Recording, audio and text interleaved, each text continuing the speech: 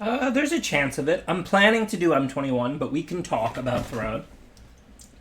How you doing, Juicy Juice? What's up, Akinar? Good afternoon. We can do Throne if that's seriously what everybody wants. I mean, Throne's okay. I'm not against it. I was planning to M21, but if most people want Throne, that's definitely on the table. Just as long as I get to crack some boosters and nobody plays Growth Spiral against me, we're good. I can't promise I would do Ravnica Allegiance, because they might cast Growth Spiral against me then. As badly as possible, Shay. 0 wins. Really, it's not a huge deal. Like, it was a super flat payout, and, like, unless your top 16 queues you for, like, the next thing, plus, like, the money starts to get good at the top. But it's not like if I had went, like, 6-6 or whatever, 7-7, my, like, winnings would be substantially different anyway than going 0-4. It's not, like, a huge deal, but yeah, it went as badly as possible. What's up, MTG Master and FP Geek? Thank you for subscribing, Brewmoth. After the 2 weeks off, first subscription back. Appreciate it. Also, LT Hummus and Mad Moses. 3 subscriptions to start today. Thanks to everybody who saved their subs for me, and appreciate the warm welcome back. I'm alive. I've been healthy. I don't play a lot of Standard when I'm not practicing for tournaments. So with a really big tournament like the PT Finals, I wanted to take the 2 weeks off and practice Standard, try and catch up. Thankfully, after crashing out of that on Saturday, it's been back to nothing but drafts and living the good life. Thank you, MTG Rojo. Appreciate the subscription. Well, thank you for the compliment and the generous 100-bit donation, S-Code. Appreciate the support.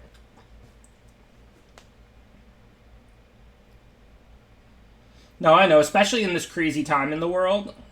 It's definitely, I appreciate the concern. But yeah, no, I've actually been healthy. As healthy as somebody who's playing a lot of Standard can be.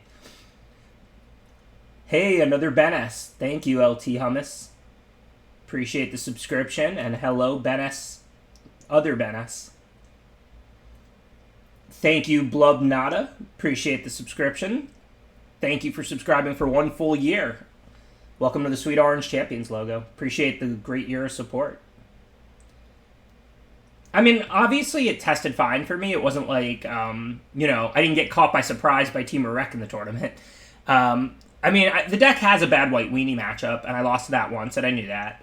It's actually a lot worse against Sultai than it is against Bant and Rec, and I lost to that one, so my pairings weren't good. And then I punted Game 3 against one Team Rec, and Martin just had great draws, had it all, and I didn't have, like, Teferi or Mystical Dispute to stop his nut draw or anything. So, and look, when I played it through the ladder, if I played against Team Rec 25 times, it's not like I never lost to it. You know what I mean? It's Standard. Like, I probably went 18-7 or whatever. Like, it's not hard to lose, to a matchup that you think is good, even if you're right. Good in Standard means 60%. It doesn't mean 90%. And of course, the PT Finals had a really high level of play as well. So if I went 18-7 on the ladder, even if that was the true percentage against the play skill level in the PT Finals, that might be 15-10, not 18-7. It's very easy to lose, and as y'all know, because you play Magic. Thank you, Karaki42. Appreciate the subscription.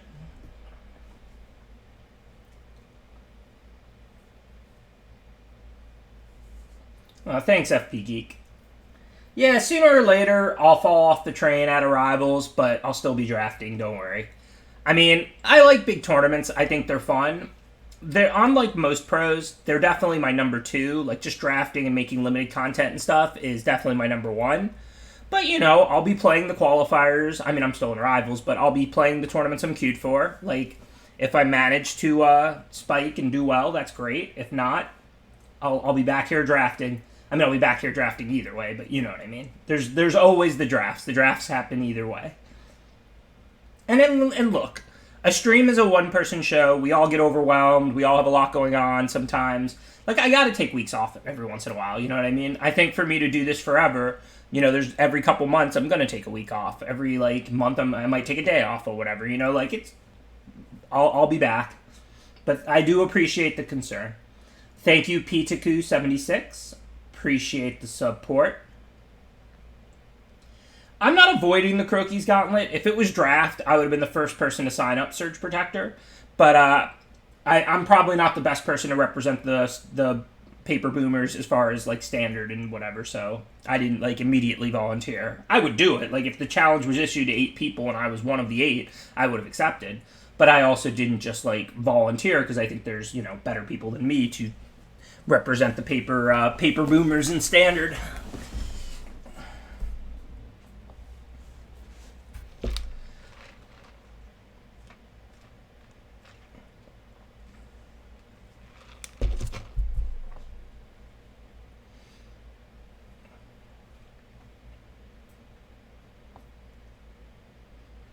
Thanks, Janice. I am safe. Appreciate the 14 months of support. Thank you, everybody. I know since I was off for 2 weeks and like 10 people just subbed, I'm guessing most of you probably saved your subs for me, so I really appreciate the support. I am also rooting for my fellow paper boomers, who I definitely identify with. I do love digital, though. Like, I will say this. Like, so, I mean, look, I started playing Magic in 1994. Obviously, I'm a paper Magic boomer, right? But, like, once Magic Online came out in, like, 2002, I very quickly played most of my Magic on Magic Online over in paper. And I do favor digital Magic to paper Magic. So, I mean, I don't know. I'm a paper boomer who likes efficiency and technology and who, I don't know, appreciates digital Magic. Thank you, Game Day Rising. Appreciate the 6 months of support. Thank you, Jessiel. Appreciate the 18 months, the whole time I've been streaming, of support.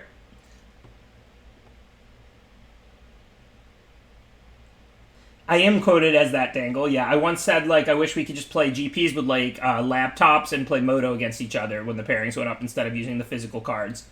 So that's why I said, like, I'm like a digital boomer or whatever. Like, I mean, I played paper Magic for 8 years before Magic Online even came out.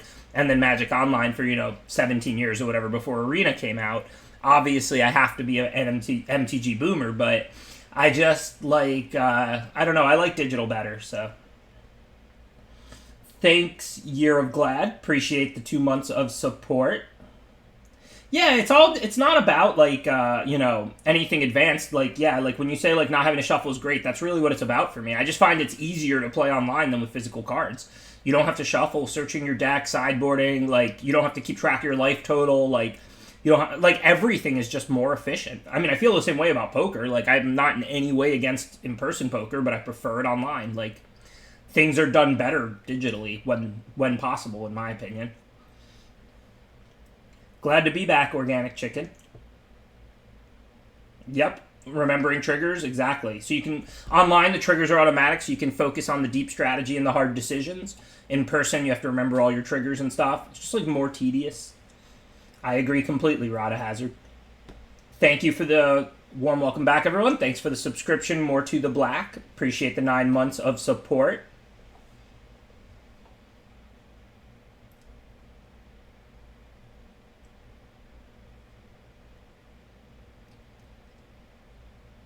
Thank you, Daron.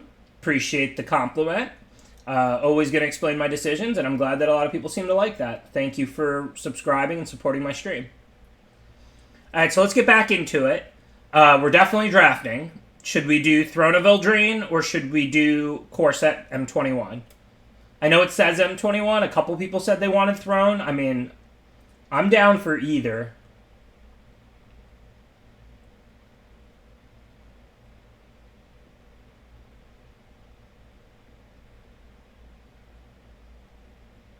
Well, this is pretty even.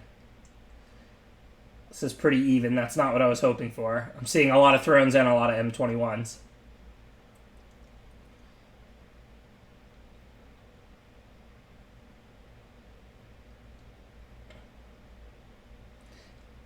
How do you make a poll, TPO? Hold on, everyone, chill. All right, I got the votings basically even. Like, it's the unofficial vote. The screen isn't being flooded with M21 or ELD. I'm seeing plenty of both. So we'll make a poll if we can, because it seems like it's it's too close that I can't just like see what everybody wants visually. I'm looking through it and it's like ELD M21, ELD M21, ELD M21 M21. So we've established that there isn't an overwhelming 90% or something.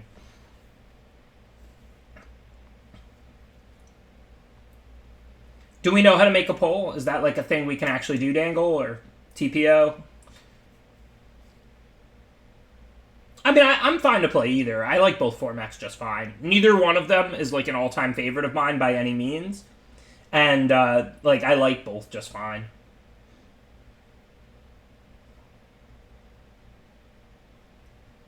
If you said play standard, I'd be like, go find somebody else's stream.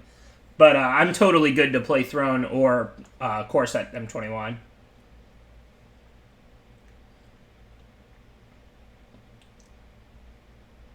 Poll's going to take longer in the draft. Alright, well, I'll just alternate, and since the title says M21, I'll start with M21, and I'll just do an M21, then a Throne, and then an M21. Because I do want to only do 3 today. I've got some stuff I want to do after stream. But I'm going to do, I'll just do M21, Throne, M21 in that order.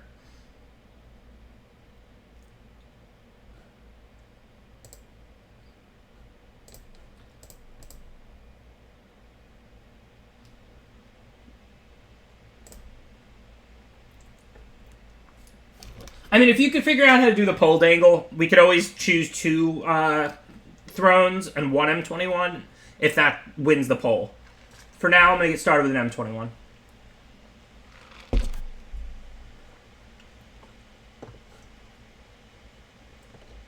Also, I got to make my face smaller. I'm blocking half the pack with my big cam face here. Okay, so Conspicuous Snoop, maybe a Constructed Goblins card if there's ever a standard deck. This would be a good card for standard Goblins. Play Goblins off the top right when you play it. Not good in Limited, there's not really any Goblins. I thought this card would be good in Draft, but there's not really Goblins in this format at Common. Faith Fetters is excellent removal. The 4 life is huge, and white has life gain synergy. Tide Skimmer's fine, not great, not horrible. Scourge is good in green-white, not nearly as good as Faith Fetters. Scorching Dragonfire, arguably the best common in the set. So this is just a pick between Dragonfire and Faith Fetters, I think. I think Faith Fetters is better. The life gain synergy... And also, it's just a racing format, so the ability to gain 4 is huge. Oh, I mean, Shock and... I've said this, like, when I ran a Twitter poll on the Shock and Dragonfire are, like, too close to call is the right answer for me. A lot of people, like more than half for sure, say Dragonfire is just better. I personally, if I have a lot of 2-drop creatures, I'm going to take Shock because I can already spend my mana on turn 2. If I don't, I'm going to take Dragonfire. If I have a Dragonfire, I'll probably take a Shock. If I have a Shock, I'll probably take a Dragonfire. My real opinion is too close to call between those 2 cards in this format. Okay, so now we can follow up Faith Fetters with Gagglemaster. It's not great, but it does the white life gain thing too, and it's good for racing. And if we end up white-black and triggering white life gain stuff. Otherwise, there's like Tide Skimmer, which is okay, Wizardry, which is okay, but Wizardry is like a red-blue card. It's not great in red-white. So this just seems like a pretty easy Gagglemaster. If I had took Dragonfire, I'd probably take Wizardry over Gagglemaster, but having first picked Fetters, which, look, Fetters and Dragonfire is a close pick. I'm not psychic. Then I think it becomes pretty clear Gagglemaster. And yeah, now there's 3rd pick Acolyte. And again, there's also 3rd pick Dragonfire. So, like, you know, our deck might even be better had we went Dragonfire, Wizardry, Dragonfire. But with 2 good white uncommons, we're going to take Acolyte, the best white common. I know there's some debate between Feet and Acolyte. I think the people in the Feet camp are just wrong. Like, Feet is great. I think Feet is the 2nd best white common, and I like it a lot. But I'm way in the Acolyte as number 1 for the white commons camp.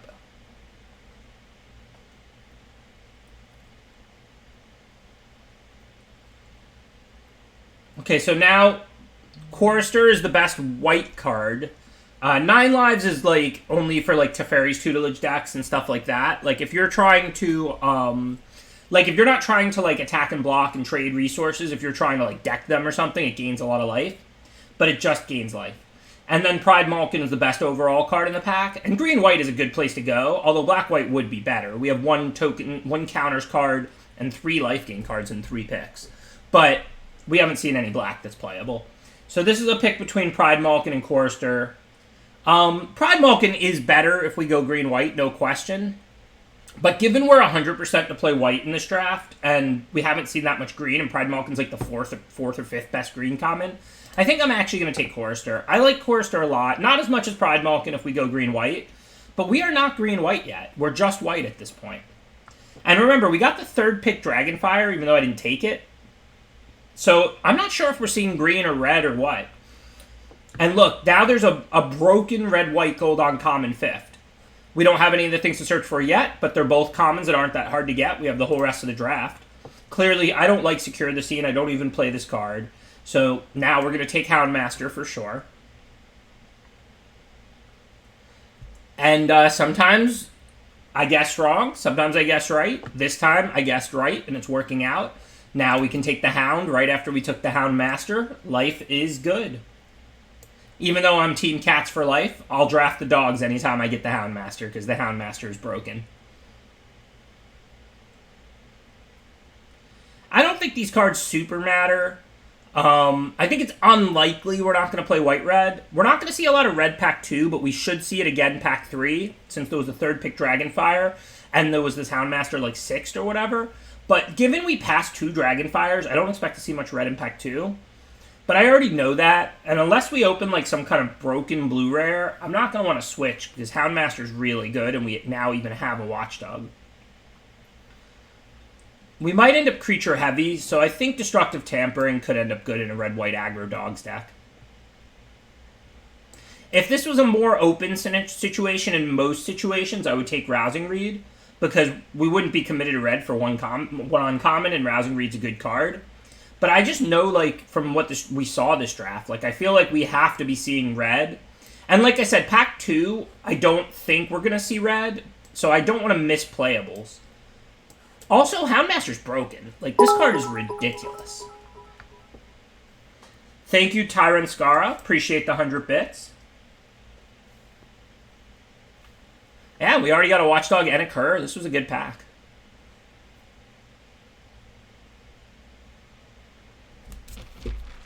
Drafting Pawblade. Oh, yeah. Houndmaster's the best of the gold on commons, and then Conclave Mentor is probably second. Drafting the easy way. Season Hollowblade here. Not a tough pick. I mean, I think people go a little nuts over this card, but that's not to say I don't like it. It is good. It is quite good.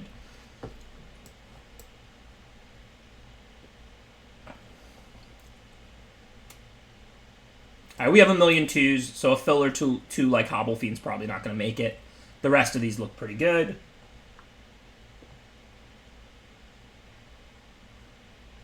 Oh yeah, Houndmaster I think is absolutely bonkers. Hollowblade I think is just a really good 2-drop. Like, it's a strong card, no question. I first picked it there. I don't think it's broken, but I think it's like, you know, I think it's like an A tier, you know, like an easy first pick, but not like a should be banned from limited. Houndmaster, if you get it all, is literally just broken. This is like, I mean, you search, it's 3 cards. It's 2 mana 2/2, draw 2 creatures, which is, it's ridiculous. All right, so now we have Bolt Hound and Magmut. Magmut's normally something I would take over Bolt Hound. I actually don't love Bolt Hound. It's so easy to block, but we have a million 2-drops, and we're going to be prioritizing Curs and Watchdogs. So I think I'm going to go Bolt Hound over Magmut just because of what we have. Because we have a lot of 2-drops, and we're going to keep prioritizing the Watchdogs and Curs the whole way. Because, of course, we might draw one, so we want more to search for. Alright, easy Daybreak Charger. I mean, it's that or Valor Steed, so of course it's Daybreak Charger. Well, I definitely do want a second copy of Watchdog. I do have the one to search for. I only need the second copy to search for if I draw the first. That still means I want it, because I might draw the first, but not over Faith Fetters. I would take Watchdog over a little bit better of a card, like, for example, Daybreak Charger. Normally, without a Houndmaster, I would take Daybreak Charger over Watchdog every time. Now, I would take Watchdog over Daybreak Charger because of Houndmaster. But I'm not going to take it over Faith Fetters. Grab a little Furor of the Bitten. I actually don't mind that card. I mean, it could end up getting cut. It could end up making it. Just depends how many playables we have. This is best of 1, so we're never going to sideboard in the Rambunctious Mutt. If this was best of 3, I would probably take Rambunctious Mutt, because it's not a bad sideboard card. But now I'll take Weird, just in case we end up spell heavy. Hello! Another doggy that I like a lot. Selfless Savior. It lets you spend your mana profitably on turn 1, and then it trades up multiple mana. It's just a really nice card. Hey, what's up, Ilanu? I'm glad to be back. I'm not sure I can handle another week of Standard. I'm really glad to be back here drafting with you, believe me. Hey, we got the Magmut back. That was lucky. I'm going to throw one of these in the sideboard, because Short Sword's a similar card, too. I actually don't mind Furor of the Bitten in this format in red-white aggro decks, but Short Sword is better, and we picked up one of those and 2 Furor of the Bittens, so I think Destructive Tampering's not going to make it now that we have 2 Fetters, Sword, and Furor. We have other spells. Yeah, blue's open. I mean, we knew that because we saw the late Rousing Read. But it was worth staying red for Houndmaster. And remember, we knew we weren't going to get great red this pack because we passed 2 Scorching Dragonfires. But we do expect to see good red in Pack 3. Pack 3, we should have a chance to see more Dragonfires and Shocks and all that stuff again. I would love a Pack Leader. It's got a blade, Short Sword. It's not a very impressive blade, but it's a blade. Well, no Pack Leader, but Basri's Lieutenant is quite good. I mean, I don't think it's like... I think, like, I would take Houndmaster over it, but I think it is a very good rare. I mean, we can get counters on our things with Acolytes, and it just puts a counter on something, so then you trade that off and then another 2/2. It's a very good... It's just a very efficient creature. I would rather take the Pack Master, the 2-mana 2/2 that attacks and gives everything. I would rather take Houndmaster or Pack Leader, but I'm not going to complain about a Basri's Lieutenant here. There's a Shock. Nice pickup. Like to get a little bit of that cheap, efficient removal for this deck. Happy to pick up Shocks and Dragonfires. This pick isn't close. I don't like Unleash the Fury at all. I don't like Secure the Scene at all. This is just an easy choice. Speaking of easy choices, Angelic Ascension. It's funny because you actually use this on your own stuff way more than theirs. They go to kill something and you turn it into a 4/4 flyer, or they tap out and then you sack your 2-drop, turn it into a 4/4 flyer and eat their creature, things like that. So it's not really removal. It's more like sometimes you use it to kill something of theirs. More often it's just a great trick. That said, it is a great trick. It does give you a 4/4 flyer. It's just a good card. Alright, now we can pick up a second dog to search for. It's not really over anything. We're not missing out on anything. This is an easy pick.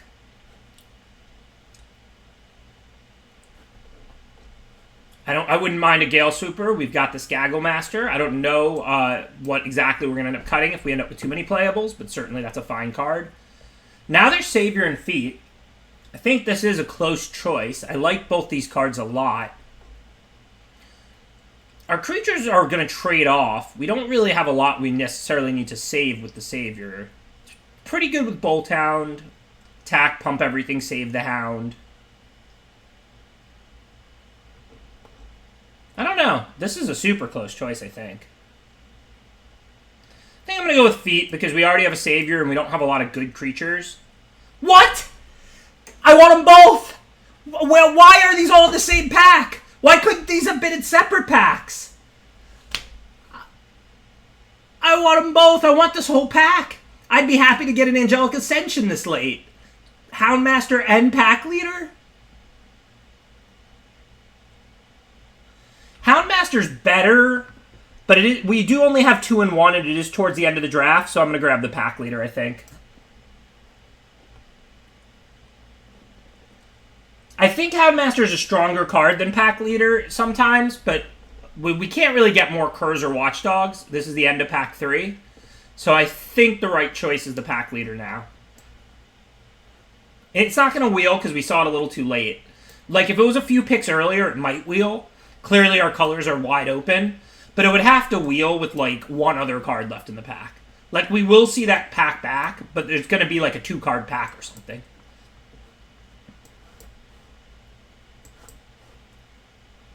If we had seen that pack a few picks ago, it might have wheeled the Houndmaster.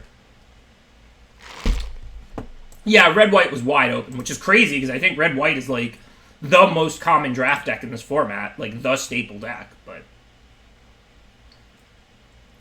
why weren't those spread out if those were just in different packs? Okay, so 16 lands almost for sure.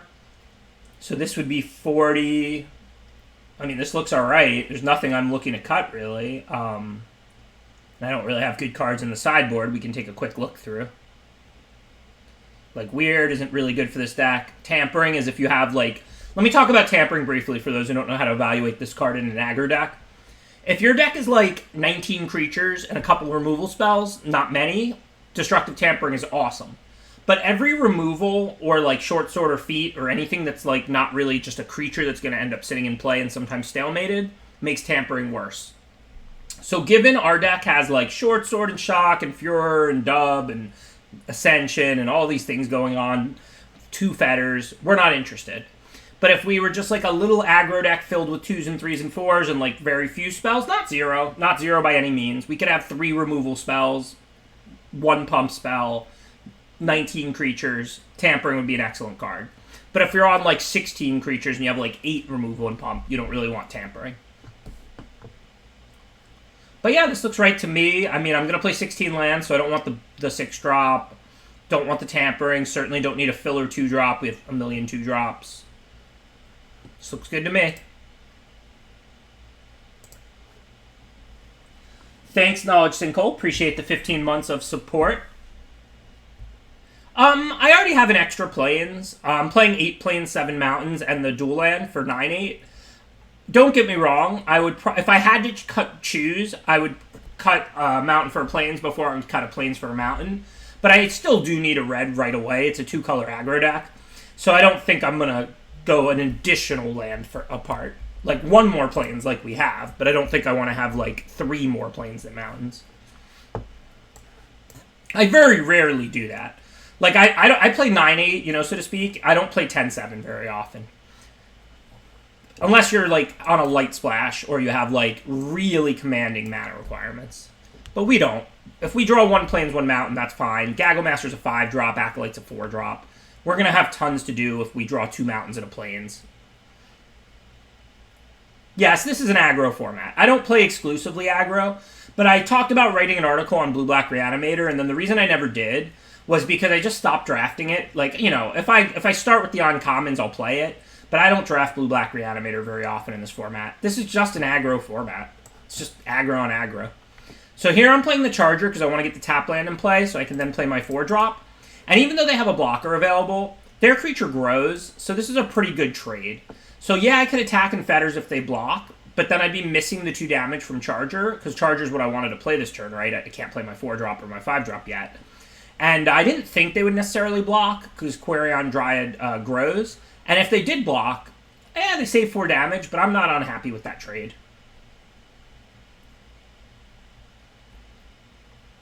And now this is good. We'll just Fetters it. We can attack with both.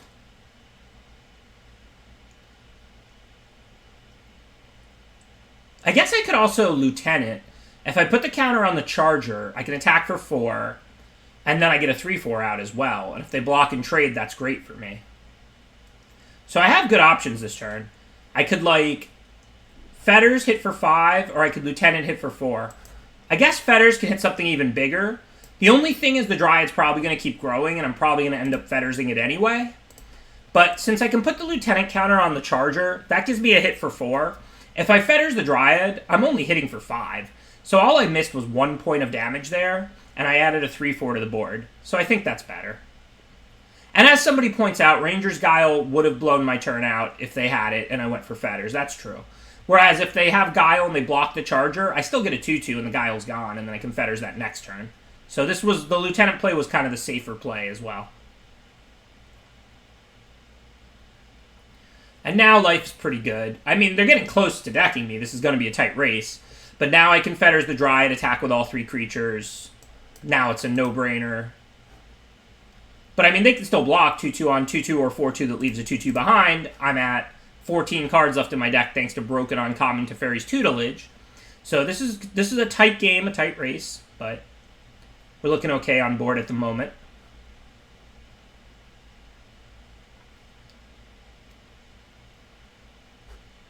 Down to 12. Hopefully they can't deck me. And I'm not going to kill them this turn, but I probably will kill them the turn after this. So hopefully they're not decking me on their next turn. I'm happy to see these Balkans, because even though they're decent blockers, I have plenty of ammo in my hand. I'm much more worried about card drawing decking me. Alright, let's see. So I can attack with everything. Whatever the 4-3 blocks, I can Fetters, and then I can add a Houndmaster to the board. Given this game is ending in like a turn or two, that seems like a no-brainer. If they had different size creatures out, that would be one thing. But the 2-1 can trade with 1-2-2. The other one's getting through. And then I can use Feet here.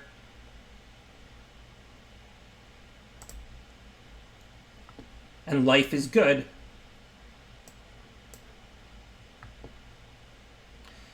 I don't know what's left in my deck. They've been milling me. I don't even think I want that. If it changes the clock, I don't. So I have 12 cards.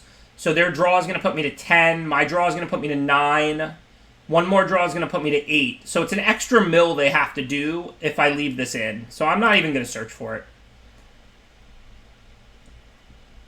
Pretty weird, right?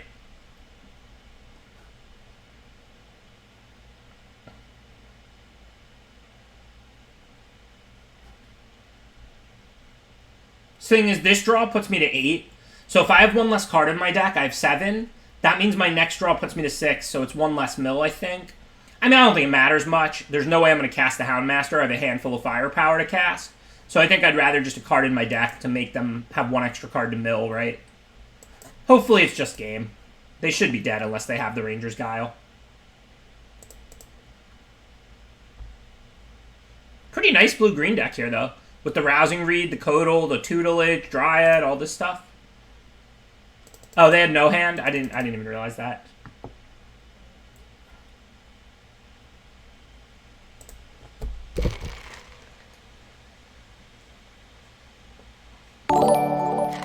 Thanks, Flex Retro. Appreciate the full 18 months of support. How you doing? That's like the whole time I've been streaming. Also, thank you to a new supporter, 24 Hill House. Appreciate the subscription. Yes, this is a bot deck just against humans. It's so crazy that that one late pack had Houndmaster and Pack Leader, like 2 broken cards for my deck. Like, why weren't those just in different packs?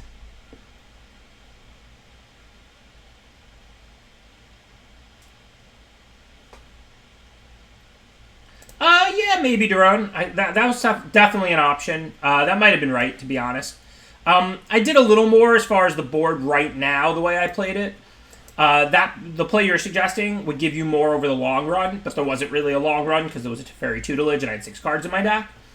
But it's a close choice because the play you said would be better over the long run. Yeah, that was sarcasm. This was not a bot draft. Thank you. It's EJ and Collected Company. Appreciate the support. Thank you for the full 19 months of support, Collected Company. Thank you for 4 months of support. It's EJ. Appreciate everybody who's subscribing. All right, let's see. So if we search out Watchdog and Cur, which we have 2 Watchdogs, 1 Cur. That puts us, this card's out of our hand. 1, 2, 3, 4, 5. Plus 2 is 7. Perfect. So let's do it. I guess they could have Lofty Denial. So maybe I should have Watchdog first. But I don't want to draw those cards. I do want to draw land. I do only have exactly 1 Cur, 1 Watchdog left in my library. So if I draw one, then I can't search for it. And that's really bad. So it is nice to get the 2 cards out of my deck. Now, if this put me to 8 cards in hand, like if I didn't have the turn 1 sword, I wouldn't play the Houndmaster this turn. Because I don't want to have to discard a card. I would just play Watchdog, and then I could play Houndmaster with 1 less card in my hand, search out 2, and not have to discard. But this turn, since I played turn 1 sword, I could search for 2 things and still not have to discard.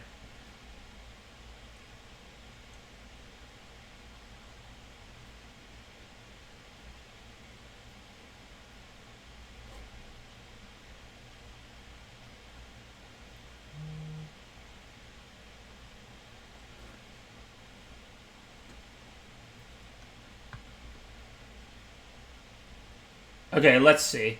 So I'm happy with this trade, so I'm definitely going to attack. I could, like, Ascensioner or something, but I'll probably just drop Watchdog.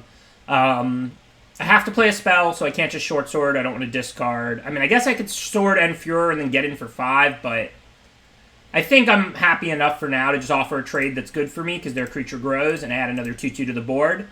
It's not like that weird is going to blank this Watchdog because I can always put Furor of the Bitten on the Watchdog or Short Sword it. And I need one more land, and then I can like use a mana for Short Sword or Furor and play a 2-drop. And the Houndmaster will get +1 from the Watchdog attacking, so I should be able to attack into the weird, most likely.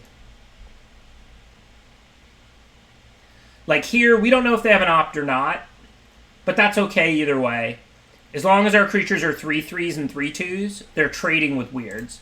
So here, we'll just Short Sword this up. Now we can attack with both. Any trade here is a good trade because their creatures grow and mine don't. And then post-combat, I'm just going to play land and another Watchdog.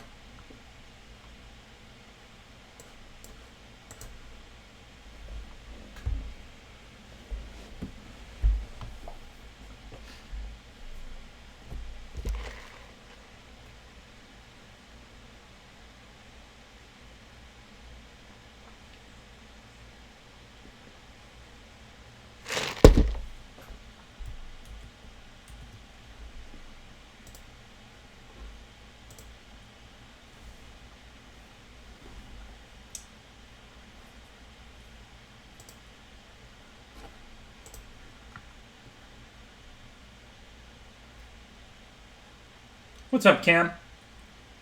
I know last time the internet didn't cooperate that well, but we need to try and set up another like piano to start the stream. That was kind of cool. I have Cardboard Live open, so if it's not working, I can like restart it or something. I'm doing that now. I'm closing it and reopening it.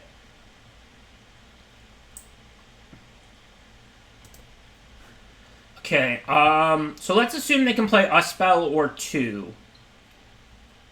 I can send Bolthound and everything. I'm going to get wrecked pretty bad if they have 2 spells if I do that. I could put Furor on the 2/2 Watchdog and attack with everything. Then if they have 2 spells, I can always Ascension my own Watchdog that they're eating or something. That looks pretty good. Yeah, and if they don't, then I can play Hollowblade post-combat. So let's do that. But they're just going to shock in response or something. Oh, but then I'll just Ascension in response and get a 4/4. This isn't really a great situation. I mean, they're certainly going to have stuff, and we need to work through it. Yeah, I don't mind going down a card. I think I'm going to Furor the Watchdog. When they kill it in response, if they do, I can Ascension and make a 4/4 flyer. That looks pretty good. Then they have to deal with that. Like, I figured they would have this removal. But this just makes it so that now I turn it into a 4/4 flyer. Okay, I wasn't expecting the miscalc here, whatever this card's called. Miscast. But we were going to have to work through that. Now we can hopefully get back to dropping flyers or playing other stuff.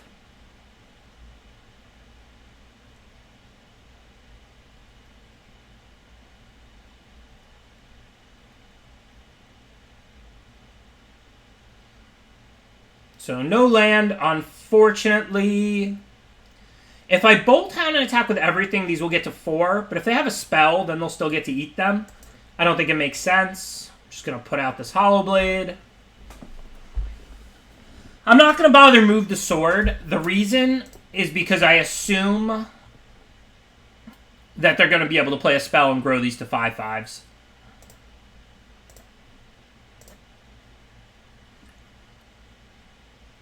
I mean, yeah, we can try and win this game in the air, hopefully. I mean, we were going to have to work through that turn. We knew it was going to be a bad turn.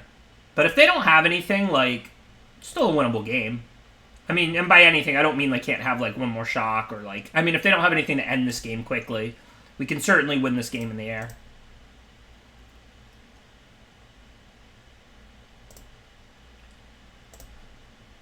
So... I want to play Bolthound and attack with everything, but I just die on the backswing is the problem. I don't mind losing a creature and dealing them a ton of damage. It just doesn't work, though. Thank you, Socks. Appreciate the subscription. Thank you, Frisbee. Appreciate the subscription. Y'all are awesome.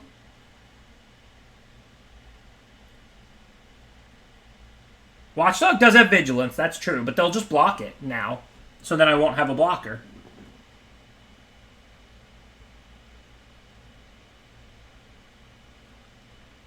So I don't think we can do that. So let's Gale Swooper and hit them for 3 in the air.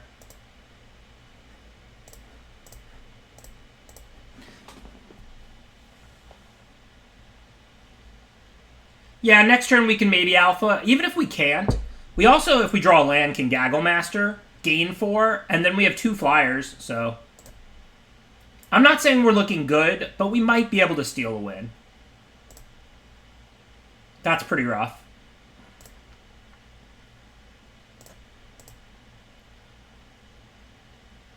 Thank you, Among Wolves. Appreciate the subscription. Okay, sadly, that's not even a land. And Alpha's not even close. So I think we're just dead.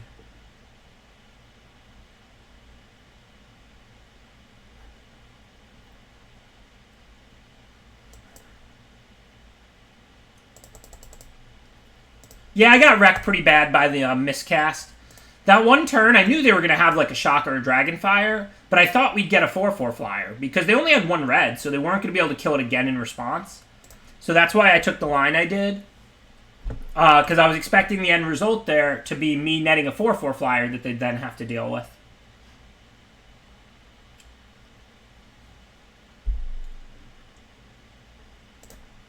Did they just take lethal?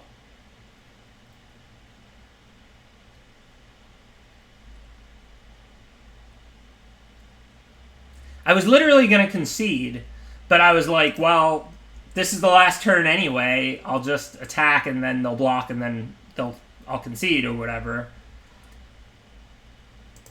It's not like, you know, like I like conceding rather than drag out a game for 5 minutes. You know, I'd rather start another game.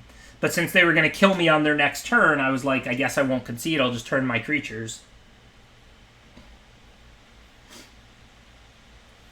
Hey man, with all the losing I've been doing lately, I need to pay for people to make me look good. I'm willing to do it. You're the best, Foxy. I have no answer. Quick question. Why did this thing that makes no sense happen? I got nothing. Maybe they're a fan. I don't know.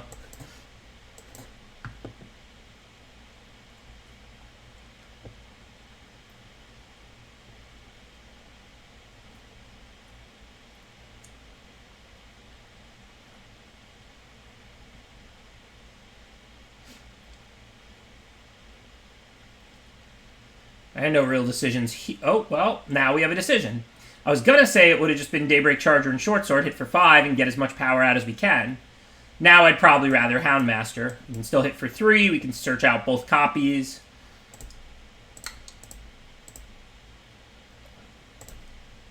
Ah! Sorry about that. That was supposed to go on the Magmut, but whatever. Thank you, Wild Shadow. Appreciate the subscription.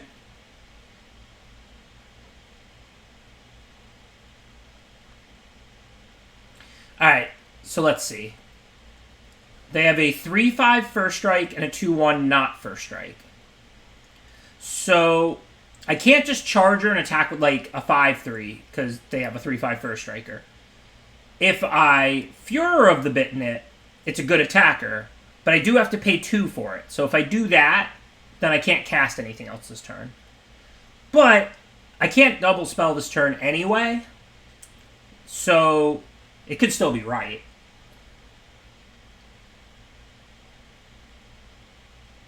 I mean, if I trade with this Pegasus, that opens the door for my whole hand. I think it's right.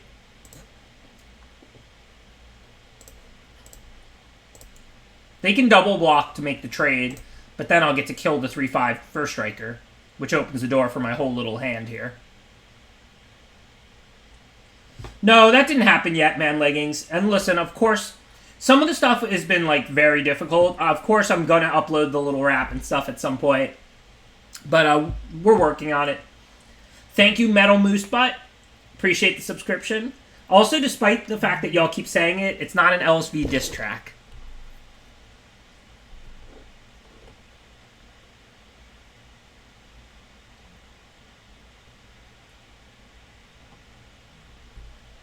I'm definitely open to good advice on it, Pocket Dave.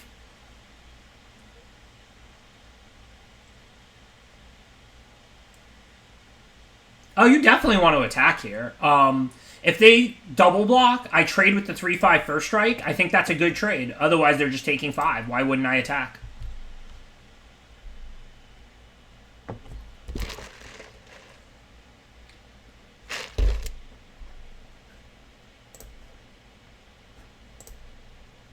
Well, thanks, Pocket Dave. I appreciate it. If you can point me in the right direction, I'm definitely always listening. Okay, so again, we can't now. A 5/5 would just bounce with a 4/6. But if I Daybreak Charger it or Acolyte it, it can attack, and then the only way they could kill it would be like a double block, and then we get rid of this 4/6 first strike, which is stopping the rest of my small team. So we definitely want to do that. I don't really want to Acolyte up this Magma, so I think this turn we can Daybreak Charger it, and then we still have mana left to play like a second creature post-combat, so that looks pretty good. And now, again, if they take a hard hit for 7, that's great. If they chump block, that's great. If they double block, I get to trade with their 4/6, and that's great.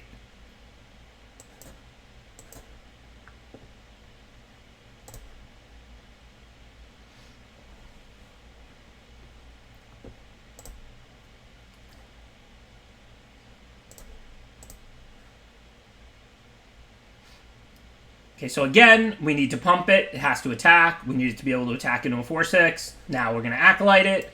The only question is where to put the other counter. I don't think it matters a ton. I'm going to go with the Watchdog because it has 2 power, whereas the Charger already has 3.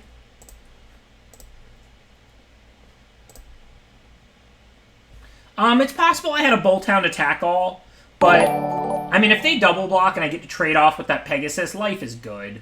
I'll ping them to 10, and I can always do that next turn. I can't, like, send multiple creatures, because that just gives them Gale Swoop or Chump the Houndmaster, and then the 4/6 eats one of these other creatures. But if I get this trade, I'm pretty happy. Remember, the Short Sword's going to fall off. I can still use the Short Sword on something else next turn. And now their 4/6 flying first strike, which was effectively stopping my whole small team, is gone. Now I can just attack with everything, and life is good. Thank you, Philozo Joey. Appreciate the subscription. And now we'll go for the Bolt Hound, because why not? Nothing's stopping it.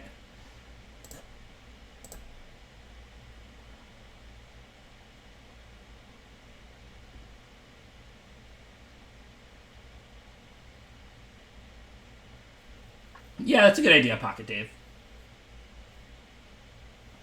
I'm trying to work on it with the website. Like, sooner or later, we'll probably get merch up there. And now I have a posted place where anybody can book coaching, which is obviously a great way to support my content. If I start getting regular content on there, then I might make a Patreon or something like that. But I'm not going to do that for the stream because the stream already has Twitch, built-in subscriptions. That would be to support, like, weekly draft videos or something like that. Why was Sword on Acolyte better? The Bolt Hound's the only one that was going to have 2 power because the Bolt Hound pumps the rest of them. So the Acolyte's going to go to a 3/3 here. I'd get an extra point of life, but my life is pretty irrelevant, right? Yeah, but who cares about lifelink? I'm at 17 and gaining, and they're not attacking me, and I have 5 creatures out to their 1. My life total's irrelevant at this point. What matters is what gives me the best attack.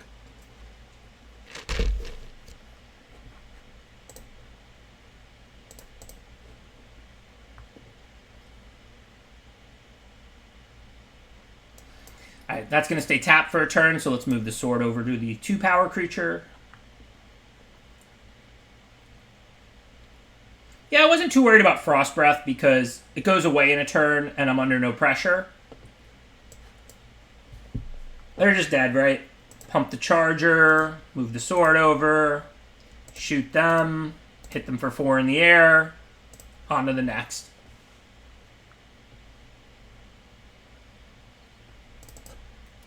Frost Breath's not a card I was even really that thinking about, not because I didn't think they couldn't have it, but because it doesn't really help them.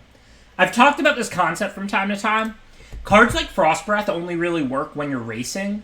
As a defensive card, it just doesn't do anything. My creatures are going to untap in a turn or two. The game's not ending. It's just a life gain spell. Frost Breath can be devastating in a race. Like, if they were going to hit me back in the air and my creature stayed tapped for 2 turns, it could win them a race. But if they have, like, if they're just trying to stabilize and I'm pressuring them and they're not pressuring me, Frost Breath basically does nothing. Perfect hand to lose with. Obviously, if we don't draw 2-drops, then we're probably going to lose, but I'm never mulling this. We're on the draw. We've got a 16-land deck. Our deck is loaded with good draws.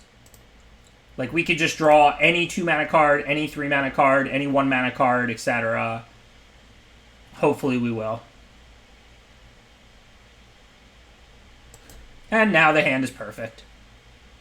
Much like my choice to keep. Much like my choice to keep this hand, my hand is now perfect.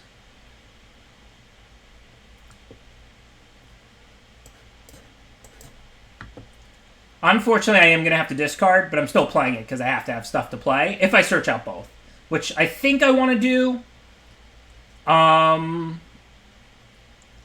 Obviously, like I said, if I had a different 2-drop, I'd play it so that I wouldn't search 2 and then discard.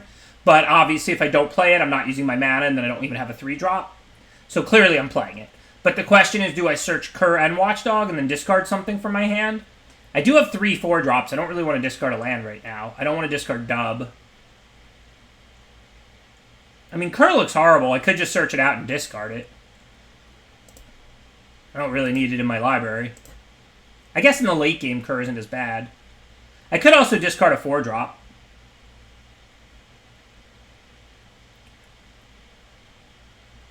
If I'd rather not have it in my library, like, I wouldn't want to draw it, right? I'd rather draw, like, Gaggle Master or Feat or Shot or Removal. I don't think it's a good draw. No, you could leave it in your library if you'd rather draw it than not, but I think I'd rather have a random draw step than occur. So that was my plan, was to search it out and discard it just because I think I'd rather have a random draw. Like, if I drew... Here's how you frame that decision. I can't tell you the right answer for sure, but I can tell you how to frame the decision for sure. If I drew Cur next turn, would I choose to discard it to draw a new card? If it had cycling 0, would I cycle it, or would I rather hold it in my hand? And the answer in this case is I would cycle it, because I can still use lands. They're not great. I might rather have Cur than a land, but a land is okay. But then I have all these powerful cards, like 2 Fetters and so on. So knowing that I don't want to draw Cur, that I'd rather cycle it, then I pull it out of my deck and discard it.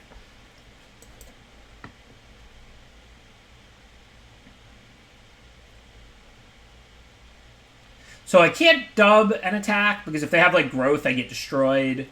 But I can attack and then play a 2/2. That seems fine. And this would be a pretty ballsy block and use the pump spell because I could have something.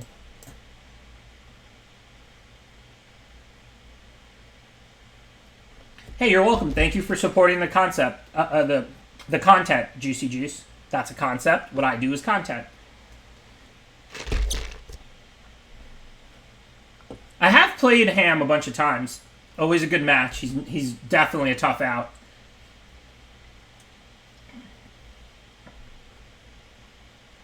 All right, let's see. So their biggest creature's a 3/3. So if I pump the Watchdog, I can attack with both. The trades are, like, not great, not horrible. If they get to attack back with a Battalion and 2 profitably, that's pretty bad for me, though. I think I'm better off just Lieutenanting, because then I have a body that can block, like, these creatures when they attack back. So I think we're definitely going to Lieutenant this turn. If I Lieutenant the Watchdog, I can attack with it, because if they trade off with it, I get a 2/2, so that seems pretty good. I guess then I might as well send the Houndmaster too. I guess it's a small trade down, actually. If I send the Houndmaster, they can double block it with Shieldmate and Chorister. That's actually a pretty bad exchange for me. Whereas if they trade with the Watchdog, I get a 2/2, and they can't trade one of those small creatures. They have to trade Battalion or Dryad. So I think the right play is just Lieutenant on Watchdog, attack with just Watchdog. This gives me all my stuff up to block with, to make it harder for them to attack and trigger Battalion.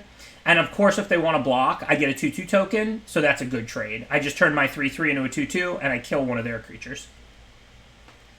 Thank you, Dearly Divided. Appreciate the 7 months of support. Glad to be back. Hey, I'm glad to see I'm not the only one getting wrecked in this format, Detsy. Those of us who like value and stuff, we don't do as well in M21, the aggro on aggro format. Appreciate the support. Alright, let's see. So, again, they're repping that pump spell. They probably have it. It's only going to kill one creature. It's not that big of a deal. Like, I could Fetters the Dryad and attack with everything. I don't really care if they double block the 2/2 token and trade for just Chorister. And then they can't profitably double block the Houndmaster. That looks pretty good. Hopefully they don't have Ranger's Guile. But I'm pretty happy with this exchange. If they, now that this is a 4/2 and not a 3/2, they can't double block it with Shieldmate and Chorister or they lose both. They're going to kill one of my creatures with Titanic Growth if they have it. So be it. None of these creatures are particularly important. And that's if they have it, right? Okay, so Chorister first. Looks like they didn't have the growth after all, so all we did there was trade a 2/2 for a Chorister and deal them like 5, 6 damage. Pretty happy with that. I mean, it's not like an amazing turn, but I think it was the best I could do there. Now we can start swooping.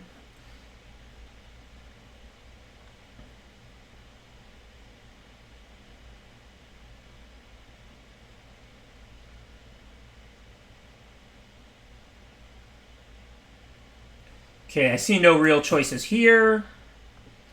Swoop the Lieutenant, play the Watchdog, use all my mana. Life is good.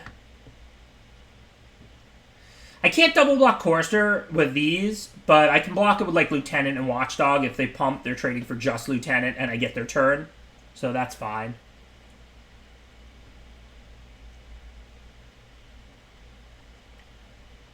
Are you like in South Korea or somewhere, Deathsea?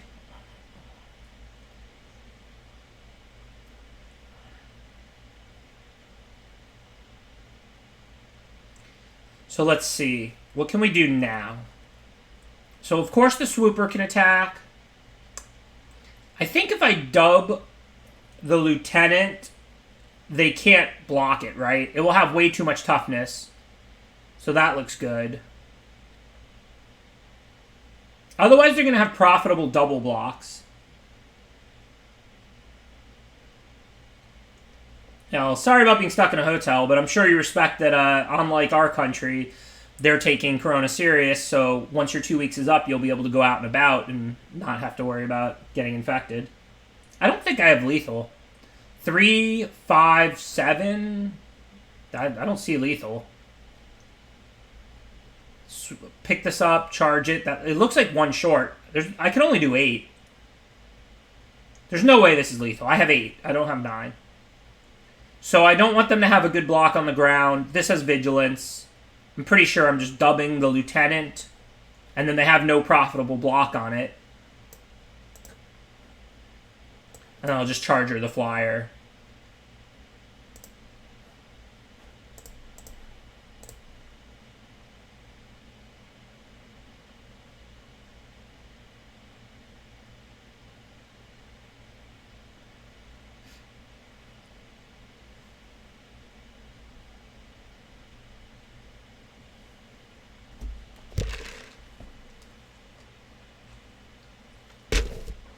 I only counted 8.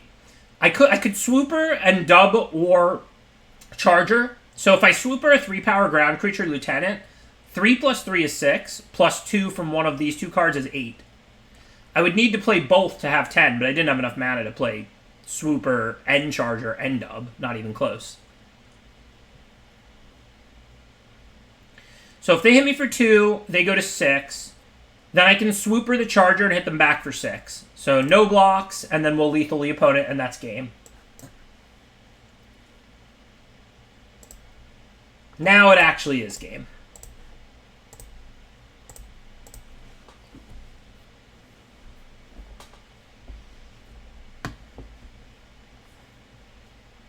I could turn the dog into an angel, but I'd rather just turn my opponent into a corpse.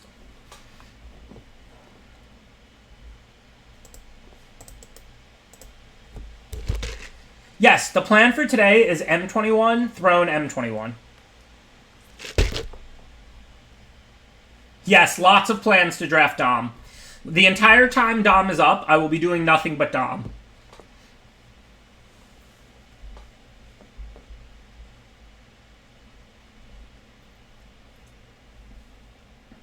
This is the first draft of the day. Just doing 3 today. We'll be doing this in 2 more. I strongly disagree with the Lords of Limited, guys. Love Ben and Ethan. Don't love Throne. I'm fine with Throne. I have nothing against Throne. But it's not in my top anything list.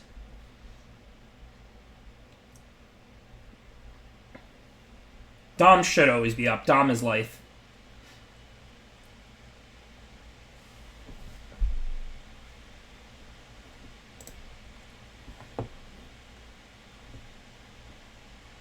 So let's see. We have a 1-drop and a 2-drop. We have no 3-drops. So that means we can get Windscarred Crag in play on turn 3. So let's go ahead and play the Savior. If I did not just draw Plains, I would have played the Crag and then turn 2 Watchdog. But now, to the best of our knowledge with this current hand, we can get our Windscarred Crag in on turn 3 since we have nothing to do on turn 3 anyway. And then we don't miss damage.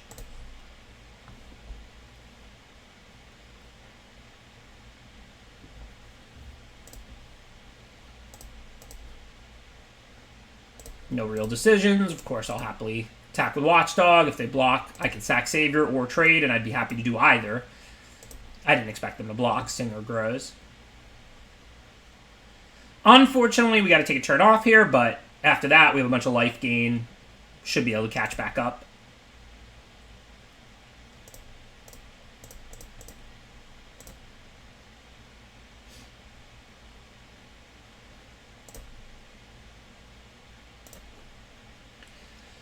So even though it doesn't really have power, I might have to Fetters it. I mean, I could Acolyte these 2 and attack with both, but the 0-4 is blanking a 3-3.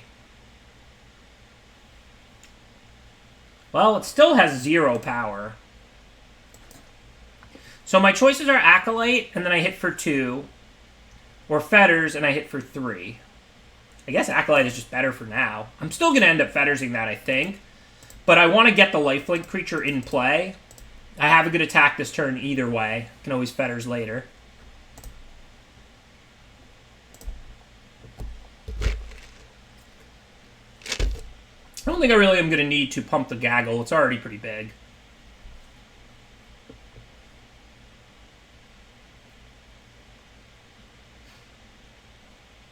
It will have power eventually. I'm planning to Fetters it. But I got 2 power on the board on my creatures and 2 more power here in the Acolyte, so I put 4 power in play last turn. And it went wide and everything.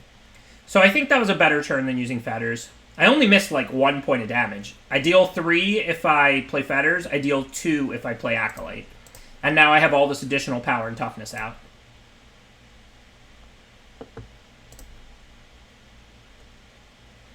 Okay, so we know they're going to have some spells, we don't know what.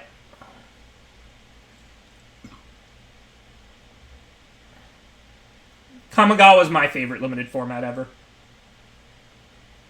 I definitely am not going to cast Bolt Hound. I can't expect like it to resolve, it to attack, them not to have stuff. I want to use more mana. I can Fetters the Kinetic Augur. If that lands, then I can attack with whatever. I'm not scared of Wizardry. I could Gaggle Master, but then it's kind of a scary attack into their open mana. I guess I could attack with the 3-3 and the 2-3 and hold back Savior maybe. Cons is fine. It's a great sealed format, and it's like an okay draft format. I think that's what I'm going to do. I'm going to attempt to attack with Watchdog and Acolyte. If they have, like, Wizardry and they triple block, I can kill both 1/1 tokens. That's fine. If they don't have anything and they block and this hits them, I'll deal 2, gain 2. That's pretty good, and then we'll play Gaggle Master post-combat. Pretty hard for them to blow me out this way. Just like, this is like a nice play it safe turn. They'll probably counter the Gaggle Master or something, but I hit for 2, I gained 2, and now they counter that. Hopefully I can resolve my Fetters on future turns.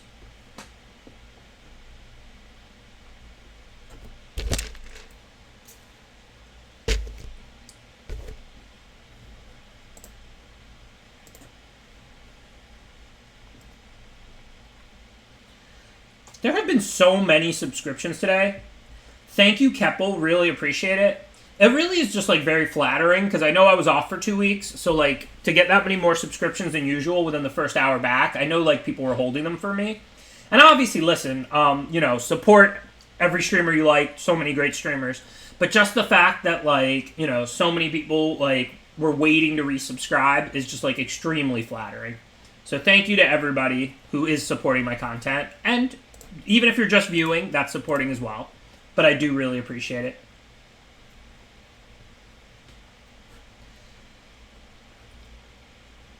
Pocket Dave, are you looking for a job as a streamer manager? Because you seem like you know your stuff. And I'm kind of lackadaisical about all the business side of it.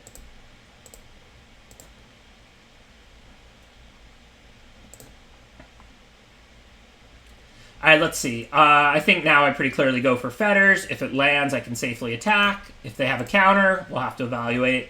I'm pretty owned, I think, if they have another counter. I mean, for this turn. But if they have Wizardry or removal or whatever, I'm not scared. They have to literally have a counter spell, and we pulled a cancel last turn.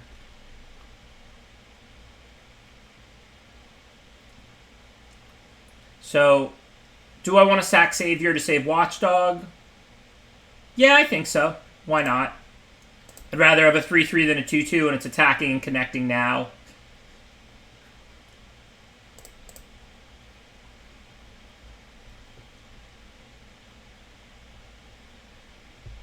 And now with the big one dealt with, we're in a pretty good position to play Bulltown and attack with feet up, or to fetter something big and attack with these.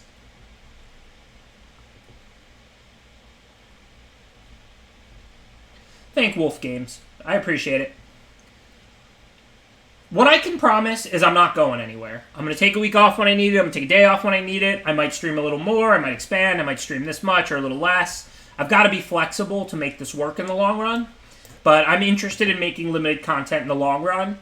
The community, like, support for my work has just been so overwhelming that, like, I'm going to do what I need to do financially and as far as using my time and mentally.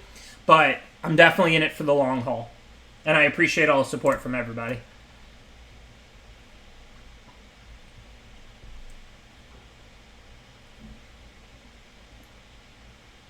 So here's that Wizardry we were expecting. As long as they don't have an Op 2, this is not really a problem. Now we can put Singer on Bulltown and we'll feed it, and then these are both good attackers that can just be like chump blocked.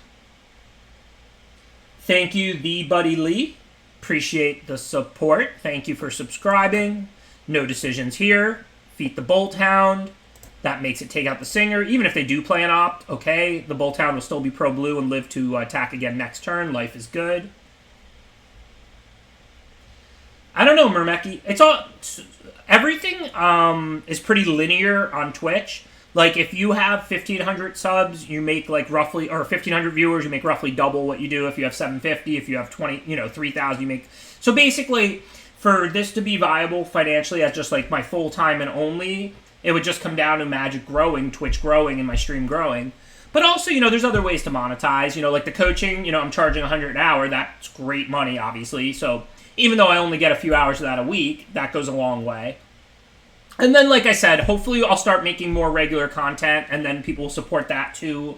We'll set up a Patreon for weekly support for weekly draft videos or something, and then maybe we could sell some merch. I mean, listen, I know there's a lot of ways to monetize this. I know it doesn't make a ton of money. I've never been in Magic for the business side of it, and I never really will be. But since people do seem to like my content, and I would rather make Magic content than play poker, I'm trying to strike the balance. I'm trying to figure out the best ways to do things, Okay, so let's Fetter's the only good blocker, and then attack for lethal.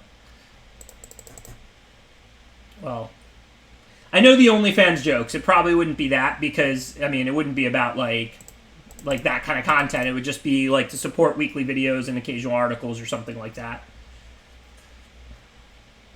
So I'd probably go with a Patreon.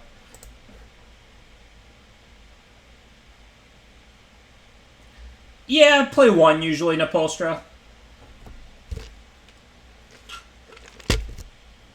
I mean, it really depends on your mana and how low your curve is and all of that. But pretty happy to always play one. How about draft deck picks instead? Is that okay, routine traffic stop?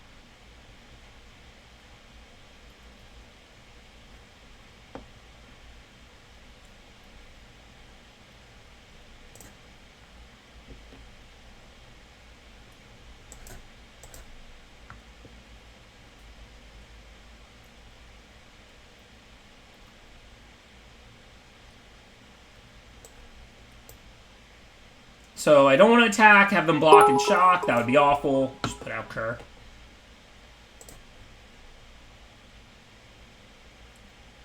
I do have a good G-Wall story. This is a really good one and completely true. Thank you for the 100-bit donation, Doug.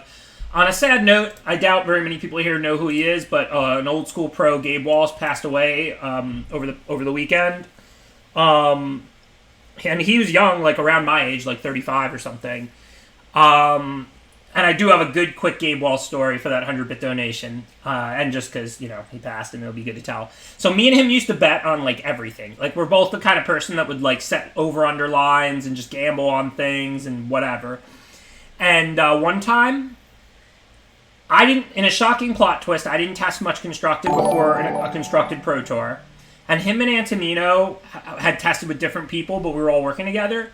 So we were in, like, a van or something. They were, like, arguing over, like, which card mattered most. I don't remember the details perfectly. This is 15 years ago. But they were arguing the details over which card mattered most in a matchup. And at one point, Gabe just says some numbers. And I haven't said a word. I'm just listening because I didn't really even test the Constructed they were talking about. And I'm like, those numbers are made up. Because he said some numbers and they just sounded so made up. And he was like, I'll bet you they're not. And I'm like, well, are you actually offering the bet? Like, offer a bet, put a bet on the table for an amount of money, and, like, if I accept it, it's locked in or whatever. And, look, if your numbers are real, I'll pay, you know? And so he's like, yes, I will offer you a $20 bet that those numbers are real. We can confirm with my testing partner, whoever he was saying, whenever, like, we get to the, like, hotel or whatever. And I was like, okay, bet accepted. And then he literally opened his wallet and paid me $20. So I actually beat him in a bet on something he said on the spot. And he paid me immediately. It was great. Not great is them having feet here. Because now Savior is only medium. But whatever. We're going to have to work their feet. We trade Savior for feet. They keep the counter.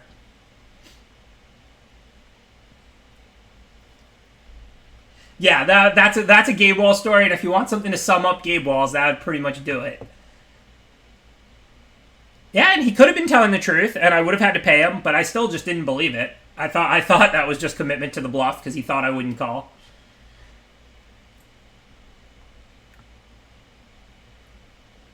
I'm definitely someone who's always willing to put my money where my mouth is. Often to my own detriment. Alright, let's see. We could Fetters or Shock this turn. Fetters uses a lot more mana, but if we Shock the 4-2, we have mana to, like, sort it and pump, so that looks better.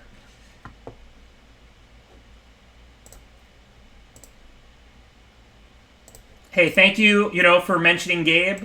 Life's complicated, people are complicated. He definitely did some things wrong over his life, but also, to pass on at, like, 35 or so, it's nice to, talk about him for a minute and to think about some of the good times we had back in the day. Because I haven't been close with him at all in the past 10 years. But in, like, 2003 and 4, we were pretty good friends. Like, we roomed together, money drafted together, and all that stuff. So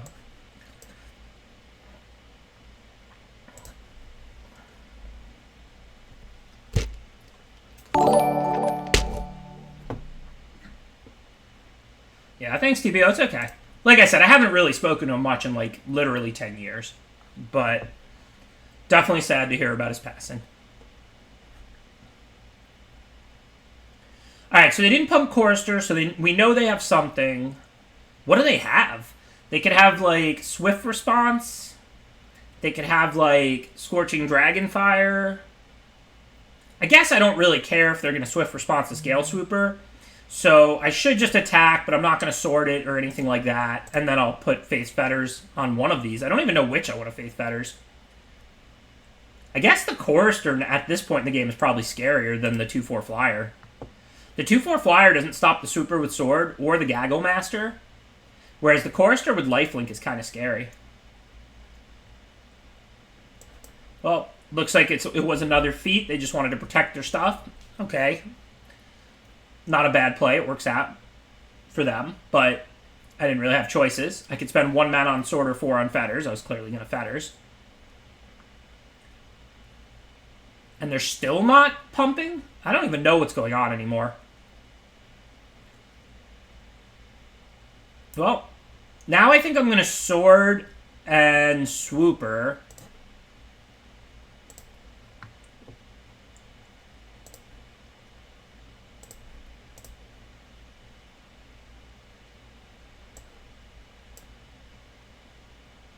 I assume they have some kind of removal or something. I don't really know what they're up to. I mean, they could have another feat.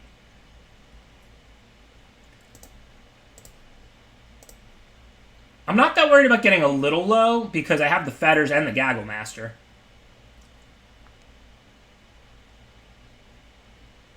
I wonder if it's actually another feat. So if I hit for 7 and play Gaggle, Gaggle stops the 2-4 here. So I'm taking 5 back. I'm gaining 6. I'm hitting for 7. I guess that's a profitable turn. Oh, no, I can also move the sword to the Gaggle Master, and then it can block Chorister, so that looks really good. Okay.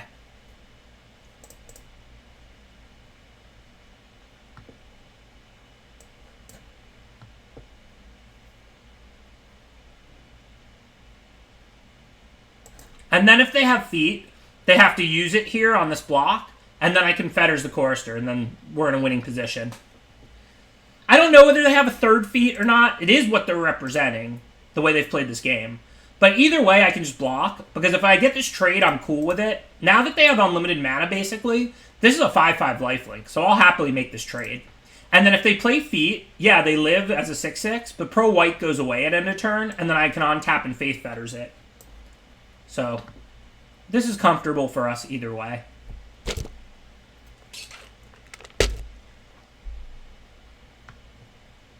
You're welcome. Thank you for supporting it, Chemo26.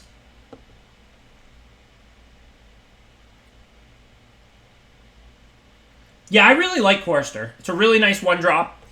It's a way to spend your mana on the early turns and maybe get in a point or two, and then it just turns into a very good threat once you can pump it.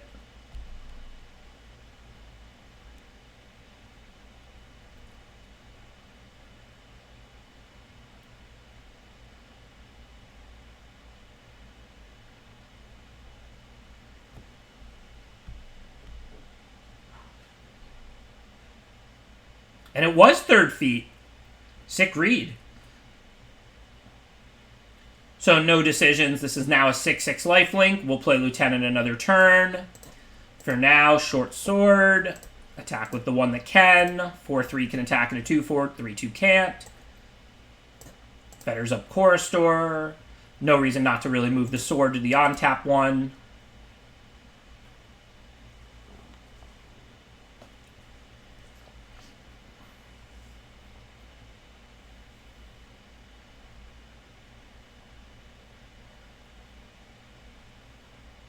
Okay, again, I see no real decisions. If we Lieutenant a Swooper, then we can attack with both.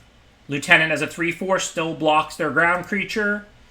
So we certainly want to counter on the Swooper, and then the sword on the other one. And now we have 2 4/3s that can attack into a 2/4, and unless they have a trick, they don't have a profitable block. Life is good.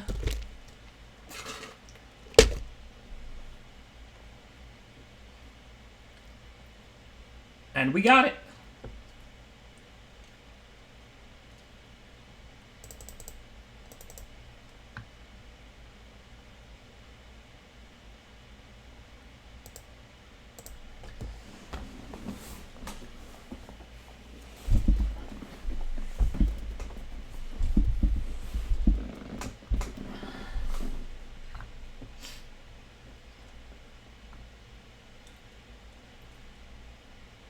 I haven't even seen the pack leader yet. Not only have I... Oh, no, I did draw it once and didn't cast it. But yeah, no, we've never played it.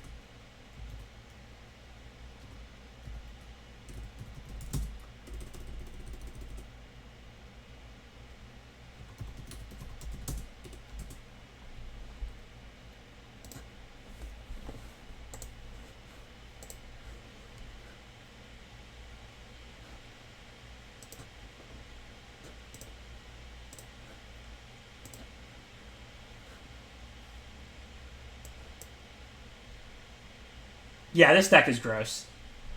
I mean, it's all of it. Like Houndmaster, Pack Leader, Hollow Blade, Good Curve, Feat, Shock, Acolyte, like good tricks, like up and down. This deck is just gross. Okay, so of course we're going to lead the Hollow Blade. If they want to attack, we can block discard like Gagglemaster or land. Probably a land. And then we can untap Charger, hit back for 5. Life is good.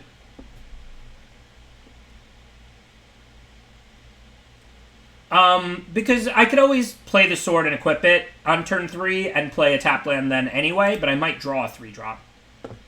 So I have more flexibility this way, because the sword only costs 1. I can get it out whenever.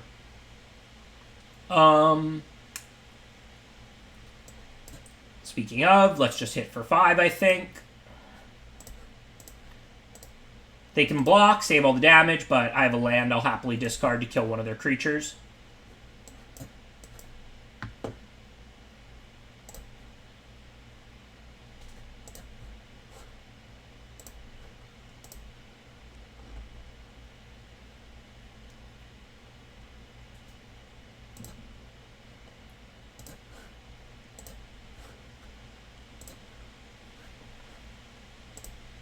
Well, the race is on. That is scary. That's a 6/6 flyer on turn 4. How to mess up a 7/0. Hopefully we'll top deck one of our 2 fetters. If not, this is going to be a really tight game. I mean, don't get me wrong, I have Acolyte. Like, hit for 4, trade with their other creature, and have a 2/3 lifelinker out. But that is a 6/6 flying attacking me on the 4th turn of the game on the play. So this is going to be tough. No real choices here, though. Even though they can still trade with Charger. So maybe I don't send Charger, though. Because I can always put the sword on it later. But the Glide Master can give things flying. I don't think I mind this trade. Plus it ensures the 4 damage.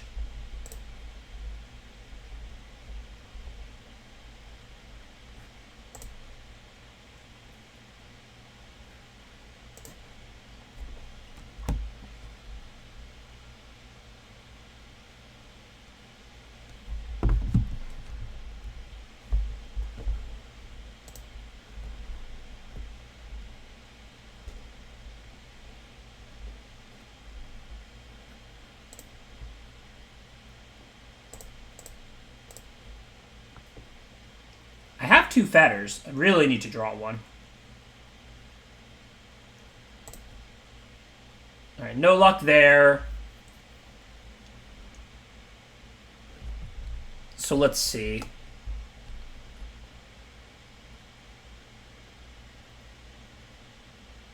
If I short sword the Acolyte and they kill it, I lose. If I attack with both and Gagglemaster, I have, like, at least another turn, although I don't know how I can lethal them.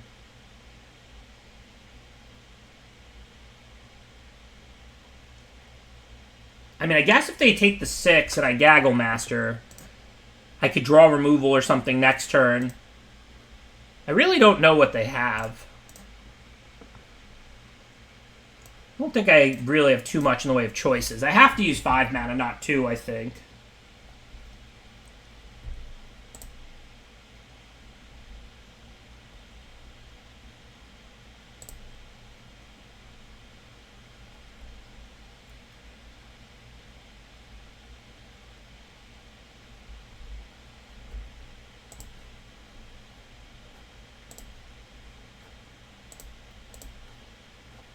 So we're not dead on board this turn. The 7/0 is messed up. If we don't top deck Faith Fetters now, or a flyer, or something for the win.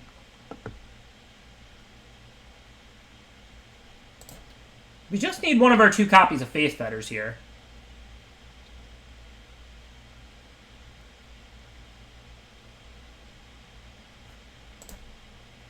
Well, that's not a Faith Fetter, so I'm pretty sure we're dead.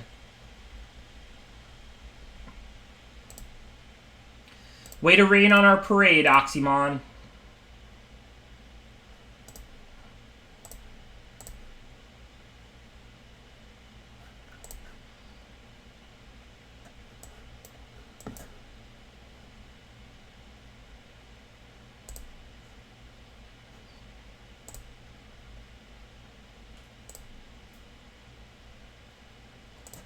I literally tweeted at some point, do you get kicked out of Mythic for losing so much? I've been getting destroyed in M23 draft.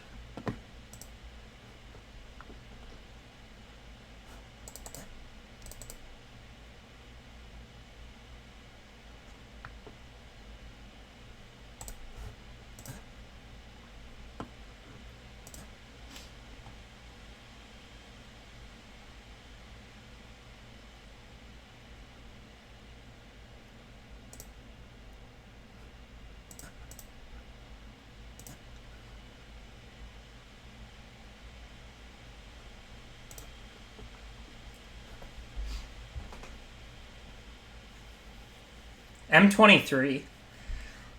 2020 feels like it's been 2 years, okay? We've earned that. Obviously, it's a crazy and difficult time.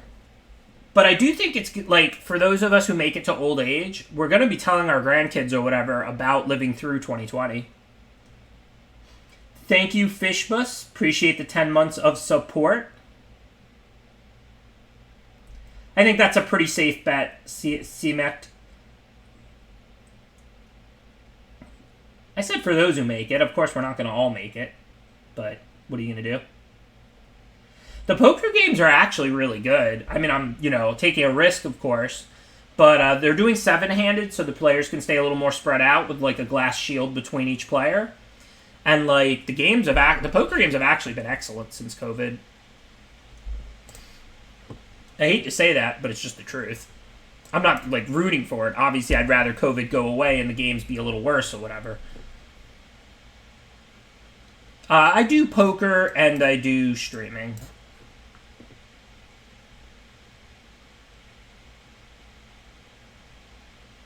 Yes, by excellent, I mean the other players are bad and there's been good action and so on.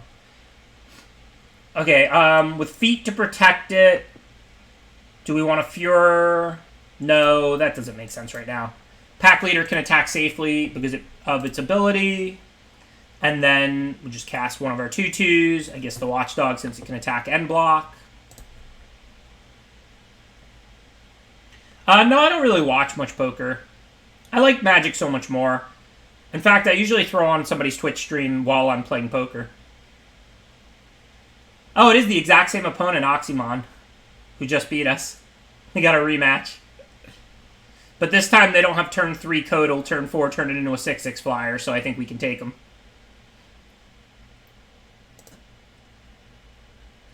Alright, these are both dogs, so they can't be blocked profitably.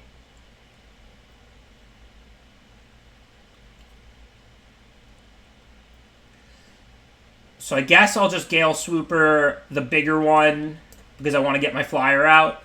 And then I can attack with both. They have no profitable blocks. Pack Leader's ability is kind of ridiculous. The reason I didn't Furor on turn 3, and I definitely wasn't going to Furor this turn, is because I have feet. So I'd rather play Furor later once I'm in a position to leave 2 mana up to protect it. I know I've played this game kind of cautiously, and you're thinking, like, I could have just slammed Furor on turn 3. You're not wrong, but I have a good hand, and I have stuff to spend my mana on, but I have 4 lands, so I'm going to dump all these cheap cards. So in a turn or 2, maybe even next turn, I'll be able to start leaving feet up to protect whatever I Furor of the Bidden. So that's why I didn't play it on turn 3. I'd rather wait until I can just leave the 2 mana up to protect it with feet.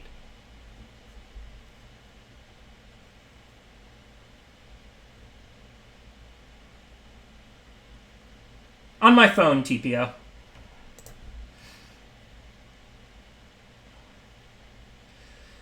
Okay, so again, this turn I'm just going to dump all my last creatures out. Next turn we can have Feet and Furor. They can't... Oh, no, they can block Pack Leader, so I take it back. I'm going to Furor this turn because otherwise the Pack Leader can't attack. I lied. I'll just leave Feet up to protect me for sorcery speed stuff, and then end a turn if they don't do anything. I can always Feet this Watchdog to knock off Capture Sphere for some pretty good value. And if they try and kill the Pack Leader, then I've got Feet for that. Plus the Selfless Savior can guard it too now anyway. So, yeah. I can Feet the Watchdog into their turn. If I did it on my turn, the Sphere would fall off, but it wouldn't magically untap. It would stay tapped. So what I'm choosing to do is play the Savior. Now, if they do something that targets the pack leader main phase, I can feed it. If they pass to me, end of their turn, I'll feed this Watchdog to try and knock off the Capture Sphere.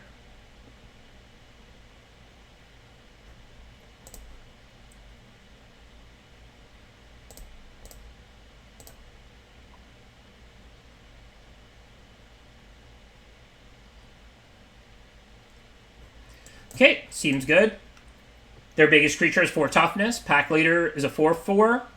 It's gonna. So is Watchdog now with the feat counter, so everything can attack. None of my stuff can die. Life is good. I mean, not the 2/2 doggo, but everything else.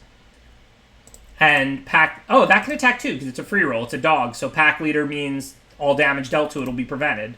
So we can just actually attack with everything. I mean, they're not dead, but the Gale Super puts them in a 4, so they have to chump the pack leader and the Watchdog. And I'm not losing anything because pack leader prevents all damage to dogs when it attacks, and I've got an army of dogs here.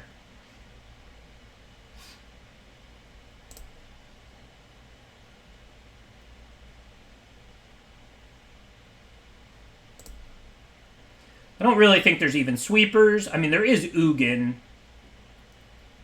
Am I going to beat Ugin if they play it? Probably not. I do kind of want to lock up the win if they don't have Ugin.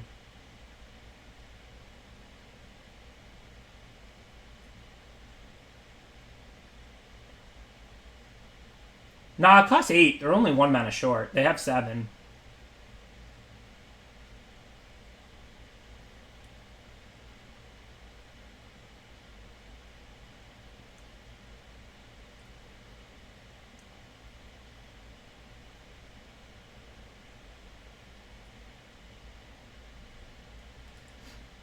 I mean, they are. If they don't have Ugin, though, they are drawing 2 cards here with the Pilfer and stuff. I think I gotta ignore a Mythic that I don't have a reason to put in their hand. Just play to win.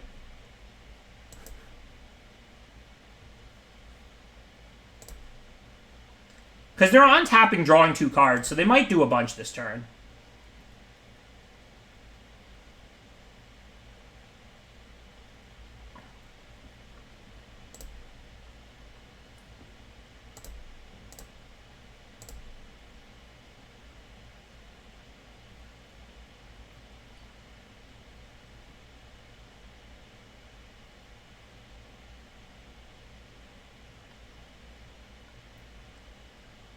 They look pretty dead. I can always replay the pack leader even if they knock the Führer out, and it'll still give +1/+1 to all my creatures. So that leaves them dead on board, right? They're at 5. They have to let a 2 and a 3 through. I only have 1 2-power creature, so I'm pretty sure we won. I guess Oxymon agrees.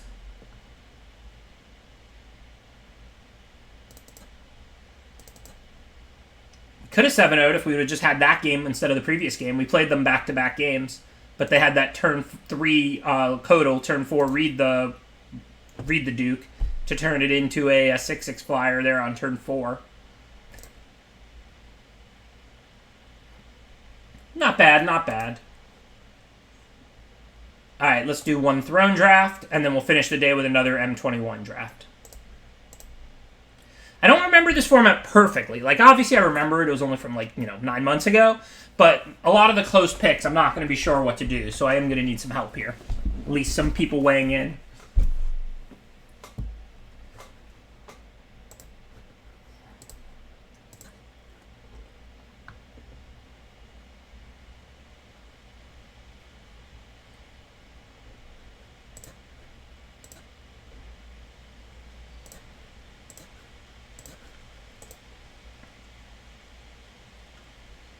Six Secret Keepers? Is Voxy still in the house? If so, I'll draft every Secret Keeper. I'll even force it. Even though I hate forcing, I'll do it just for Voxy.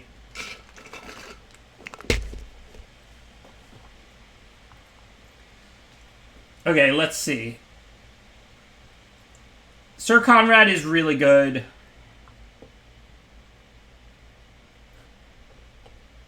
Probably a pretty easy first pick. I think the blue castle's a pretty strong land. Like, some of the castles aren't very good. Like, I don't think the red castle's very good. It's hard to use the black castle. Like, you can use it in the late game sometimes, but it does ping you. But I think the blue castle's quite good. Not as good as Conrad. Not even close. But I think it is a pretty good land. But I think this is Conrad would be my first choice. Tactician probably second. Blue Castle probably third. Seems like a pretty easy Conrad.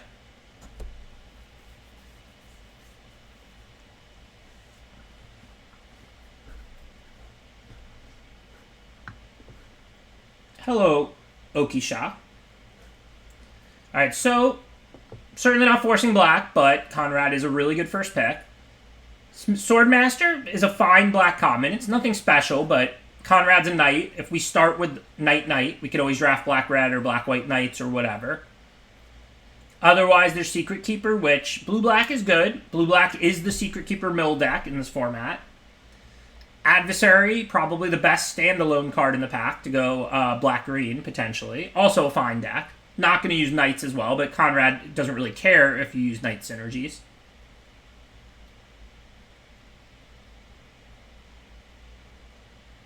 Conrad does synergize with mill, that's true. To a degree. Although you're kind of attacking from both angles in that way.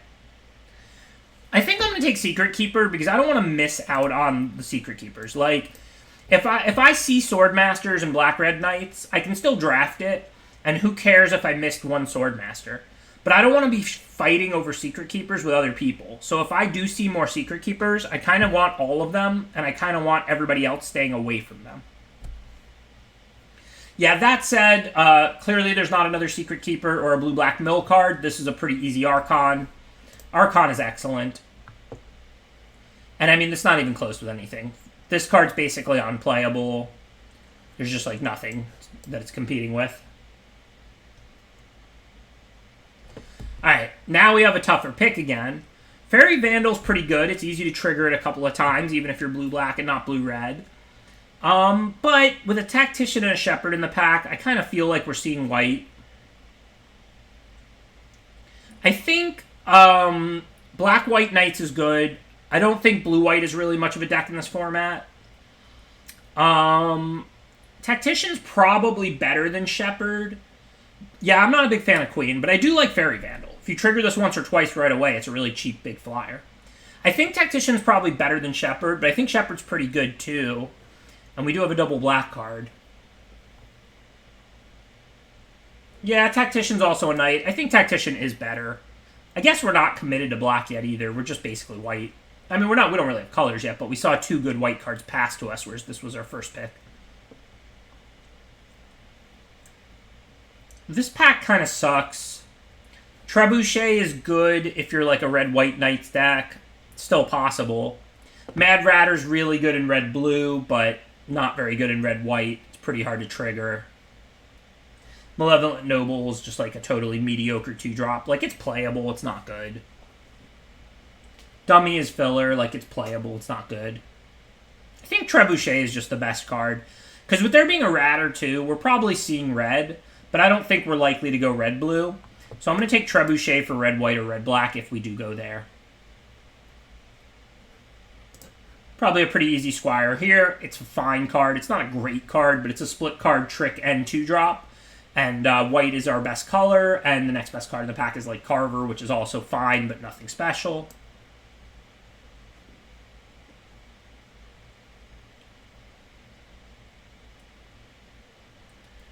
Doesn't look like much we're interested in here. We could Tempting Witch, but that's not a good card in black-white. You're not going to make much food in that deck. It is a good card in black-green, and it's actually fine in black-blue also, but because you use artifacts sometimes with blue. Plus, you just want the life and the blocker. Overall, this pack doesn't really offer us much. If we do go red-white aggro, Bargain is our best card, so I'm probably going to take that. I'm still totally looking more for black-white than I am for red-white. It's just, I didn't even really want the Tempting Witch for black-white if we end up there. Although it does seem like we're seeing red and white, and it doesn't seem like we're seeing black. Ogre Errant's a fine aggressive knight with Trebuchet and red-white knights. Sadly, it looks like we're going to have to let the Sir Conrad go. There's another Trebuchet. Like, it really looks like we're just seeing red-white aggro. Easy Ogre Errant again. I mean, it's a good red-white aggro deck. It's clearly what we're seeing in this seat. We saw almost no blue, black, and green. Remember, we first picked Sir Conrad, second picked Sir Secret Keeper. We got these white cards third and fourth.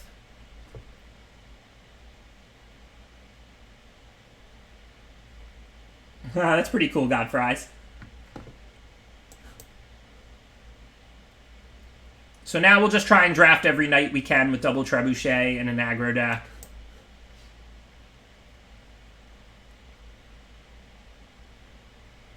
Is it not French? I assumed this was French. Because, I mean, that is how it's pronounced, right? It's not trebucket or whatever. It's trebuchet, I think. I'm assuming it's a French word. Ritual is okay. I don't really like it, but if you have all, like, 1-drops or whatever, you can play it.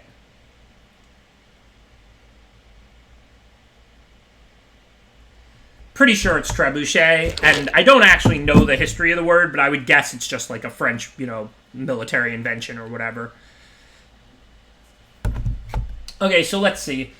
Venerable Knight is a nice 1-drop knight that's like tough to replace, but Glass Casket is probably just too much better. Scorching Dragonfire, also pretty good, but I think Glass Casket's just better. They're both only killing small creatures. I mean, we're an aggro deck. Like, I would like this knight. I really think Glass Casket's just the best card here. I think it's just better. This can kill, like, a 4 toughness 3-drop. Scorching Dragonfire does it at instant speed. That's a little bit upside. But, I mean, Glass Casket can just hit bigger things. I think the Casket's just a little bit better than the Dragonfire. Obviously not a lot better. I think they're close. Well, this might be a really embarrassing second pick Weaselback Redcap. Even though it's a broken card in Standard, as we all know, because I played it in one of my Standard decks last year, it's not something I really like in Limited very much, because you don't want to sink your mana into it, and there's more creatures to block. But we are doing Knights. We have double Trebuchet already, double Ogre Errant to give it Menace. I mean, I don't think Ritual's good with 4-drops and stuff. Ritual's only good when you're like a really cheap, small aggro deck. Seems like a pretty easy Trebuchet number 3. We'll just try and draft all Knights. Lonesome Unicorn is fine, but I think it's substantially worse than Trebuchet. It's fine, the Unicorn. Like I said, I think it's just substantially worse. I don't think these cards really matter. I don't really like Shining Armor, but maybe if we end up heavy enough Knights, I'll play it. Melee is just good removal. If you kill a red creature in the early game, it's awesome. You obviously can't kill a non-red creature in the early game, but then in the late game, this just trades up multiple mana. Once you no longer need lands, you can just sack 1, pay 1, and kill a 5-drop on turn, 6 or whatever. Black is appearing this pack, but this is pack 2. Pack 3, we expect to see red and white again like we did in pack 1. That's a pretty good pun, Upwind Sword. I accept that pun. I don't really like Paladin. I'm probably not going to play it, but it is a knight. If we end up short, it could be filler since we have 3 trebuchets already. We're clearly doing the knight synergies.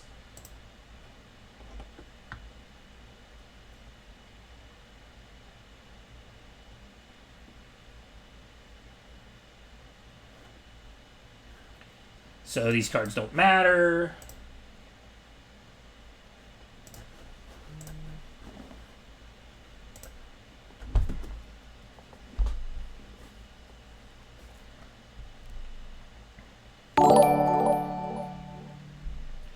Thank you, Dullahan711. Appreciate the subscription.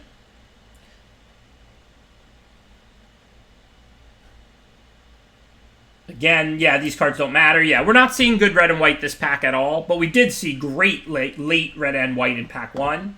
So hopefully we'll get rewarded again in pack 3. Pack 2 has been pretty rough. Like, this deck was looking quite good after pack 1, but I mean, we got some okay removal. We used early picks on them, but we first picked Glass Casket, like 3rd pick Melee or something. But clearly we're not tabling any red-white cards. We're not seeing red-white cards late here. So as somebody in the chat astutely said, the person to my left is probably playing red or white, to their left, red or white. We're clearly not seeing our colors well this pack. But we did in pack 1. So hopefully we'll have a good pack 3.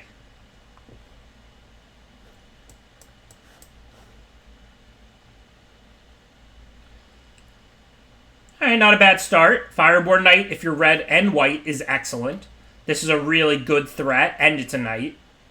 Outflank is fine removal for these creature decks. I would definitely play it, but I think Fireborn Knight is substantially better. If you're not red and white, or like a one-color deck, you don't want to play this card. The juice isn't worth the squeeze. Like, if your land count is 9 plains, 8 swamps, don't put this card in your deck. You have to draw 4 of your 9 plains to play it.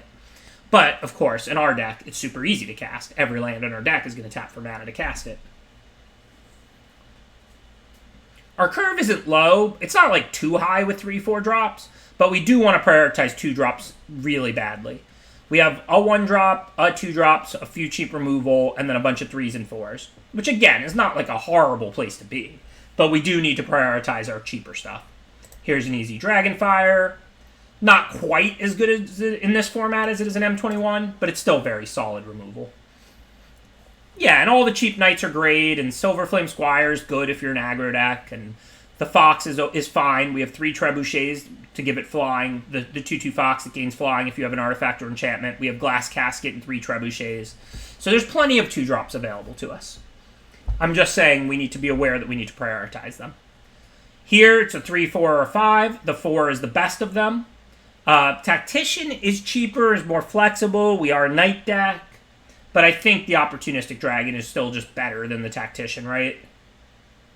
Trebuchet is an artifact. We have 4 here, Krishna.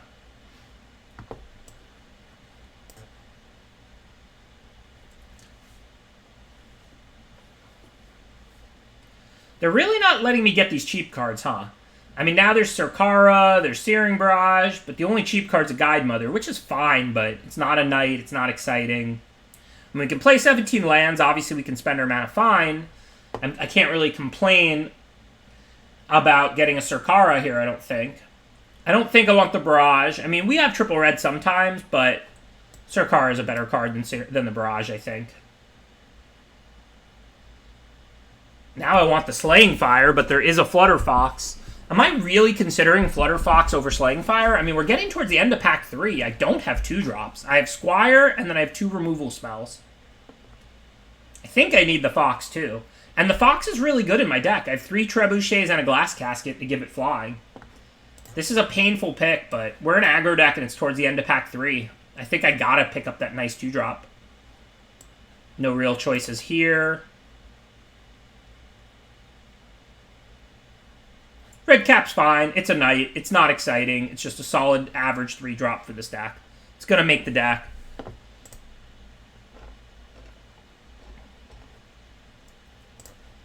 Feel very similarly about Outflank to how I just described Red Cap. It's just a solid, fine playable. Not exciting. It's going to make the deck. Really needed some 2-drops. Like, not a lot. I mean, we can cast Casket or Dragonfire to not fall behind. You can't really cast Melee on turn 2 unless you're hitting a red creature. You can't cast it, period, unless you're hitting a red creature on turn 2. But you know, we can always Dragonfire or Flutter Fox. Wolverine is not really a playable 2-drop for our deck. Like, I don't think we draw an extra card at all, like a single way. But we're probably going to have to play it, because we're short playables, and we don't have any early drops. And that's not to say, like, our deck is bad. I mean, look at our power. I mean, we have Sarkara, Fireborn Dragon, Archon, 3 Trebuchets. Like, a lot of this deck is really good. We just need, like, you know, 3 common 2-drop knights, and this deck would be awesome. But came up a little short in that regard.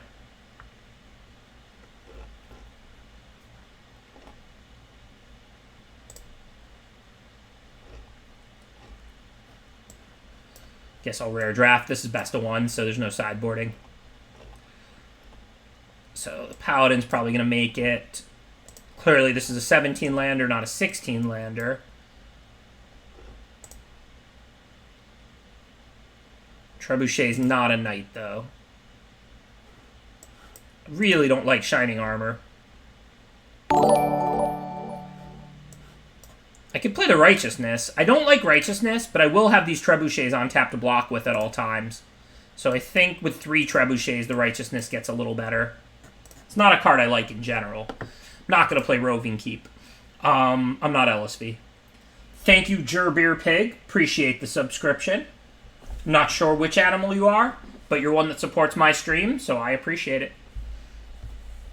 Yeah, I don't like Righteousness in general because it does nothing when you're trying to attack. But given I've got 3 trebuchets that are always going to be available to block and never attack, I think I like the Righteousness in this deck. Like, I don't like it, but I think I'm going to use it. I think it's a 17-land deck. We have a lot of 4s and 5s. I think this is just the right set of cards. Fling isn't really offering us anything. Doesn't really combo with much except red cap. I want my bodies in play for these outflanks. I think Righteousness with these 3 trebuchets will work out okay.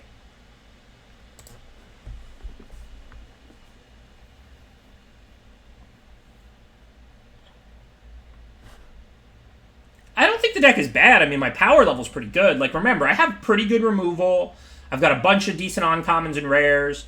Literally, this deck just needed, like, 3 common 2-drop knights, and it would be great. Like, if I could cut my 3 weakest cards for, like, a Rimrock, the 2-mana 2/1 first strike white knight, and, like, I don't know, a Flutterfox, then this deck would be great. And, I mean, we shouldn't get run over that much. We do have Glass Casket and Scorching Dragonfire. Just didn't really see those, like, cheap 2-drop knights. They're not usually that hard to get. But I have good removal. My curve isn't that bad. Like, I have a couple of filler cards, but I also have a decent power level. Like, this deck is not a masterpiece like it would be if I had 3 good 2-drop knights to cut my 3 weakest cards for. But I think overall it should perform pretty well still. Thank you, Overwrote. Appreciate the 15 months of support.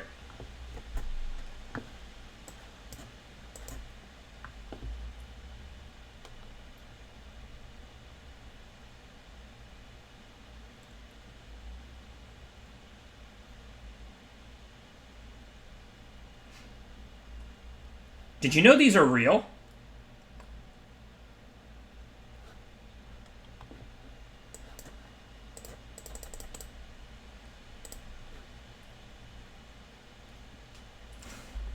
I guess everyone but me knew that.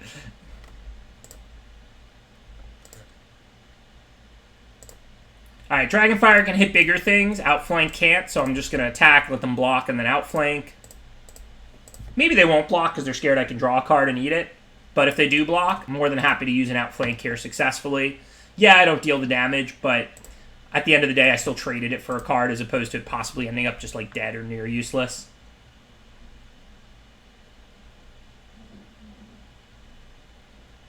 Ben S is never wild. What's up, 6-foot gnome? Of course everybody does, AZXC.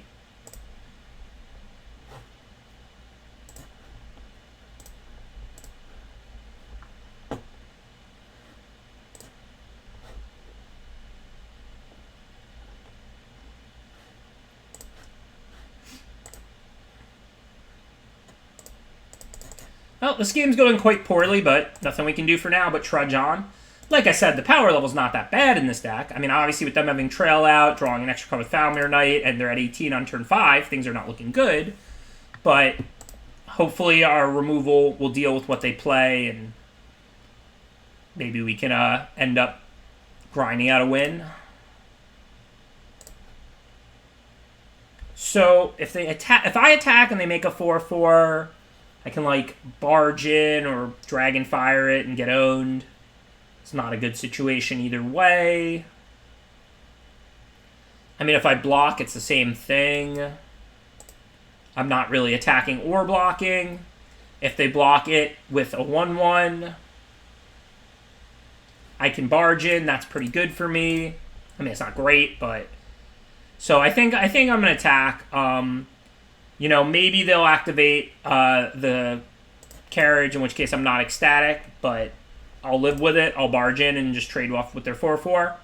If they would have blocked with a 1/1, it would have been decent for me. I don't really know how I win this game, to be honest. I don't even know if it's possible from here.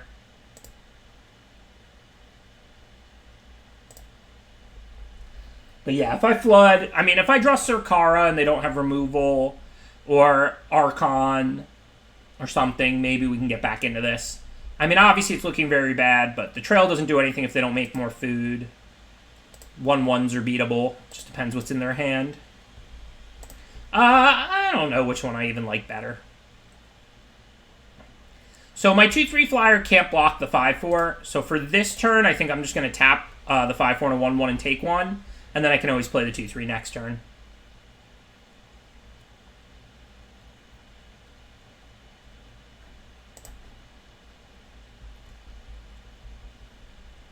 Alright, so no brainer. We're going to Dragon Fire the Ratter. Can't let them draw a card and make 2 rats.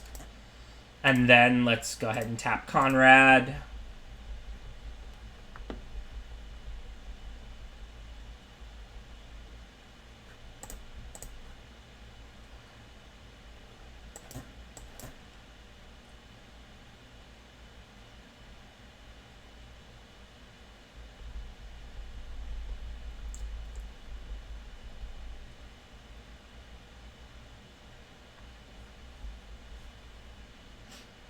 Thank you.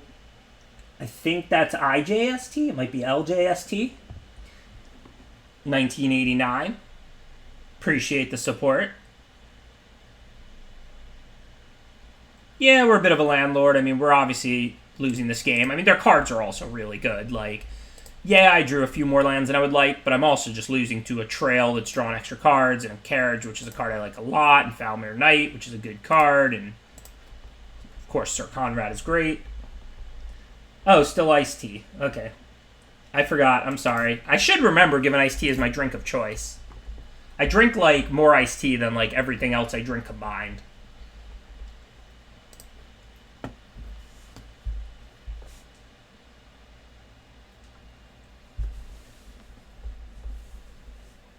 The Rats betrayed me in the PT finals, and then they betrayed me again by beating me down this game.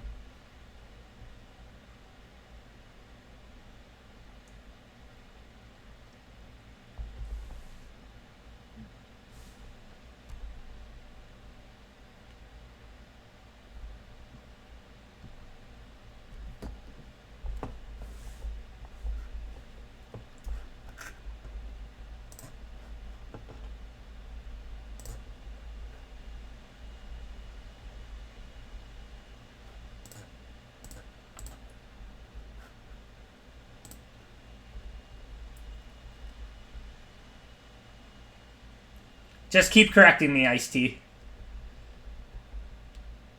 Are you a fan of the drink, the wrapper, neither, both?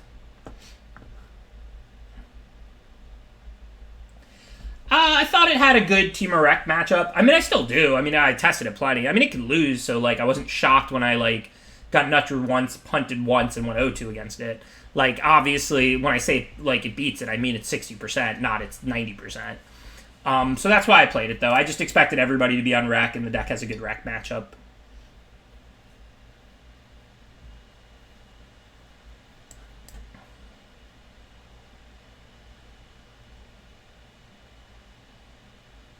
Is iced tea popular in the Netherlands?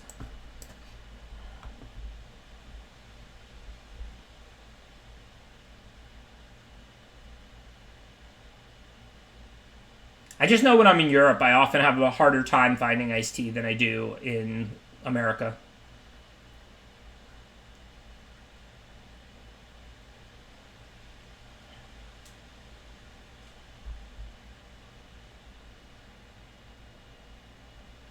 Yeah, I mean, they'll probably beat me down before I get started, but of course I can't mold this hand.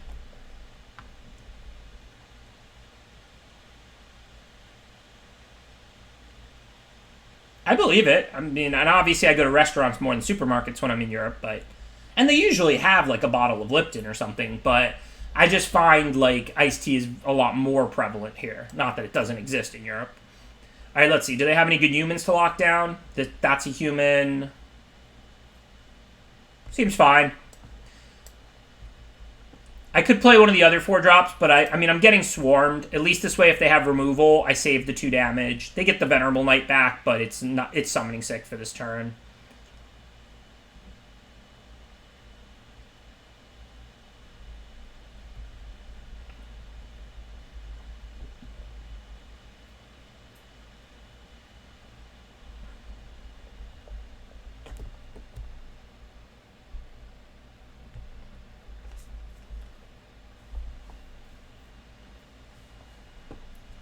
Nice. So we blank them for the turn. That's really good. Archon looks like a really strong play. If they want to attack, they'll have to pay. It's also pro-white, so I think I can even attack with the 4/3 now because the Archon stops everything but the Lost Legion. So if they want to hit me for 2 and pay 1 to do it, I'm okay with that. And it's pro-white, so it stops the Battered Cow. It stops everything else. I mean, they can alpha and deal me 2 extra damage, but okay. Still have plenty of life. So again, what do I want to attack with? A 3/4 stops all of these, and if they play removal, they don't necessarily have mana to pay to attack. So I think I just attack with both of these. Not really that scared. I mean, it's a tight game, but I could put out the Silverflame Squire, but I could also save it as a trick. I don't see what a 2/1 is doing on this board. 3/4 stops their team. If they play removal, then they still have to pay to attack, and I'm still not dead on board. I'll always race when I have an Archon. I mean, they have to pay to attack. I don't.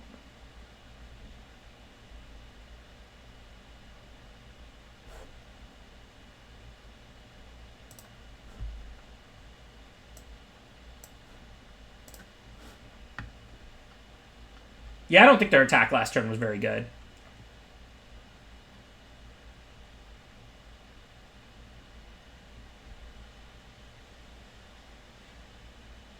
So, seems easy. Not worth sending the Ogre. I'd have to pay. They have a 3/6. That's irrelevant. We'll just hit them in the air and then drop blockers. Life is good. Don't know how I can lose this game.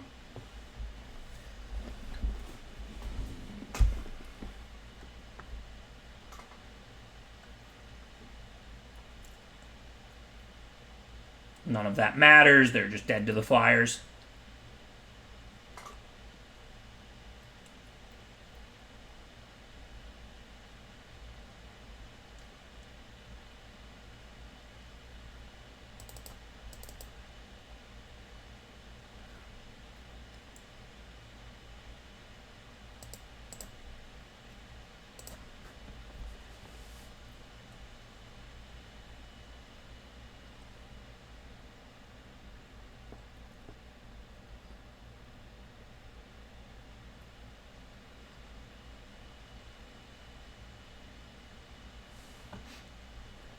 Alright, not a great hand, but we have our 2-drop, 3-drop. I'm on the draw. Mountain Plains. I'm definitely never going to mull this. I wouldn't even think about it, to be honest.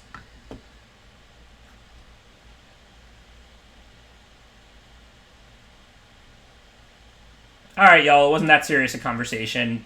Just pointing that out. I mean, that I find the little bottles and stuff, but I don't find, like, brewed tea everywhere like I do in the States, but maybe I just hadn't gotten to the right places or looked for it in the right countries. Wasn't that serious a topic.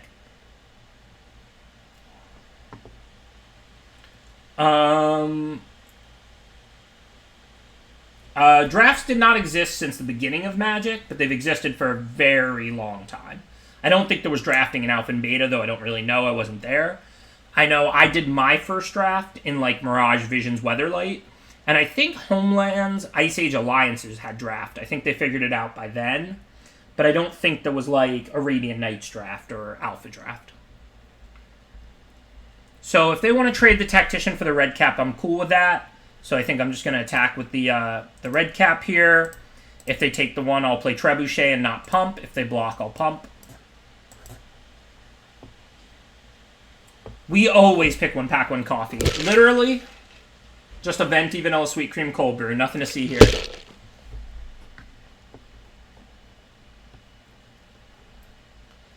Do I block with Trebuchet? If I didn't have Righteousness, I would. But I can be bluffed because next turn I'll block, and if they play a trick, I'll +7/+7 and get the blowout.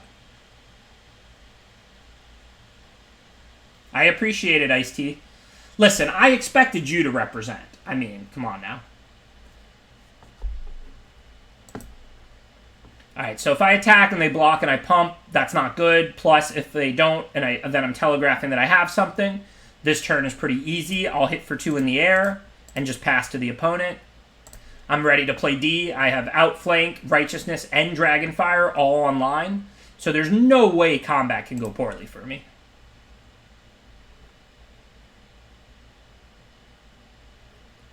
So now the only question is, what do we block? We want to try and provoke them to use a trick, because we have a handful of tricks. I could double block the knight, but they might just put the trebuchet first and pass. So I think if I do it like this, that works out pretty well. I then have to pump, but I still have outflank and righteousness available, and that's more than enough for this combat, I think.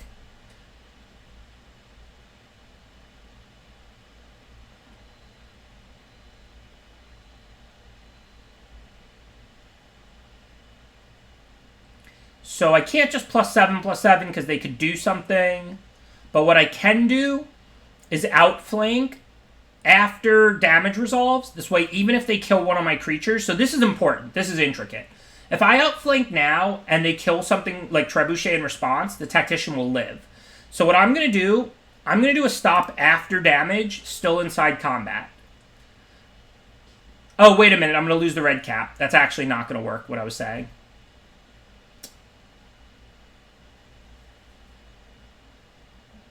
Then if they kill one in response, I won't kill the Tactician. I'm just going to outflank. I'm wrong. If they go for removal in response on either of these two, I can get them with Righteousness. If they kill the Fox in response, well, it still takes 2 and dies from the Trebuchet, so it's not that bad.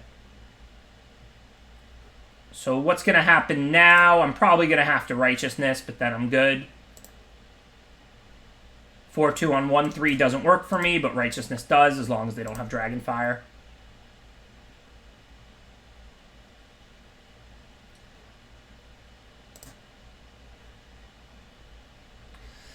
So the red cap was going to die.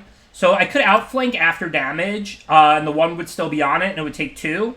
But the thing is, if they killed a creature in response, then it would only take 1, not 2, because the red cap was going to be gone. So that's why it wasn't really going to work the way I wanted. Like, it wasn't horrible, but it wasn't going to work exactly as I wanted.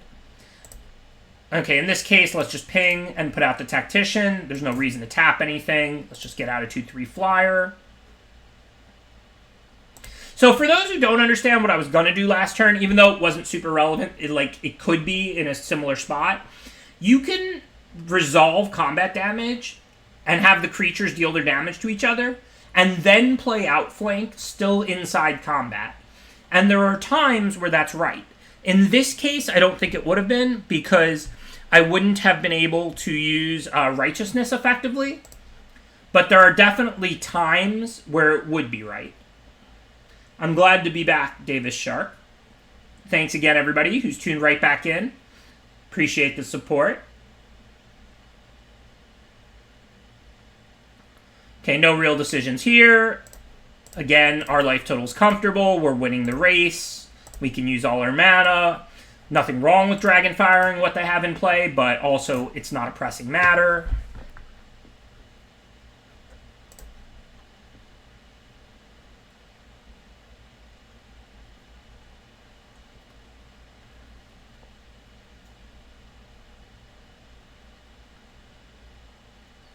Trebuchet is excellent.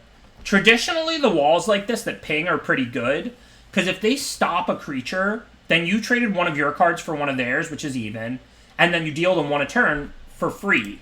You don't spend a card to do it, because you play your 0/4 wall, and it blocks their 2/2 or whatever, your 1/3 and it blocks their 2/2, and that's card for a card, break even, but then they take 1 a turn that you kind of net for free. I know there was electrostatic wall or field or whatever in Guilds of Ravnica, Trebuchet. We've seen cards like this from time to time. And traditionally, like I said, they're pretty good. Okay, I think they're dead. I can just Dragonfire the flyer. Their Fox doesn't fly. And then they are dead.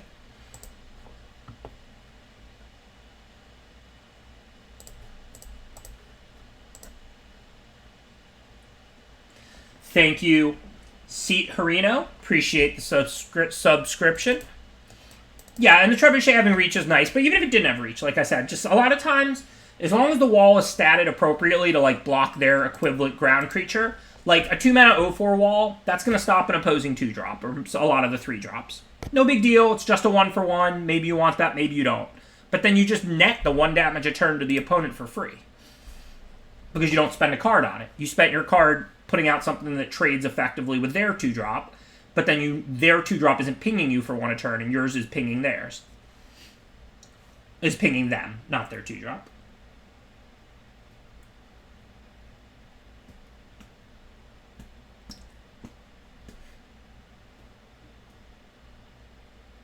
There's been a lot. They make those from time to time. We don't see one like every set, but every once in a while we see a wall like that pings. And they're usually good, like I said. As long as there's ground creatures that it stops, as long as it's a format where the opposing decks have like 2 and 3 drops that it can block, then it's a good card. Because you just net the 1 damage a turn without spending a card. You trade around even on cards, around even on mana, and you net a damage a turn for free.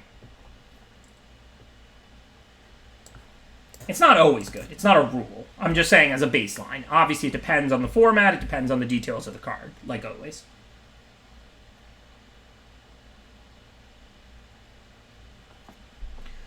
Okay, just going to attack and then play Squire. Pumping does more damage now, but I'd, of course, rather add a 2-1 to the board than deal 2 damage right now, and we don't expect to need this as a pump spell. My first PT was London in 99, and it was all booster draft. It was a booster draft, Urza's Saga, Urza's Legacy, Urza's Destiny PT. So this isn't even a knight. I'm just going to trade my 2-1 for their 2-2 to help clear the way if they want it. I'm not going to send the red cap, because if they block that and I pump it, I don't get to play Trebuchet this turn. That's too much worse of a use of mana. But I don't mind trading a 2-1 for a 2-2. Theirs is a knight, mine's not. There are knight synergies. And it clears the way for red cap if they don't play anything else. So that's why I make that trade last turn. Okay, no, nothing to do here.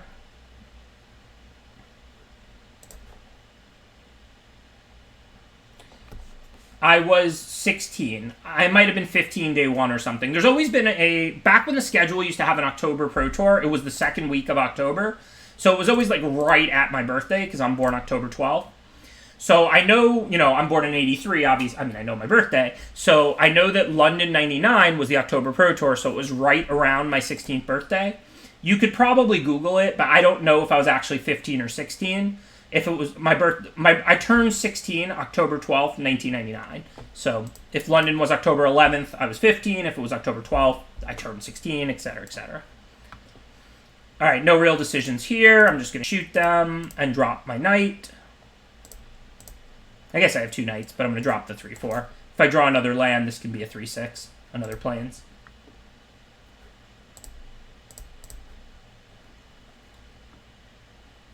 I don't think I want to attack with the red cap, because if they block and I pump, that's a really bad turn for me.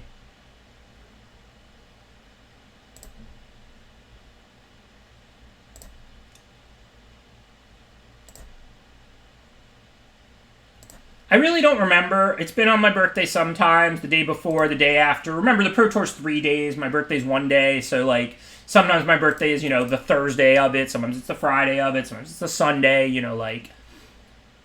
Because the Pro Tours, it's not fixed to the 12th. It was just the second week of October, usually. And then my birthday, of course, is fixed to the 12th, so...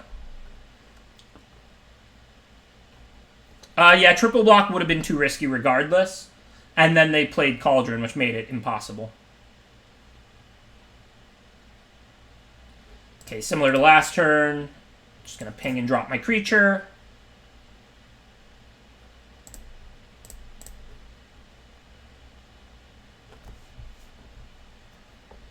Remember, if they tie up my mana, even if it's a little bit of a trade-up, that could be a really bad turn for me.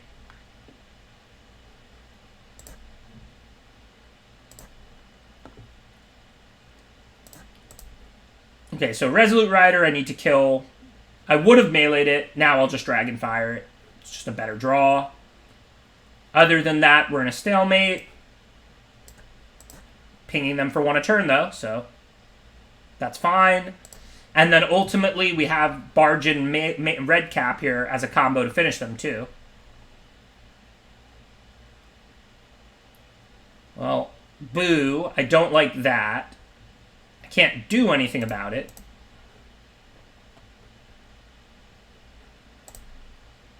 It is true that we're going to get to eat the fox now, though, so that's kind of nice.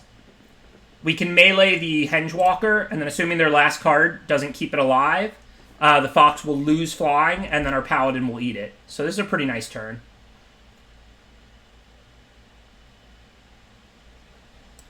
And it sucks to lose a land, but it's worth it. We save the 2 damage, we get to eat the Fox, etc., etc. As long as their last card isn't Silverflame Squire or something that keeps this Hengewalker alive, we Gucci. Yuck, but it was. So it looks like we're outflanking the flyer then, and I can't do anything about the 4/4 Hengewalker.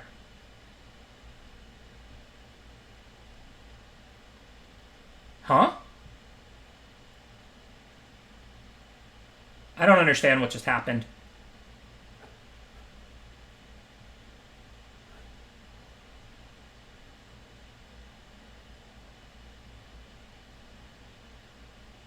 I thought they were giving it +2/+1, turning it into a 6/5, and it was taking 4. Yeah, I punted, but I don't understand what happened.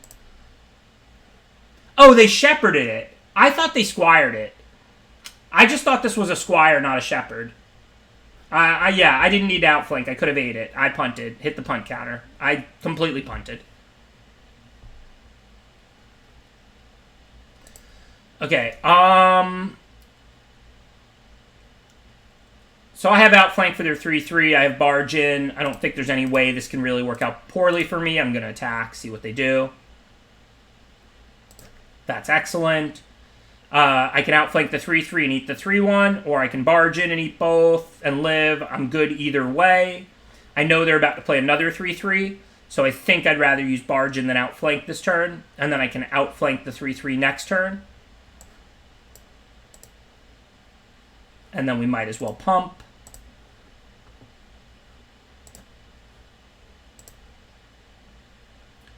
Oh, I knew there was only one artifact in play. I literally just thought they squired it. I was like, where did the Hengewalker go? I thought that the Hengewalker was going to live. I just literally brain farted there.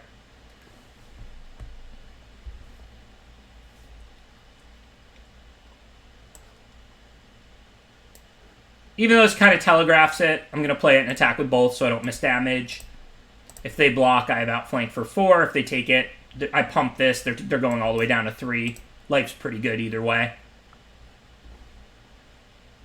Yeah, that wasn't strategic. I thought they squired.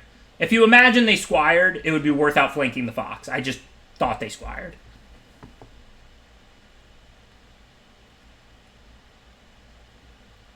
Oh, they have trapped anyway. Yeah, good point.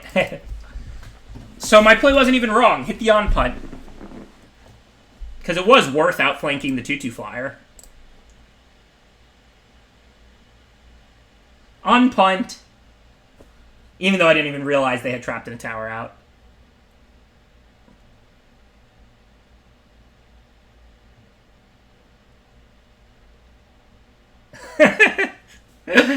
Yeah. Listen, I've been playing a lot of M21. This is a format from 9 months ago. You gotta bear with me. I know what I'm doing. I played tons of Throne, but I obviously don't remember the art, the pictures, everything perfectly.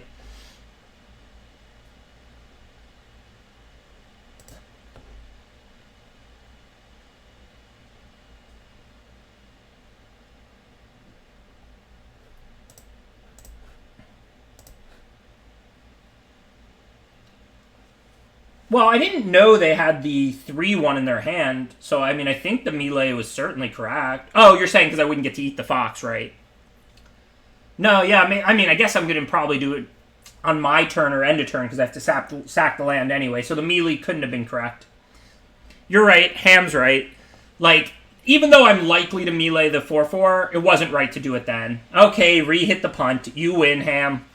Yeah, it was a punt because the only reason to melee the Hengewalker right then is because I'm going to eat the Fox, which wasn't going to happen because of the trap in the tower that I missed. So even though, yes, I would probably melee the Hengewalker later, because I mean it's a 4/4 and they're not red, and I'm not likely to do better than that with melee. There's no reason to melee it then. I can always see what I draw melee, because like spending the mana isn't valuable because I'm gonna have to sack the land that I'm casting it with. So Ham is right. It was wrong to melee then, so you can re-hit the punt counter.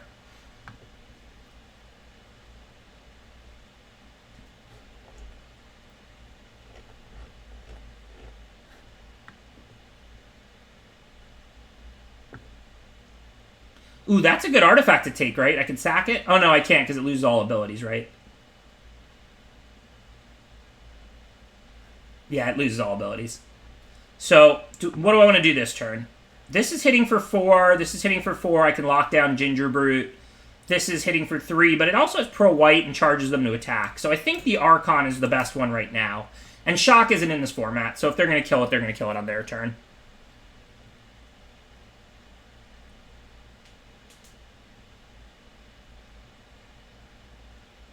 That's true. Ham is also just a fantastic player, so of course he's usually right. Okay, so I gotta pay 1 to attack. Football. In American football, you kick the ball to the other team when they've stopped you. I'm not gonna block. This creature's too good. I'll assume they might have something. Can definitely afford to take the 1. That is true. We all do make more mistakes when making content live than when watching.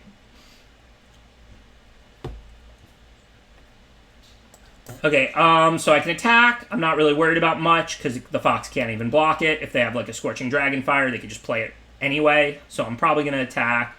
And then I guess I can just Opportunistic Dragon the Ginger Brute.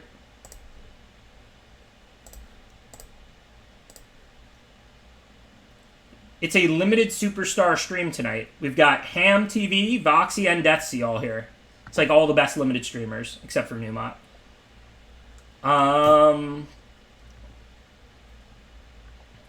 Voxy, I second picked Merfolk Secret Keeper in this draft just for you. I first picked Sir Conrad, and then second pick was a really tough pick between Secret Keeper and a bunch of other stuff. And I thought of you, and I decided I had to take Secret Keeper.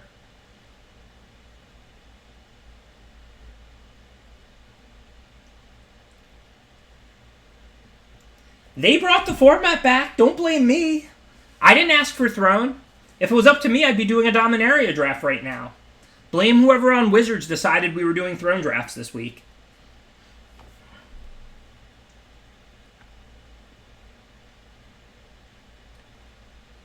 Alright, let's see. I don't mind trading the Opportunistic Dragon for like the Fox and a Pump Spell.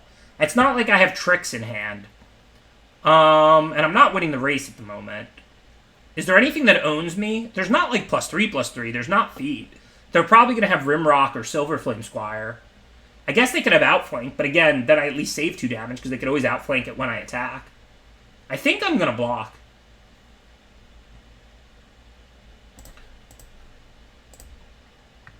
I mean, they get the Ginger Brute back, but who really cares? It's a 1/1 and they have to pay 1 to attack with it. And I'm not winning this race. Next turn I can double spell, hit with the flyer. I don't know. This block could be wrong, but it takes up the rest of their turn. Seems okay to me. Well, now I just kind of want to play Surkara against our army of 1/1s.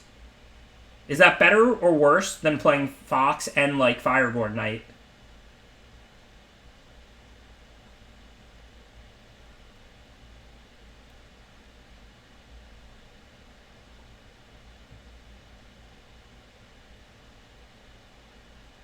Yeah, let's just get Surkara rolling. With something like a Pinger, you want to get it started so you can get the advantage, like, going. I mean, double spelling would have been nice, and it's a close play, but I think it's better to put out Surkara here. Shows you the power of Archon. Unless they have another Dragonfire, they chose to kill Archon over Surkara. Wow, so they're attacking. Do they have another Pump Spell? Well, this time I'm not going to block because things have changed. Now I can block next turn and then shoot with Surkara if they have a Pump Spell. Last turn, I didn't think I was going to be able to do anything to play around a Pump Spell because I had no tricks. I drew Surkara. So that's why I'm taking it this time, and I didn't take it last time. Now I'm actually in a position to play around Pump Spells on 1 toughness creatures because of Surkara. So now we'll switch to playing like a control game, since they have all 1 toughness creatures and we have a Pinger.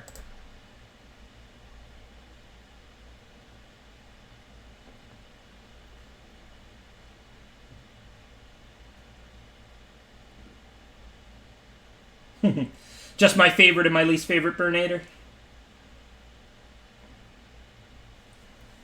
Avacyn Restored almost made me quit Magic. I'm not even kidding. It was just like so unbelievably bad.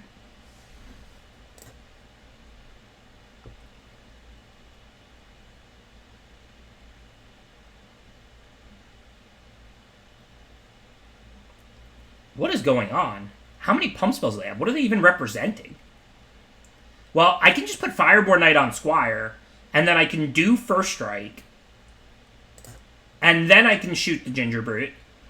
If they play a pump spell, I can ping it in response. So there's no way for this to work out bad for me. They might outflank the Fireboard Knight, but I really couldn't care less.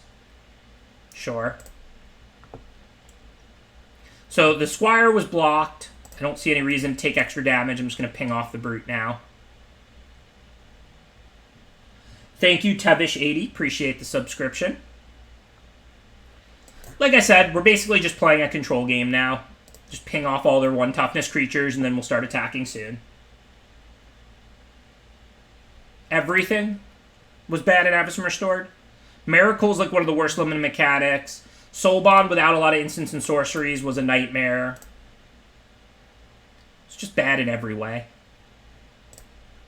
I'll probably be able to start attacking soon, but I think like one more turn. Let me ping off the 2-1 before I send the 3-4.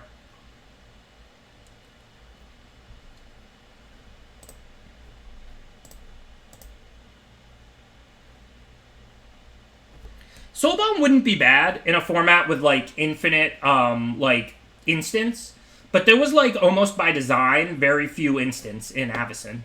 So that's why Soulbound was especially bad. If they go for like some kind of group block, I'll just barge in and own them. So it's not a huge deal. They'll lose it all. And on board, they don't have an attack back. And if they have a trick, I have outflank. So I'm pretty safe.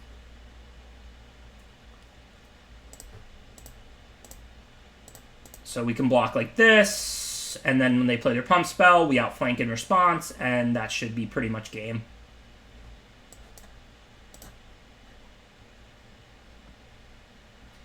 Now I'll just ping one that's getting through.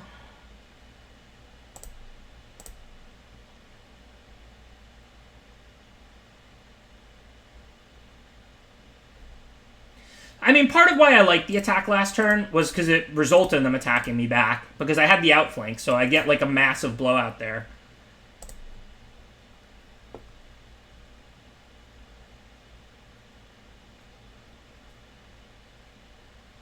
But there's some risk in losing Surkara.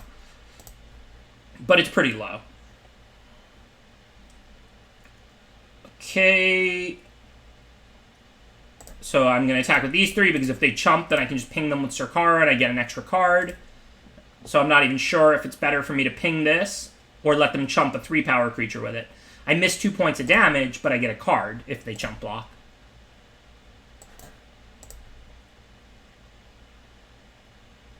Yeah, I don't know what's with people and saying good game and not conceding. Like, I know this isn't, like, some kind of a trick. But, like, when I say good game to somebody, the next thing I do is concede. After I say good game, my head explodes. I don't say good game and then keep playing.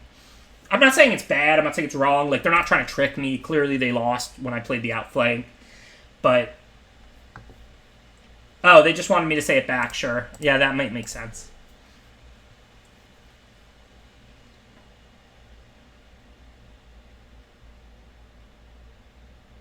I think pinging the 1/1s was better because they could play, like, pump spells and kill me. Like, they might have Fairy Guide Mother. Like, I was at 6, right? Like, imagine they sneak in a lethal somehow when I'm up that much. There's definitely a different board and a different game where it's better to ping them and draw an extra card than to ping a 1/1.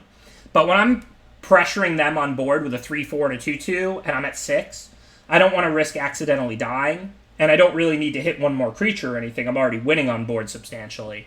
I just want to kill off their creatures so they don't sneak out a victory somehow.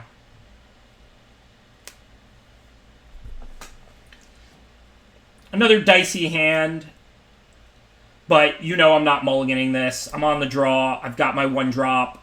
I've got a 3-drop if I draw one more land. Hopefully I'll draw lands. I mean, it's a 17-land deck.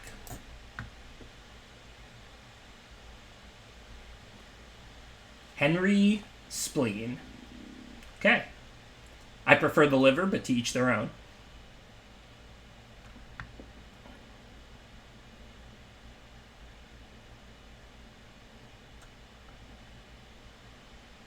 I have not run into an Oko yet. Do I want to Dragonfire either of these? Not really. Redcap can block Swordmaster. This isn't constructed. Unless they have a trail or something, that goose isn't doing very much. I think I'm just going to hang out for now. It looked like a really cool deck. Michael Jacobs always been a really good, really creative deck builder. He's one of those people that really gets Magic. Like, you know, he's a good player, obviously, but he might not be the tightest technical player of all time. But he, like, builds seals really well. He figures out strategy really well. He's always been innovative when it comes to constructed and tuning and building decks. Alright, what do I want to do with Dragonfire? Still nothing. I'll just play Trebuchet. I mean, we need to prepare for the long game. We need time to draw planes. Trebuchet stops these creatures.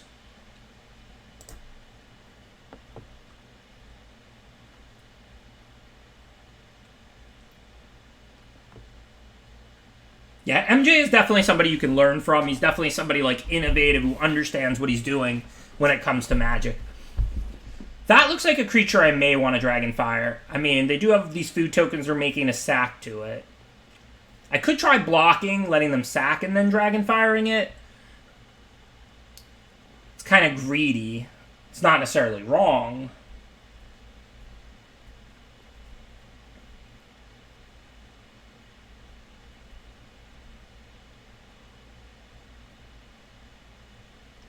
Yeah, I mean, I could kill the goose. I mean, they are stuck on lands, which makes me want to kill it a little bit more. The problem is I'm not ending the game, like, anytime soon. Like, as a general guideline, and listen, it's just a guideline, you attack their mana more if you're going to end the game while they still have cards in hand. You save your removal for their finishers and not their mana production if the game's going long. And since I don't have white and I don't have much out in the way of pressure, this game is not ending anytime soon. Not with me winning. But Goose is pretty good. It does also make food tokens for the rest of the game. I'm going to be greedy. I'm just going to pass.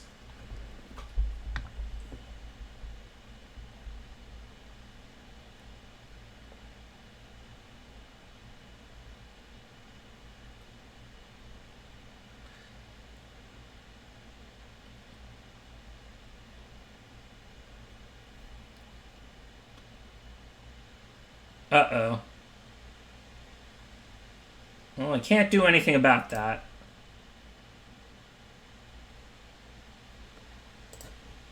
Probably gonna lose.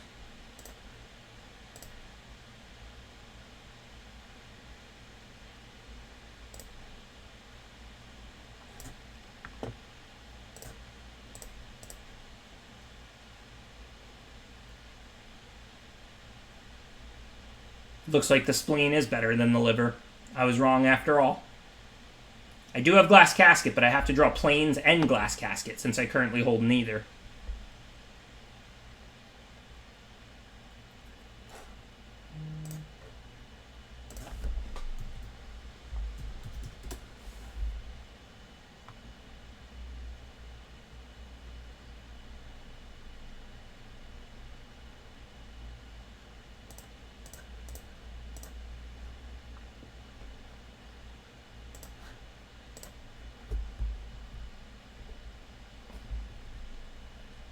Block, pump, pump. Doesn't work. Block, block, pump, Dragonfire works, but I lose all three. I'm never winning if I do that, so let's just take it.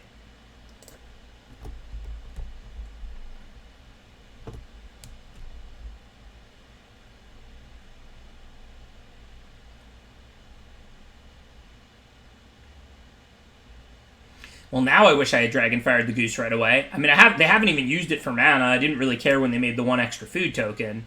But of course, now I kind of regret it because they used it to make one food token and then got a 7/7.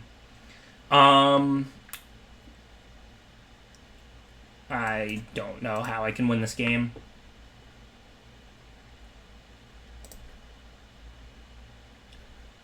Giant human?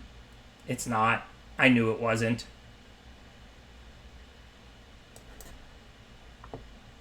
These are humans.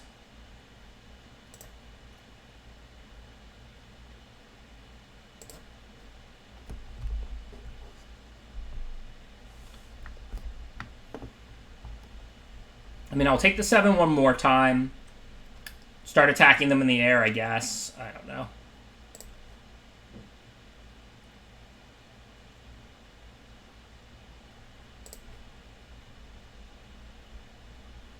Nice of them to cut off that plan.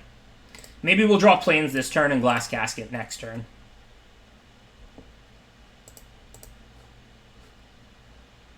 Alright, step one. Of course, it was the easier of the two steps.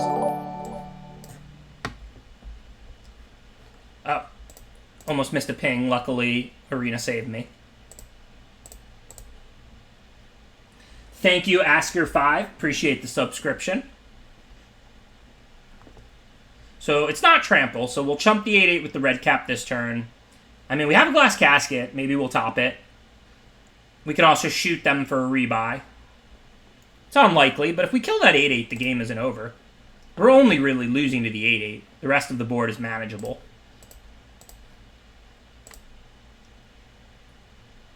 Yeah, we have Tactician, too, for next turn, actually. So we could buy a little time to try and find our casket. I think we're on a one-outer. I think it's only Glass Casket. But if we do casket the 8/8, our back is to the wall, but it's definitely not, like, we can't win. So for this turn, what do we want to do? Just Wolverine, tap their 2 good creatures, ping off a Swordmaster.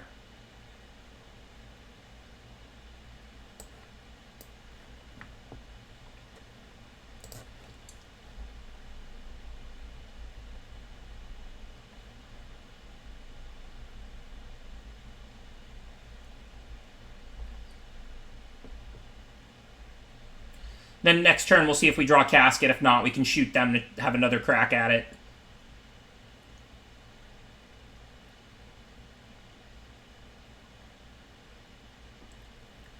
I mean, we have chump blocks, too, and stuff.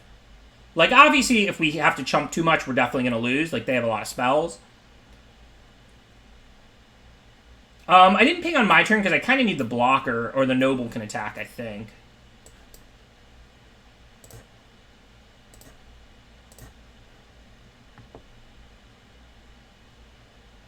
Righteousness could work as well. I forgot I have Righteousness. Though I can't hit it off Sirkara. I have to draw it.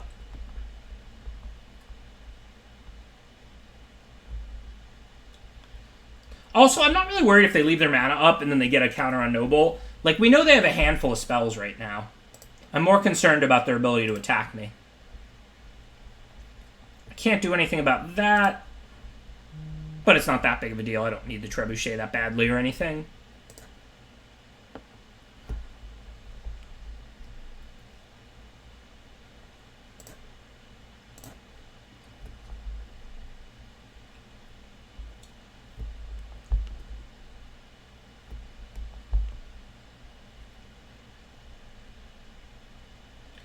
No, I don't usually main deck return. I mean, it's not like horrible, but I usually wouldn't do it though. Okay, let's see. So I can play Paladin, chump block the 8/8 with the Wolverine. The rest of my blocks are fine. I can still play Paladin if I miss off Sirkara. I think we're at a point where I probably want to ping with Sirkara here. I only have the one casket. I do have Righteousness, but I can't hit that off Sirkara. My day's going well. This game would have been going better if I had planes earlier. I'm not really sure what to do right now. I can take 4. 2/5 can't block it. Can't outflank it yet. Yeah, I think we gotta ping them. See if we can find like a planes or like casket, hopefully. So no, but we can cast that, or we lose it. So I'm pretty sure I'm casting that. It's not that different than Paladin, plus we keep outflank mana up.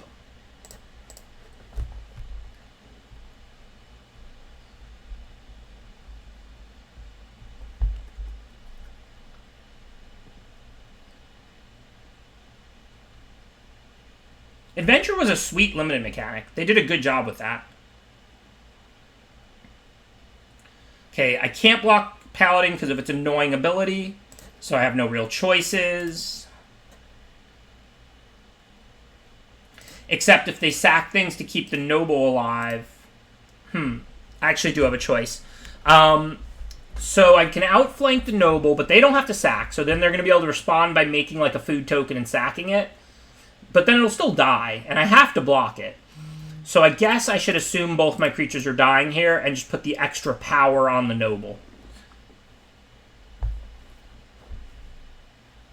And now I think I want to do it before damage. I get an extra damage this way, and it forces them to pump it at least once, which is not hard for them to do. They have the goose. They have to pump it 3 times for it to live, which is hard for them to do. So assuming they don't have any interaction here, they can like make a food token, sack the food token of the noble. There's not really any way around that. And then again, I'm losing both of these. I'm going to 1. Life is bad. But if we find the casket, we've got Sarkara. The noble's dying. So life is bad, but maybe we're not 0%. I don't know. Thank you, Awakened. Appreciate the subscription. Okay, still not a casket. What can we do? I have to block all of these. In fact, Sir Farron can pump Goose. I think my Goose is cooked.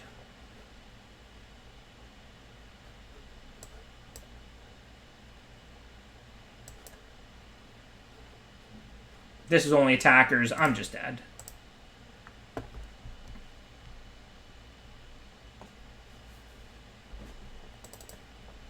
We dead indeed. 3 trebuchets. Wish I had more. I actually wish I had more 2-drop knights.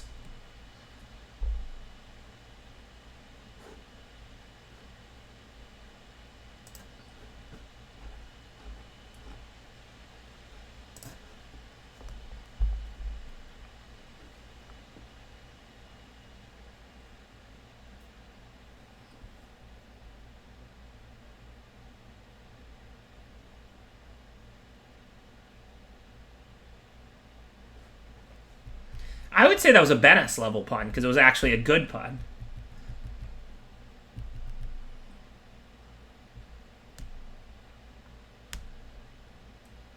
My kingdom for 2 useful knights indeed. If I had like a Rimrock and 2 usefuls and I could cut like the filler cards, this deck would be incredible. I got like good power level and removal, and I just came up short on like 2-drop knights. Like any of them.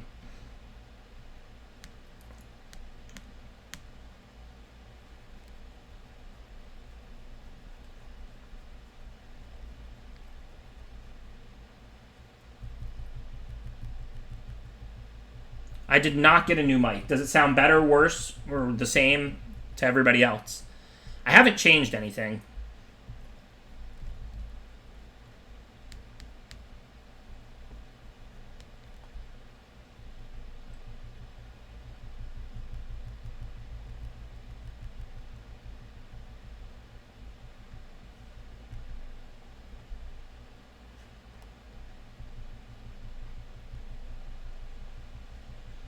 How's it going, Kikutsun? I miss streaming. Believe me, every time I was playing a match of Standard instead of doing a draft, I was not a happy camper. So again, this hand is far from perfect, but you knew I wasn't going to mulligan this. We have 2 white, 2 drops, 2 lands on the play. We have an outflank, Tactician. If we draw 1 mountain, this hand is excellent. Even a Plains, it's pretty good. If we get stuck on 2 forever, we'll probably lose, but that's Magic. So I'm going to lead the 2-drop that isn't a combat trick. Because if we draw a mountain, next turn we're casting Trebuchet, not Squire. If we don't draw anything we can cast, we're going to attack and play Squire. But if we do draw a land, then I'd rather have the Squire in the hand for the late game. So I'm going to attack now. If they block, we can Squire and get them good. If they take it, we play Tactician. Fine for us either way.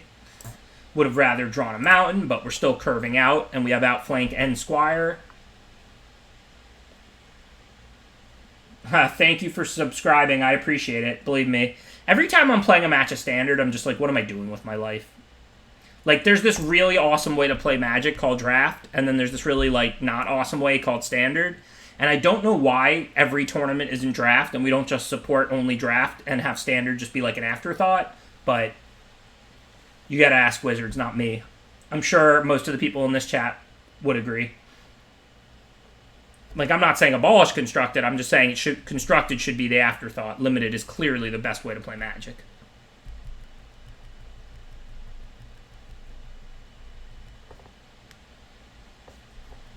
Okay, let's see.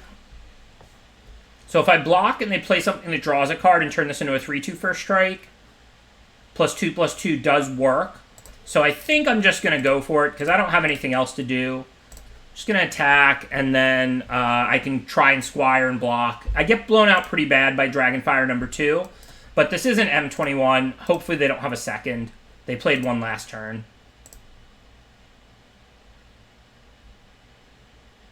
And if they don't have anything, this is great. I just get to eat the Wolverine.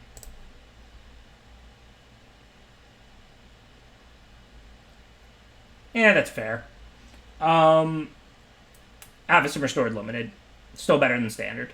Some Standard. Standard right now. There are times where Standard has been better. Like when it was the Nephalia Drownyard Standard, that was better than Avacyn Restored Limited. But if it's the Reclamation Standard, I'll take Avacyn Restored Limited.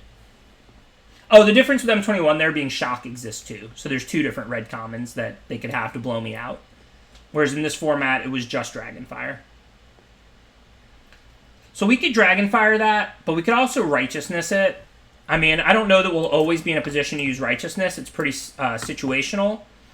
It's not how I would have tapped, but okay.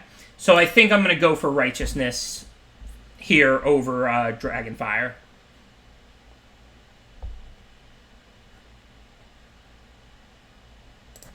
Okay, whatever. Can mill me for 3. I could Dragonfire to make it 2, but again, I can use the Dragonfire easier than the Righteousness.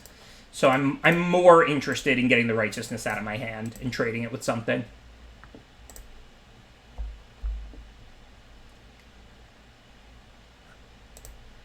And of course, I immediately regret that play, because now they play a creature that I can't Dragonfire, but would die to Righteousness. Welcome to my life. 5 cards in the yard. This can always block, but it can't attack yet. I can't block it anyway. I think not with the ground creature. I think I'm sending the 2/1.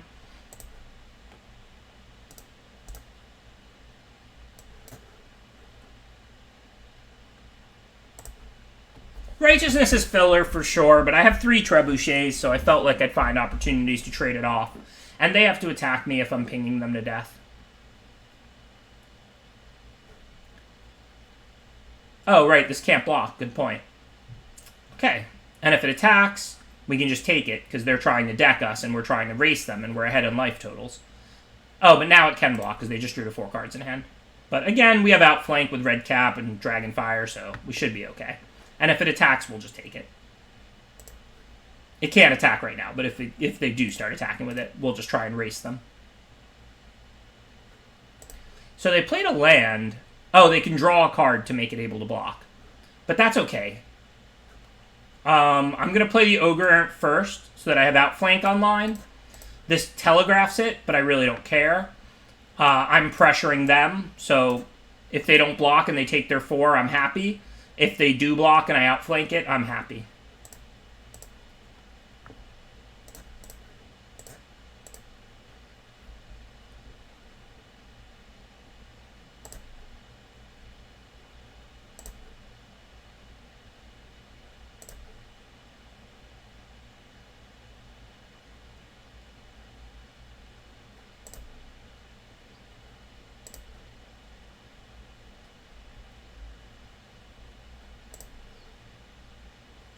I think I'm 4-2 with this deck currently. We went 7-1 with the Paw Blade deck in our first draft. Now we switched to a different format, but also drafted red-white aggro. And I think we're currently 4-2. Okay, so let's see. They can block with both. We have Outflank. We have Dragonfire. They can't double block the Ogre Errant or they'll die. So I think I just attack with everything. I don't really think there's any way this can work out horribly for me. They might 2-for-1 me on, like, the Squire block, so to speak. But I don't really care about that. I just want to trade with these creatures and get in damage.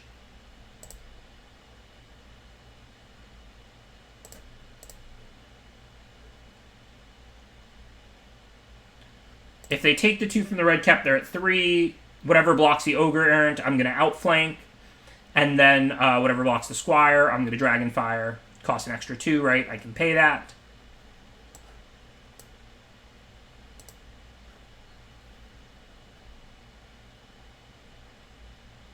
There's no reason to do it in combat as opposed to after combat, right? because there is that flash card that gives, like, minus power. So I should resolve the 2, and then post-combat Dragonfire the Eleonora.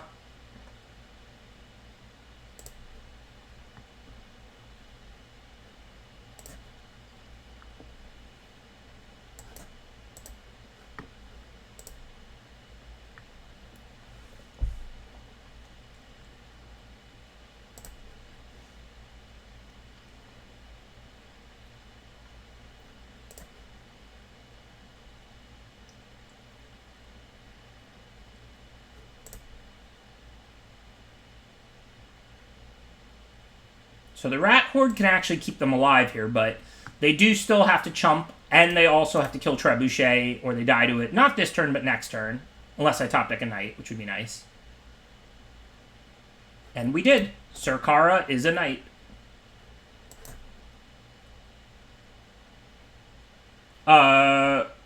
If Castle Embereth is the red one, I would take Surkara. I don't even think it's that close. Like, I'll play the red castle, if I have plenty of mountains in my deck, but I don't think it's a very exciting card. Surkara is pretty good. Yeah, we're 5-2 now. We were 4-2.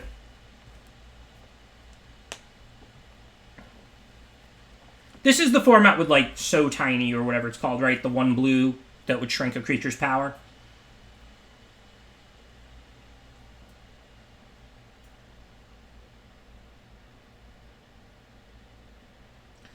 So you're saying, Infested, that Surkara is the Gabriel Nassif of Magic cards?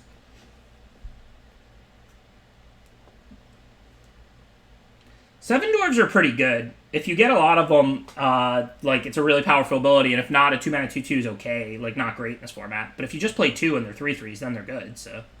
I'm in no way against the Seven Dwarves thing when you see it a lot. How are you booing? He's famous for being super awesome and super slow.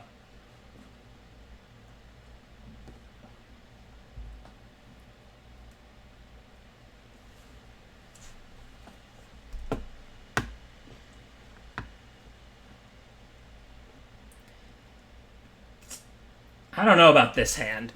I'm on the play, and I have a red 4-drop, but I also have 4 mountains. I don't really want to draw that many mountains. Why can't just one of those be a plains?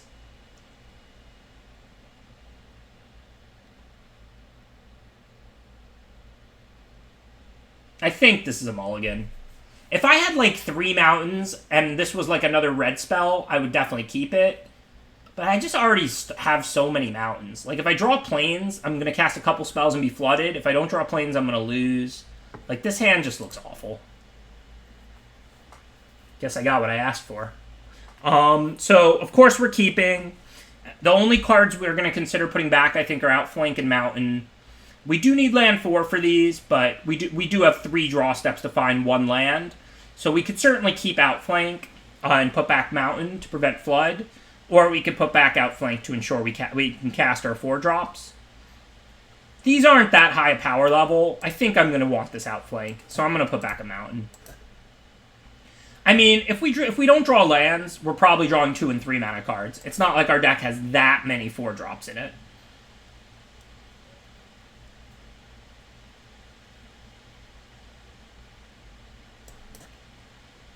Played the plains, because if we draw plains, we can play this as a 3/6.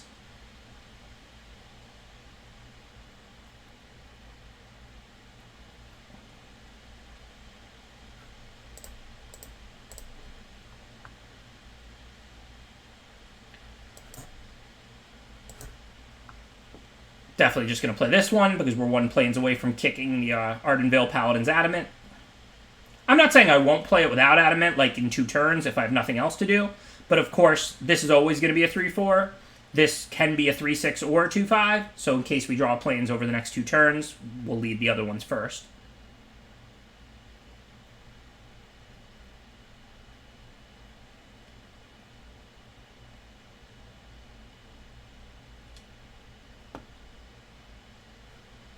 So that's an artifact. They don't have counter mana up. I think I'm happy enough to just slam the dragon here.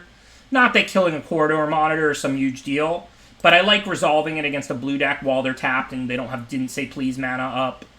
And we also do kill the only creature they have in play.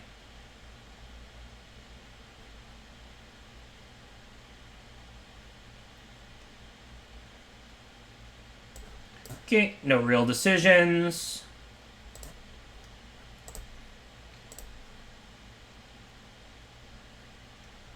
Does also nicely add to our outflank damage. I do appreciate that.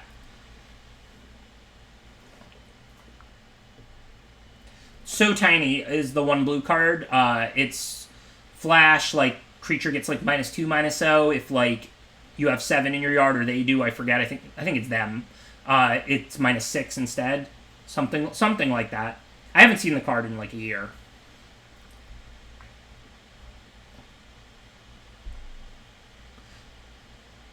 Oh, yeah, Opt is in this format, too, so there's both of those.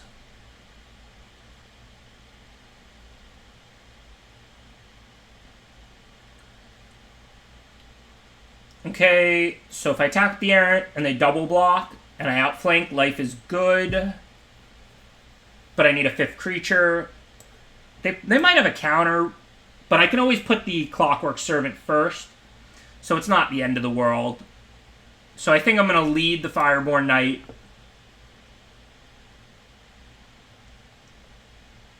And then let's send these 2.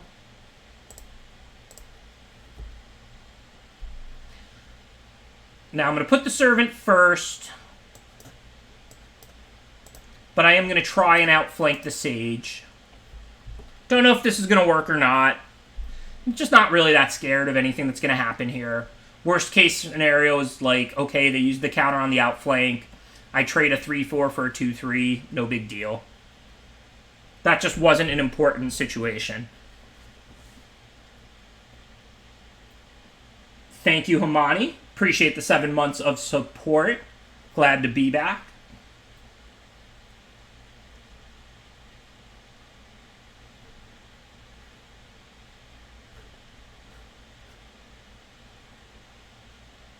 So do they have a block on Fireborn Knight? I can, like, pump once and outflank. That means I have 5 points of first damage. And then they'll have 3 left, and it'll be a 3/4, so they won't be able to kill it. But I won't kill a second creature. So I can attack. If they, like, do a double block or something, or a triple block, I can pump an outflank, kill the 4/5, and the knight will live. Is that a better turn or a worse turn than just playing the dragon?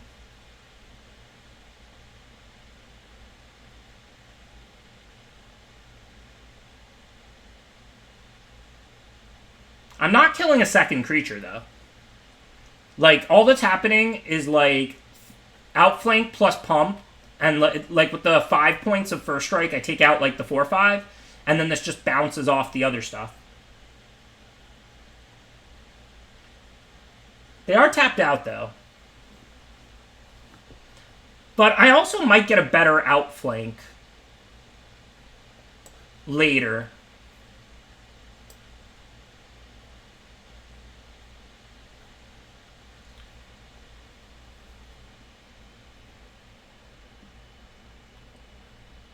I guess I could still attack. I'm kind of telegraphing it then, but if they block with the Sage, am I happy to outflank that? Not really. I kind of want to outflank the Scavenger. I'm just going to pass. The problem now is that I kind of have... If they block with the Sage, they just bounce, which I guess was okay. I could have, like, just attacked just hoping they would take it. It's kind of like a free roll that I passed up on. But I didn't want to outflank Sage of the Falls. And, like, now I can play more creatures. Like, outflank plus Fireborn Knight, that makes the Fireborn Knight really hard to block and kill. Like, I didn't really want to use outflank just to kill a 2/5. I'm not sure if I played right or not. Like, I'm not saying I didn't. I'm not saying I did. I think there's more value in having outflank for later. Didn't really want to telegraph it.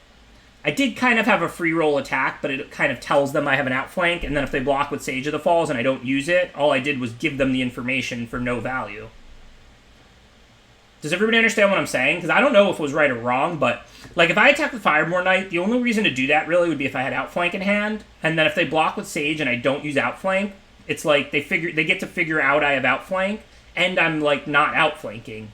So I'm not sure if I should have attacked last turn or not. I think it was an interesting spot. Okay, now I'm just going to attack. I have the pump and the outflank and the melee. I think there's no way this can work out badly for me.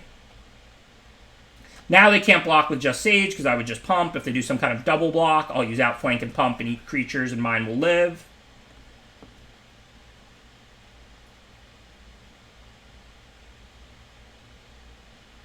Assuming you will never deck, yes, John Q player. But if you think there's a chance you're going to go through your whole library, then no. Well, okay. I don't even have to use outflank. I have double strike. I can just pump now.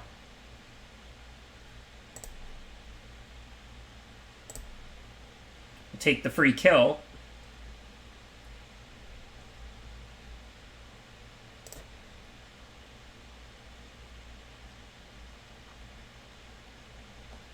I don't know. I'm not one for the flavor, but I think Tamagawa was a fantastic limited format, and I would love to see them reuse Soul Shift, reuse Splice, give us good removal and low power level, really small like creatures that just trade and don't end games. Soul Shift is excellent. That's a limited mechanic that was just A+.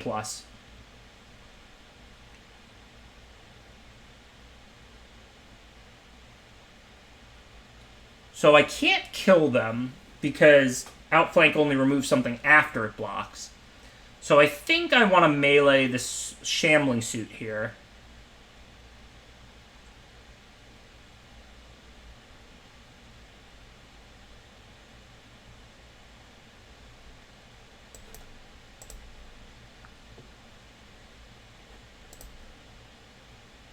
I mean, obviously Jitte was totally busted. Not even in Champions, it was in the second set. But, I mean, you know, there's always a few mistakes. Like, Maluku was totally busted, but you could still just kill it.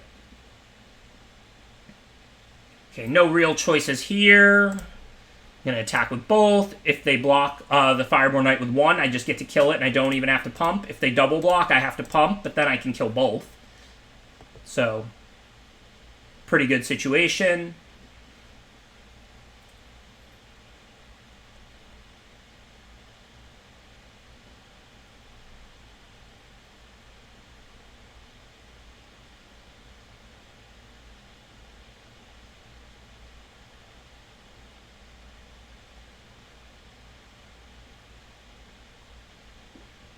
So now I can just eat that. No need to pump.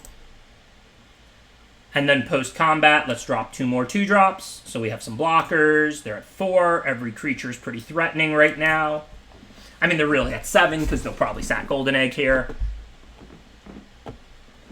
But nonetheless, we're certainly winning the race on board.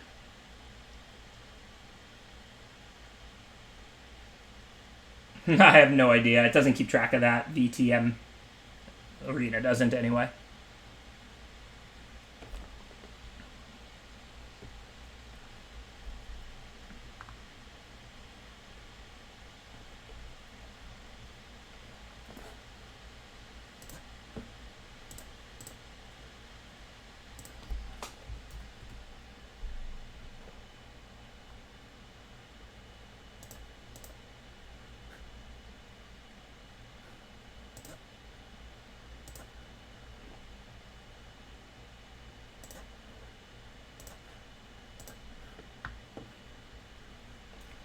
Okay, they're playing so aggressively. Like, what are they up to?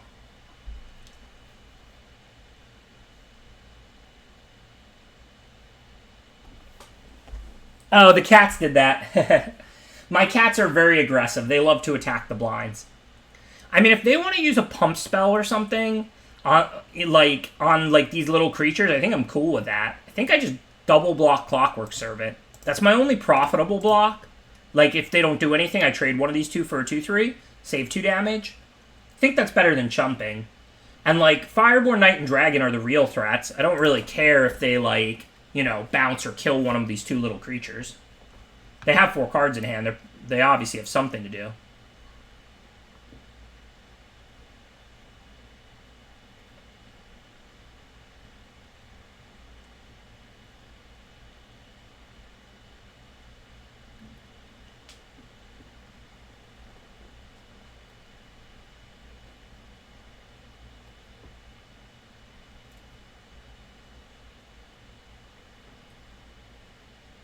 Team Cats for life. Even though I drafted Paw Blade last draft. Well, that explains it. So they didn't mind the trade because they just brought back everything. I did not expect that. Think I'm pretty dead. I mean, if I draw +2, they're just dead right now. I have 4 in the air. But I don't have any ways to get in the extra damage.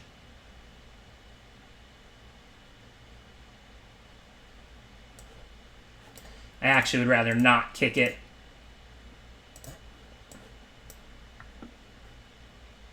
So I can have Outflank up.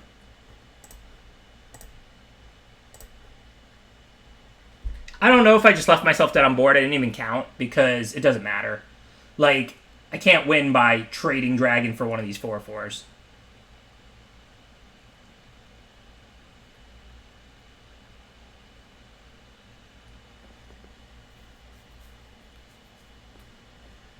Dance of the Manse, huh?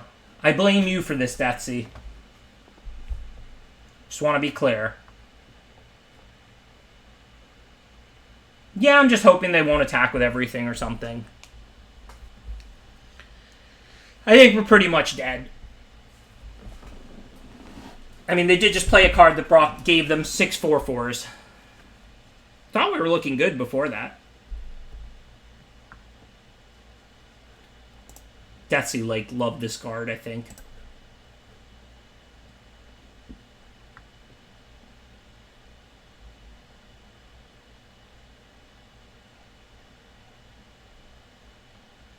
Pretty great game, though. Maybe I could have been a little more aggressive in some spots to end it a turn sooner. I don't know.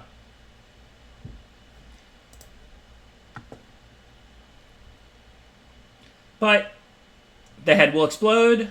Nothing wrong with that 5 and 3. This deck was not fantastic. We missed out on 2 drops. I'll take it.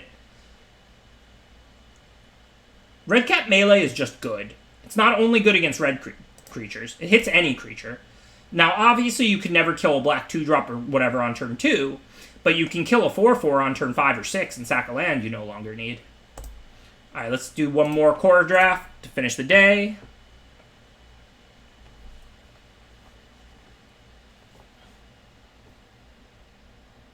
No, I went 5-3.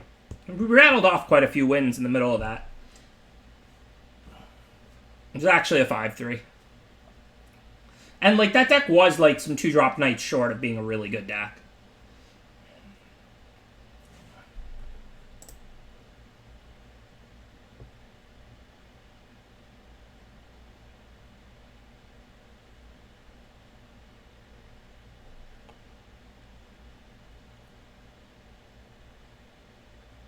Yeah, I agree, John Q. Player. I was expecting to get more nights in Pack 3 than we did. Pack 1 went really well for us, but Pack 2 and 3 were pretty bad. I don't know if I drafted bad or got unlucky. I mean, I first picked Sir Conrad and second picked Secret Keeper, so I mean, I switched into red-white because that's what was open, not because I was trying to draft that. And it was definitely open Pack 1, but I guess it just changed. Sometimes other people get to switch colors too, I guess. I'm not the only one allowed to read a draft. Okay, so let's see. Tempered Veteran is really good in white-green. It's not always the best if you're not white and green, but if you get it pick one, pack one, you can prioritize Acolytes and Feats and stuff. Otherwise, there's Feat, Hunter's Edge. That's pretty much it. I think Feat and Hunter's Edge are pretty close. I think Veteran is the best of these. Like, if you go white-green, you would take Veteran over Edge and Feat, I think. And it is pick one, pack one, and we can prioritize counter stuff the whole way. So I think Veteran is the right pick. Feat is a reasonable choice, by all means. It's a safer choice. But even if we don't end up white-green, I can just prioritize anything that works with counters now for the rest of the draft. Okay, I see no reason to take anything but Angelic Ascension. It's probably the best card in this pack overall, and it goes with our first pick. I think Grasp might be a little bit better than Ascension, but again, it's super close. I don't even know which one I like better. So now I'm not going to take either of the white cards because those cards are not on the level of Garruk's Uprising. Garruk's Uprising isn't the best in green-white because your creatures aren't the biggest, but We can prioritize the 4-power ones, and I do like this card a lot in this format.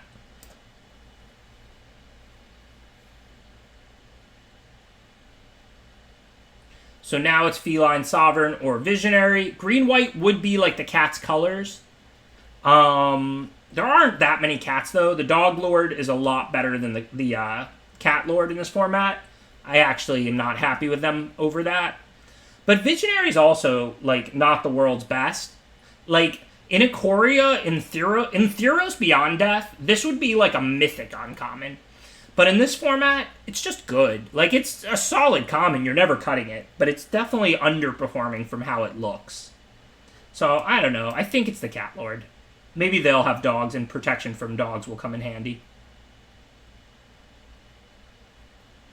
I think if we're green-white, counters matter, it's Battalion over Swooper. This is a deck that's going to have a lot of creatures out. This can get counters. Then we can give it more counters.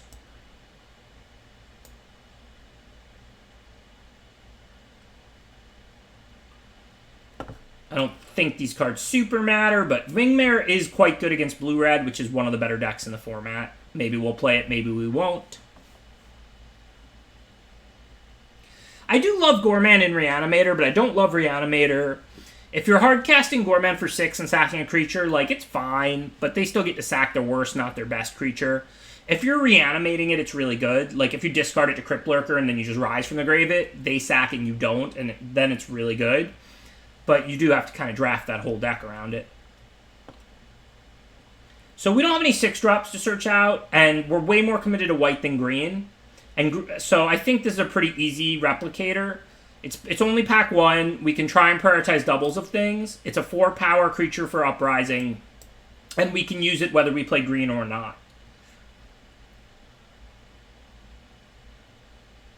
Okay, on that note, this pack has one good card in it, Twin Blade Assassins, and doubt we're going to be able to use it. I mean, I don't think we're going to be able to switch to green-black. The Mutt is an okay sideboard card, but this is best of 1. I guess we could splash it if we could pick up the right fixing. Well, there's the right fixing, I guess.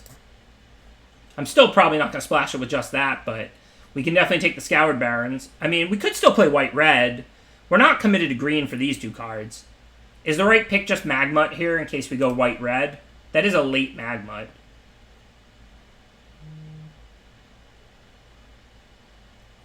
We do have a Twin Blade, though, and that is a white-black duel.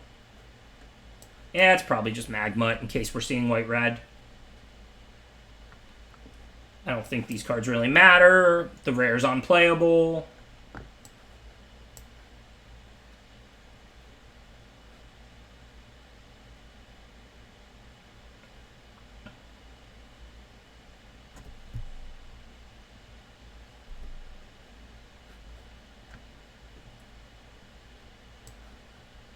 Ranger's Guile's like an okay one-of trick. I don't really like it, but you never know if we'll use it or not.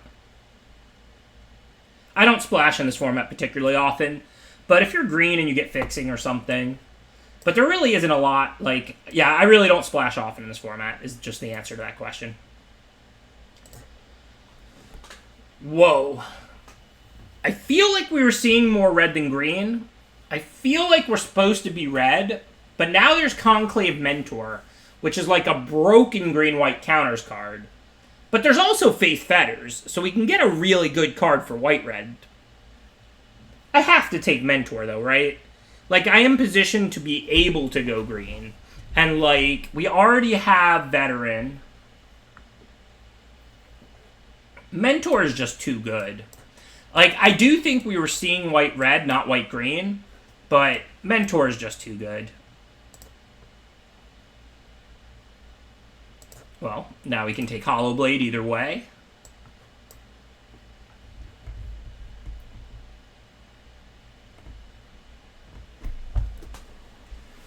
So, if we are going to play white-green, we could splash Twin Blade. We didn't get the duel before, but there's another opportunity to get it.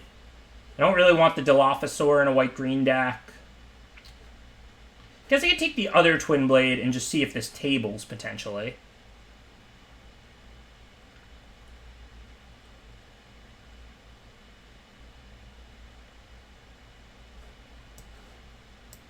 That pack is just horrible for us. But Truffle Snout's good in green-white. I actually like this card a lot. Turn 2 Mentor, turn 3 4/4. Don't mind if we do.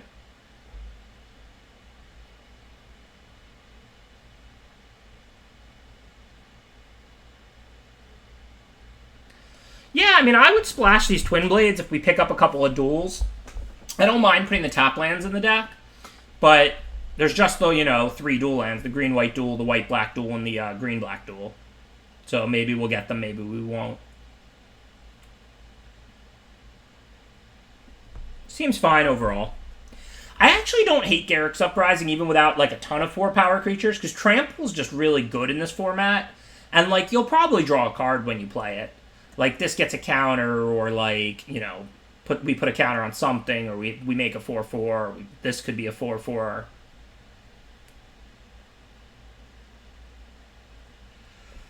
Yeah, if we get a Fabled Passage, I'll definitely splash the Twin Blades. That's just a nice tri-land. We can just stick that right in the deck in one swamp. Houndmaster, why do you do this to me? Why couldn't I have opened Houndmaster instead of Mentor? But I'm going to take the Malkin now. We've got the Veteran and the Mentor. We're half green, half white at this point. Feline Sovereign, Mentor, and Veteran all work with Malkin. It's a cat. Easy Battalion. We don't have any 6-drops to search for, but we want to get duplicates if we can for this Replicator. I prefer cats to dogs, but, I mean, I'll draft whatever I see. And I do like dogs, too. I'm team cats, but I'm not anti-dog. Thank you, Carla Tog. Glad to be back. Appreciate the 14 months of support.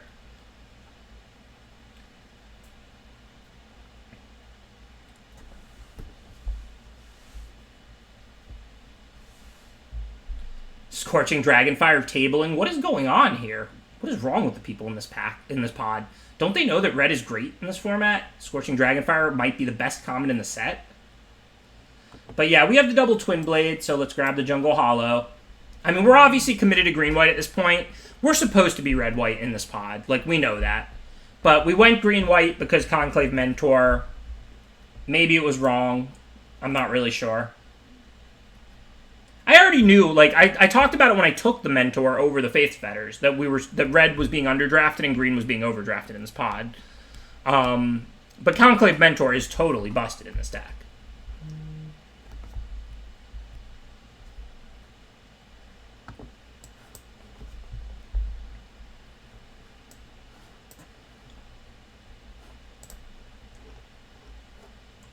So we did pick up one duel towards these Hollow Blades, so let's keep an eye on others. Definitely want, like, one more or so. Heroic Intervention is pretty good because of the Indestructible. That can give you some really good 2-for-1s in combat and just some big blowouts. Cultivate would let us splash.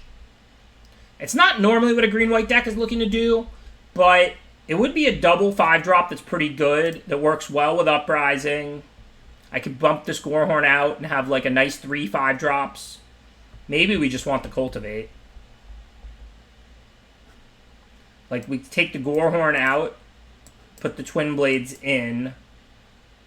We already have a Hollow, so now we can play one Swamp and have a lot of sources. I guess we're drafting green-white mid-range, not, like, aggro. I don't know. It's kind of weird. Easy Tyrannodon here. This card is excellent. I think this is the best green common. I take it over Hunter's Edge a lot of the time. Windmill Slam, Basri's Acolyte. This is just the best card for our deck. It's, like, perfect. It just does everything we want.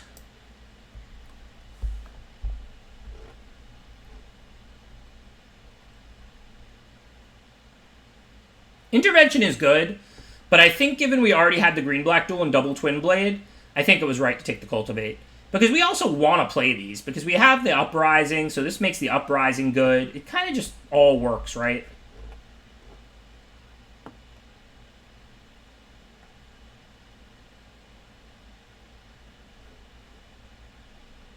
It's the land for the splash, or it's the finishing blow to splash. We could get the land on the wheel. We're not going to wheel the finishing blow.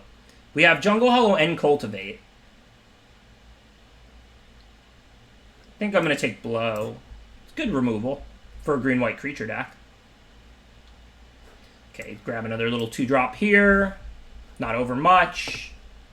Easy Chorister. This searches for 6s. We only really have 5s, but Chorister's good in this deck. Put counters on it.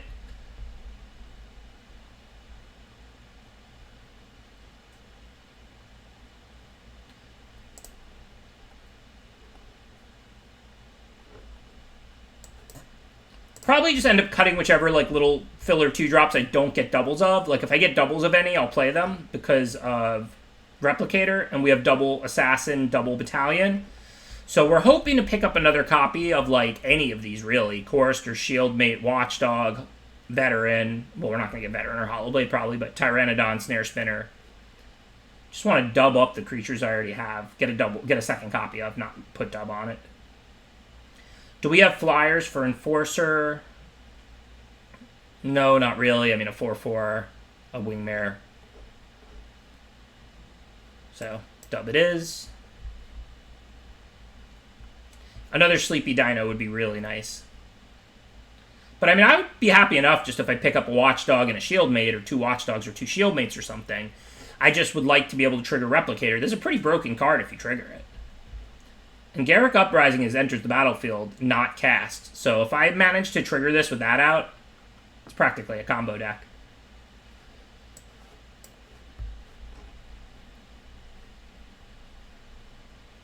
Okay, these cards are not really playable for us, I don't think.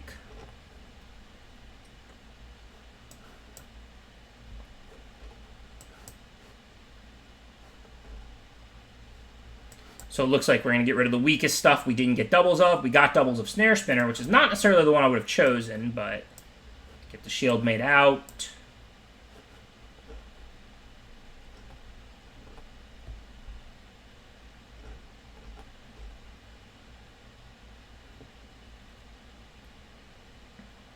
Seems fine. This deck's pretty mediocre. Like, it's not bad or anything. Like, we have some power cards, some ability to do good stuff. We picked up Basri's Acolyte, Conclave Mentor. I would say this deck's pretty mediocre.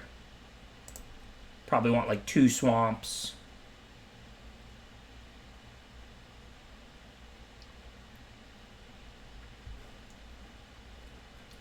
And I really do mean mediocre. I don't think this deck is horrible. I don't think it's great. Like, our curve is fine. This looks fine. 16 lands plus Cultivate. I mean, I don't love only having 7 green sources. Kind of think we need the 3 black plus Cultivate, though, because we have 3 black cards. I could cut a swamp for a forest. Houndmaster. I think Houndmaster's better than Mentor. But we saw the Houndmaster, later pack 2. We didn't know we were going to see that. Even if we know red is open, that just means we'll probably get a late shot. Because we'll get a late Houndmaster. Thanks, Jody. Appreciate the subscription.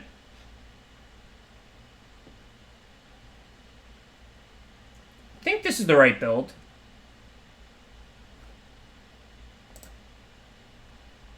Yeah, Replicator I think is good. We have 3 doubles. We have Battalion, Snare Spinner, and Twin Blade. Remember, it's not like it's a sorcery. Like, you know, you get 1 4/4 for 5, that's mediocre, but you still get a 4/4. It's not like your card did nothing. You get 2 4/4s for 5, then it's like a broken card. So I think with 3 doubles we play it. It's not like it's 5 mana sorcery. If you have 2 of a creature out, make 2 4/4s. It's 5 mana 4/4. If you have 2 of a creature out, make an additional 4/4. So the floor is 5 mana 4/4, which is not good, but it's not that low of a floor. And the ceiling of 2 4/4s is incredible, because this is a format where the creatures are not very big. So if you make 2 4/4s off that card, you're going to win almost every time.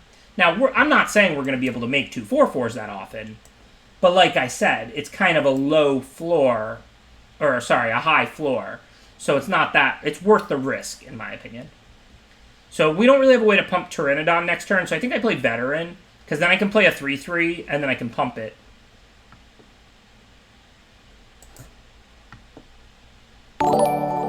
Thank you, Lebman. Appreciate this subscription. If it was like a sorcery that made 2 4/4s if you had a double, I would not play it. Not even close. Okay, here I'm just going to cultivate because next turn we can still play this. And then we can still put a counter on immediately. So we just want to do our ramp, get our lands in play.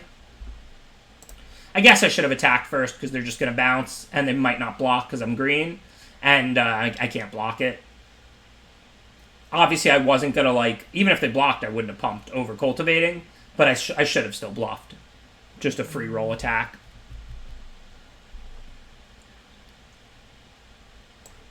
Okay, I think now this looks pretty good. We have Ranger's Guile to protect our stuff. We'll just start growing the Truffle Snout with Guile up to protect the Veteran or the Snout.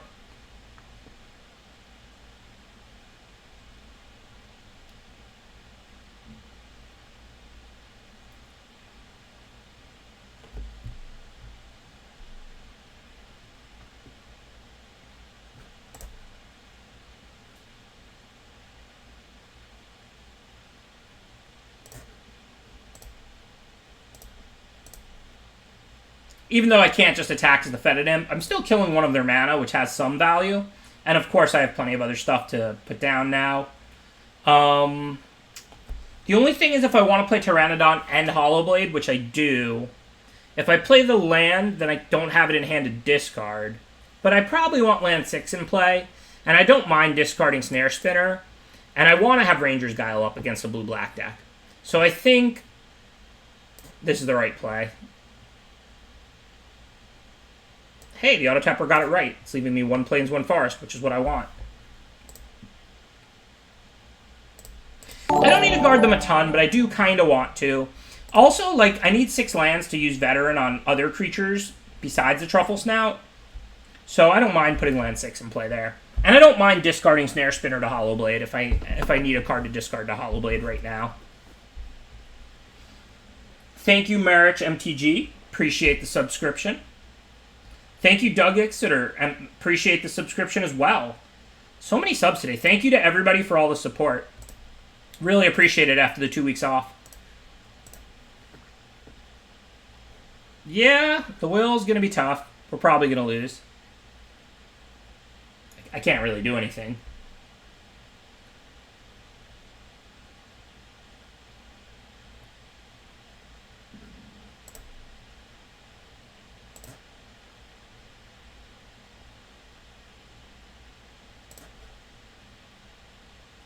So this makes all my creatures have to attack.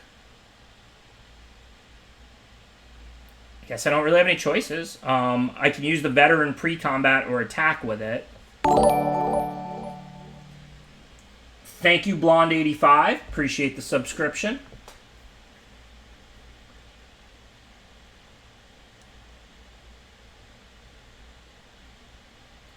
So the only question is, do I Tempered Veteran pre-combat or attack with it?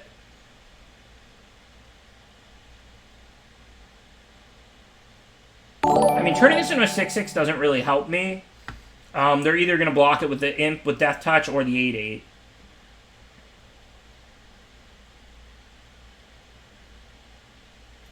Whoa, thank you, Opulent and Razmaniacal.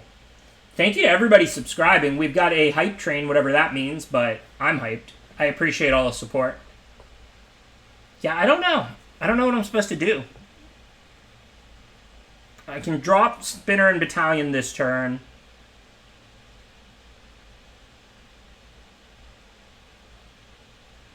Pump the Hollowblade, just because he can't die. Yeah, maybe I just start pumping Hollowblade. That's not a horrible idea. I like it. Whoa, thank you for the 100-bit donation, Rasslin Helmy. Appreciate the support. Thank you, Erupt. Feel like we're erupting in the channel here with all the bits and subscriptions. Thank you for subscribing, Erupt. Draw Finishing Blow. I agree. That's what I would like to do. I think this play is right, though. Veteran the Hollowblade, because then we can just keep Vettering the Hollowblade and maybe we get there. But this is going to be a tough game to beat a turn 5 Pursued Wheel. Obviously, if they reanimated like a 5/7 or something, I wouldn't really care. But the Whale is pretty strong right now.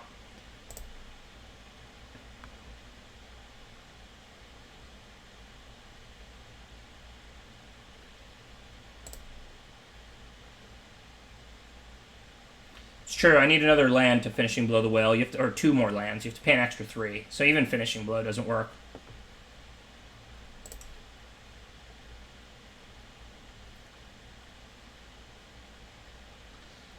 I mean, they're looting and everything. It's kind of inconceivable that we're going to ride this Hollow Blade to victory. But, I mean, we do have a Guile to protect it. Yeah, we do have the Angelic, which would be really good. Get rid of the token, and then we get a 4/4 flyer as well. That's true. Thank you, Better Magic. Appreciate the 19 months of support. We're all trying to play Better Magic. Even after 26 years playing this game, I need to play Better Magic.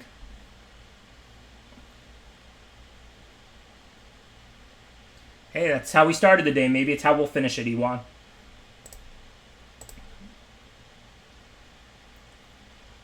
Okay, so...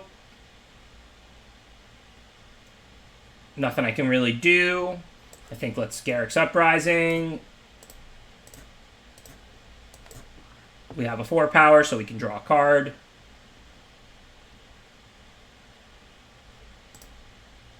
Then, of course, Tempered Veteran.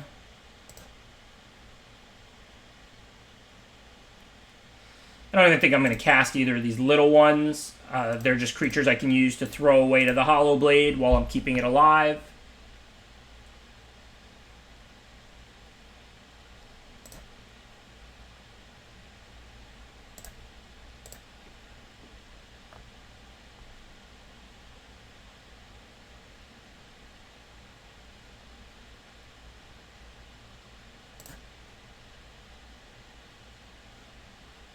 Sounds kind of neat.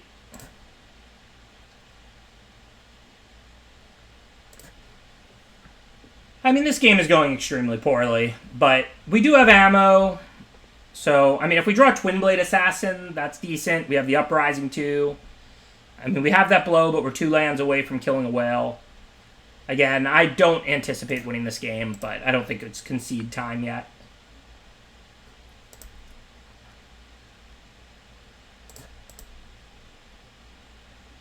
Guess we're not that far. It's 6 this turn, but we have the Guile too. So if they're tapped out or something, that could end up being an option.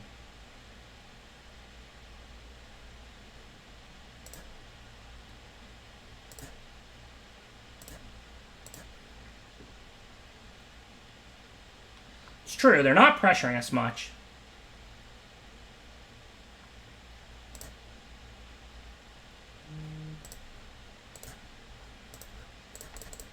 I mean, like I said, we're definitely an underdog, but I wouldn't say we're 0%. I'd say we're like 5%. Maybe things could break our way. Okay, so for this turn, we got to keep that alive. And then do I tap out for Twin Blade and draw a card, or do I play Battalion? Probably just tap out for Twin Blade. There's not a lot that stops Hollow Blade. If they have it, they have it. We're not really beating anything. If they have like a counter, I don't really care. If not, I draw a card.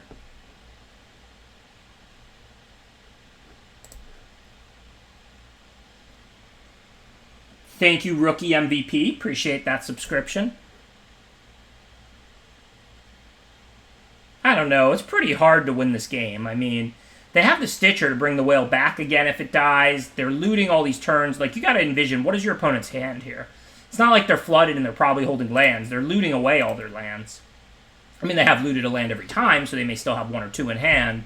But I'm not saying we can't win. And that last turn went smoothly. They didn't have Capture Sphere. They didn't have a counter for the Twin Blade. But, again, I still think we're in pretty rough waters. Yeah, dub on Hollow Blade does look good, though. Maybe we have a route to victory. If they let us on tap and they don't have a counter, we have Guile to protect Hollow Blade from the few things that could actually deal with it, and we could put dub on it now. That is true. I could also dub the Twin Blade, though. If I dub the Twin Blade and I pump the Veteran on the Hollow Blade, then they're both 7. And then this one has Indestructible and this one has First Strike, so the Guile would let me get through the whale this turn. So, which one do I dub? I think it's the Twin Blade, but I'm not really sure.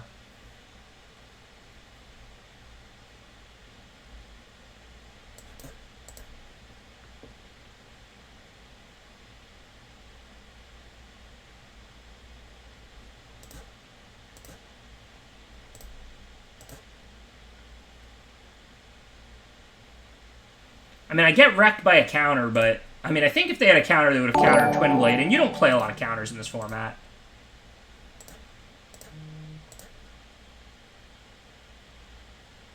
Level 1 Hype Train. Thanks, chat.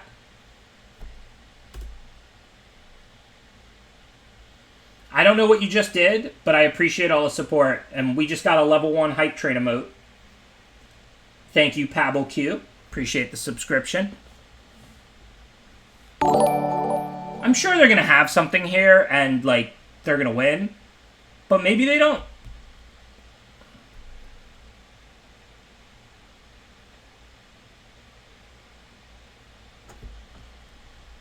There's not a lot they can have. There are cards.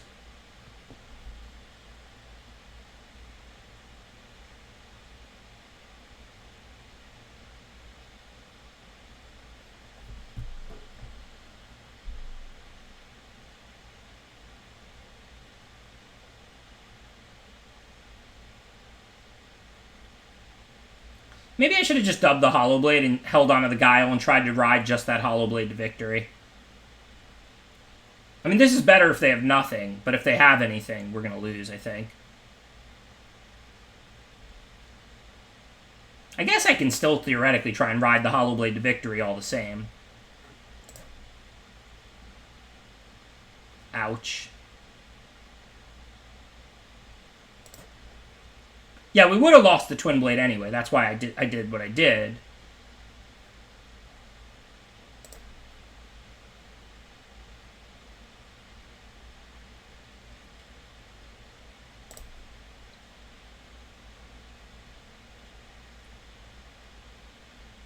I mean, with the dub on the Hollow Blade, it would be a bigger card and a Trampler. First Strike doesn't matter because we can always just discard a card to give it indestructible. It doesn't remove it from combat or anything. The Ranger's Guile is the bigger loss in the dub. Very true. Very true. Remember, that looked bad, and I'm not saying it was optimal, but the Twin Blade Assassin was dead anyway. Like, it would have just bounced into the 8/8. So it was basically a question of, did we want to hope they didn't have anything there? Which they might not have, by all means, because, like, Gift is not an autoplay in these decks. It's fine. Like, they didn't have Finishing Blow mana up. Capture Sphere doesn't work. Obviously, if they have these cards, though, I could have went for dub on the Hollow Blade and then used Guile to protect it. So, like, maybe I played wrong there. I'm not sure. We're dead now, for sure.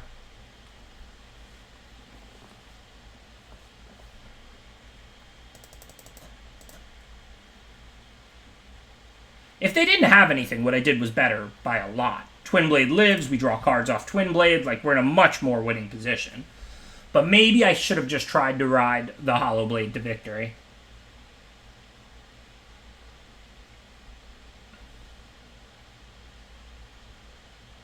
Unsubstantiated is quite good in this format. I agree. Stitchers is fine, yeah, I don't hate it. I don't love it, I don't hate it. It's okay.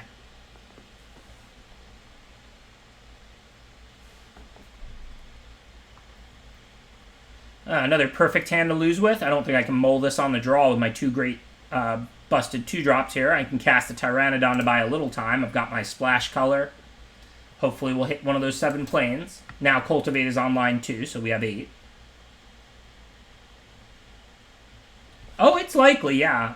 But we weren't exactly in a great position. But I wasn't shocked they had something. So I'm going to leave the Hollow Blade because it's the one that can attack or block effectively right now. I don't have things that put counters yet. Tyrannodon isn't attacking or blocking yet.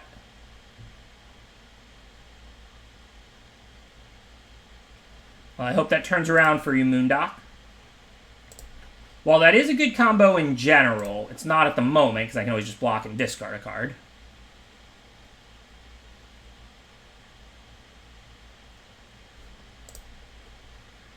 And now we can just attack and then play our own Tyrannodon to block with. Life is good.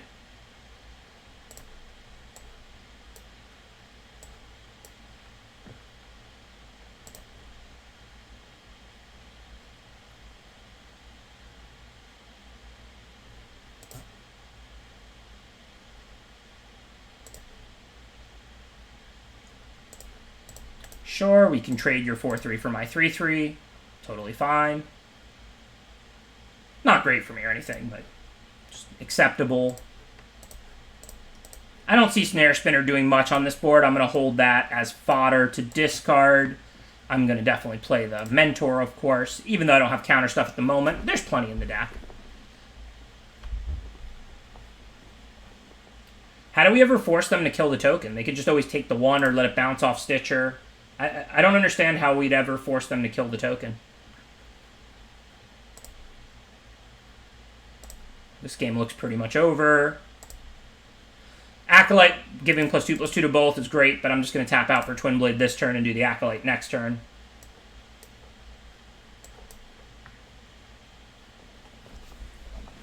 Turn it into a 2/3. It would still just bounce off Stitcher. I mean, we could use Guile, but I don't think that's right. I think it was either dub the Hollow Blade and try and ride exclusively that to victory, or dub the Assassin and Guile and hope they don't have anything. If they don't have anything, my play was awesome. I would have 2 good threats and draw a card into turn. If I do it the other way, it's like a tight game against things they have. I'm not saying like I would lose anyway if they had something. Like I might have been able to beat what they had if I would have dubbed the Hollow Blade. It would have been close. But the thing is, if they have something, they still get to have it. So like dubbing the Hollow Blade and they have something, it's close. Maybe it's the right play. Maybe I can win with the Hollow Blade. If they have nothing, dubbing the Assassin is definitely better. Okay, pretty sure this game is just over, but what do we want to do? We can play the Uprising and give them all trample, and we have lethal if they don't have anything. We can play the Acolyte, and we have lethal if they don't have anything. It's lethal either way if they don't have anything. If they have +1/+1 and Death Touch, they have to give lifelink, so it's better to do Acolyte because they can't give Death Touch. So now, if they have that card, they can give lifelink to stay alive, but they lose their creature and we lose nothing. Because we have 2 5s and a 4, so we're presenting 9 no matter how they block. So if they have the +1/+1 and lifelink card to stay alive, they can't give Death Touch. They have to give lifelink to stay alive, and then we lose nothing.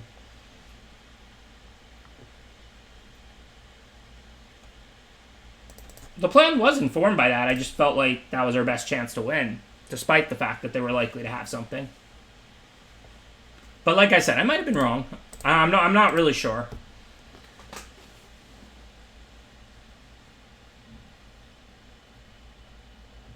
I agree that game was probably not winnable regardless. But it's interesting which line was better.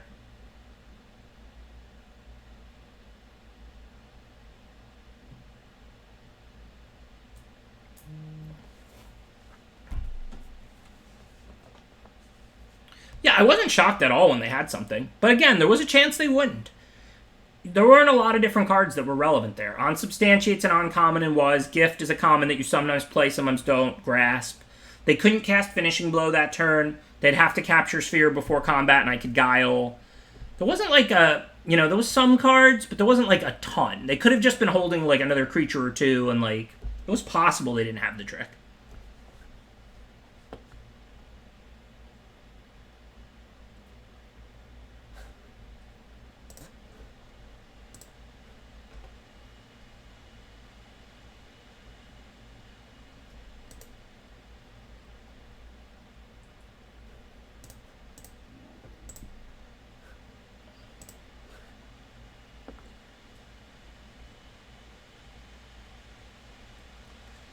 So now we're on the play.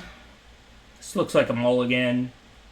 I mean, if we draw a forest, it's a really good hand, but we're on the play. We don't even have like 9 or 10. We have like 8, 7. We'd have to draw it like right away. This just has to be a mull. Alright, this hand's probably going to lose, but if we draw 1 land, then it's like a good big hand. We can cultivate, and then that gives us lands 4 and 5, and then we can cast like Assassin and Blow and stuff. Put back the Replicator, I think. I guess if I draw a land, I have Cultivate for lands 4 and 5. Maybe I keep the Replicator over the Malkin. Because if I get stuck on 2, I can't cast Malkin anyway. And if I draw a single land, I can't not have 5. I mean, unless they counter the Cultivate or something. So I mean, we're definitely keeping this. The only question is really whether we put back Malkin or Replicator. I think it's actually Malkin.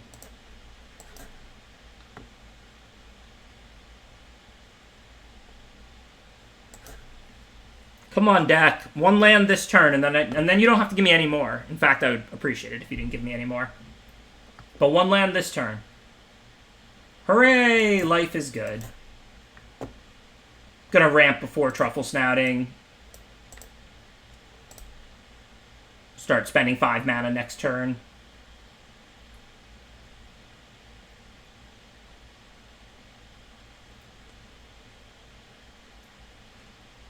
Alright, so now I'm not sure what to do. I was going to play Twin Blade, but it doesn't line up well against Ogre. So now I probably play Pteranodon and Truffle Snout.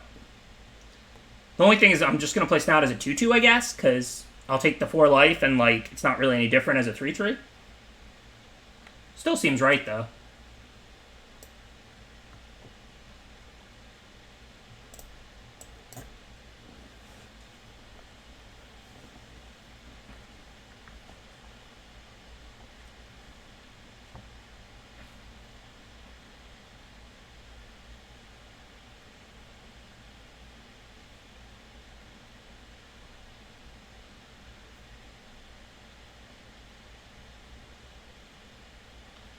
So let's see. I guess I just take it.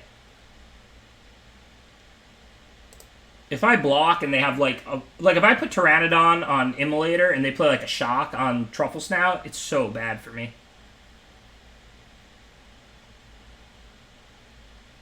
Now I can like finishing blow the 6-4.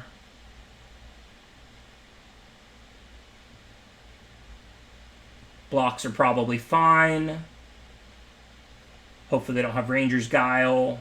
But I think I'm going to wait. Yeah, maybe I don't wait. I'm not going to like double block and then they play a pump spell.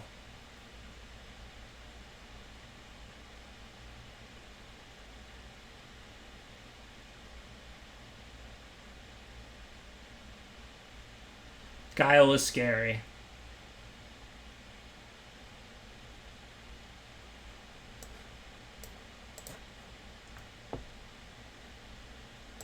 You convinced me.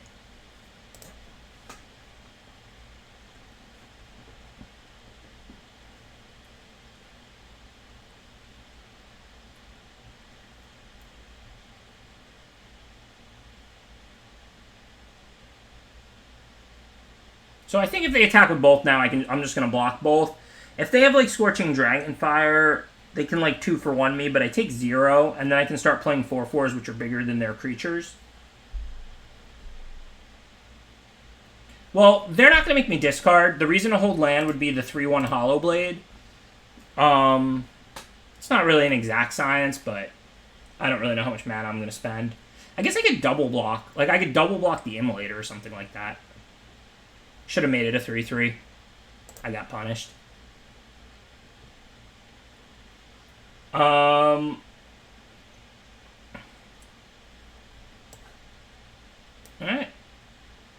Guess I don't really have any choices other than whether to attack or not, and I'm not gonna at this low of a life total.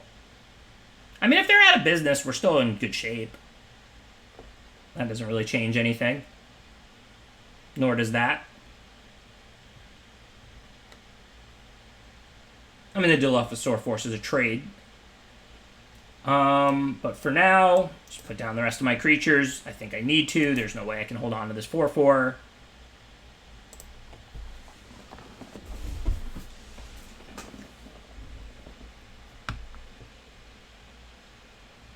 Unfortunately, Twin Blade's only good on my turn, but still a decent-sized creature to have out. There's no way I can attack, though. If I draw like a Basri's Acolyte, then we can win. Or the Hollow Blade is decent, Pride Malkin would be decent.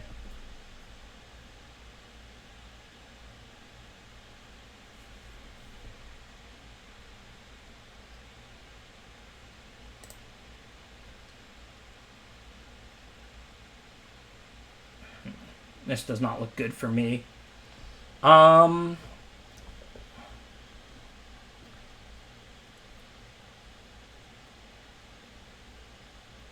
So let's see.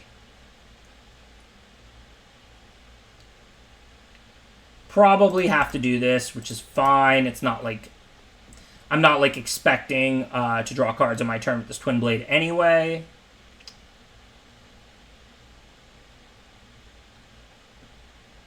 I can put, like, a 2/2 on the Cur. Still have to block, like, one of these. Yuck.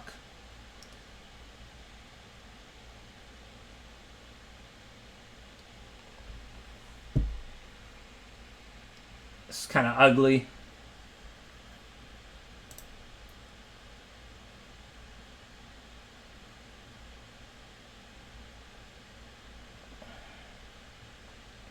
A little punished. Don't forget, I have 4 less life to work with. I would rather it be a 3/3 right now, but without the 4 life, my blocks would be worse to bad anyway. Like, in this exact board, I'd be dead. I mean, I would have maybe been able to block with it earlier.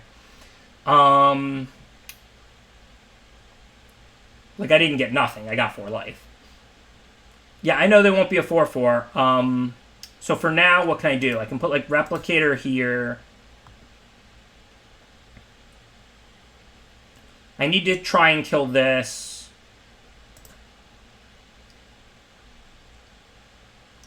They're going to sack to kill whatever 2/2 I put on the Cur, though. Like, if I do this and this, the Cur's going to live. So I'm pretty screwed.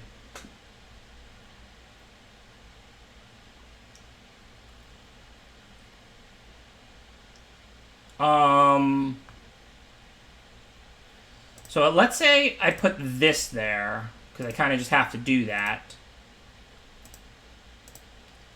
And then I guess I can just double chomp.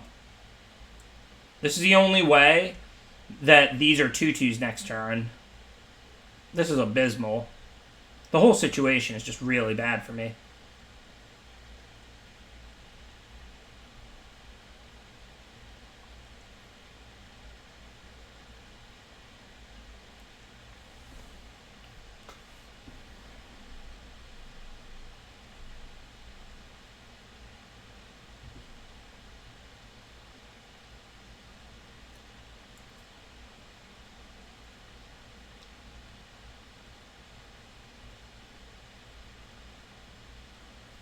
Because I needed to kill the Cur to keep those as 2/2s.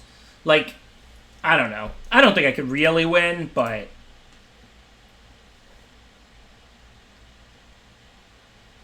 Because they would sack the Immolator to kill the Truffle Boy, and then the Cur would live, and then next turn pre-combat they could pump the Curs, and then attack with the 4/4 Death Touches. The point was to turn those into 2/2s, so that I wasn't necessarily facing lethal next turn and could have better blocks.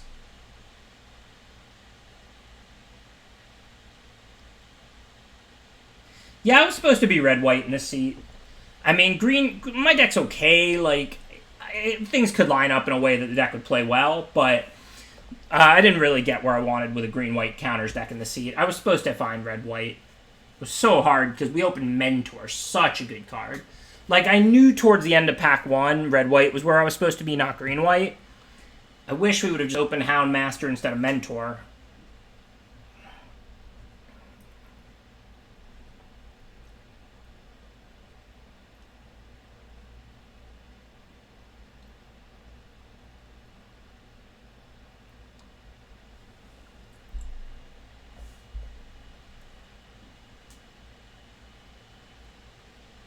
Alright. We don't have any green, but we have 2 good 2 drops. I know. I remember Tarmageddon. I remember. That's why I was thinking the whole time. I said it as I took the Mentor over the Fetters. Maybe that pick was wrong. I mean, I don't really know. So I have a lot of green stuff I'm happy to discard, so I'm going to put out the Hollow Blade. I didn't, like, stick to my early green cards. I took that late Magmut in pack 1 and stuff. But then we opened Conclave Mentor, not Houndmaster. So it was a tough spot.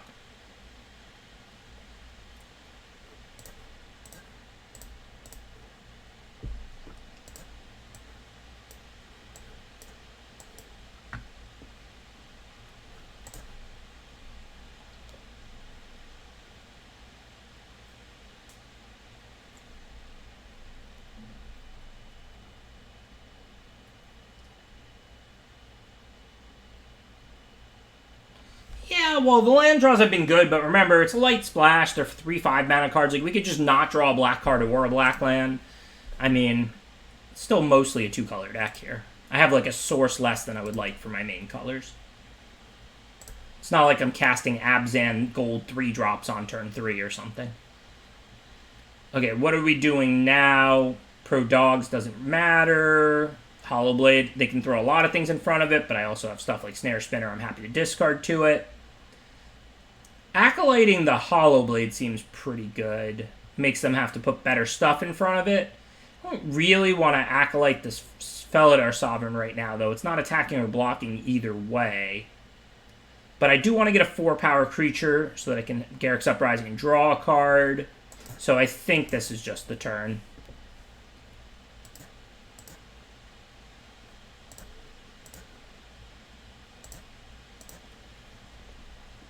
While they have a pretty good double block here this turn, I have a Snare Spinner I'm, like, happy to discard.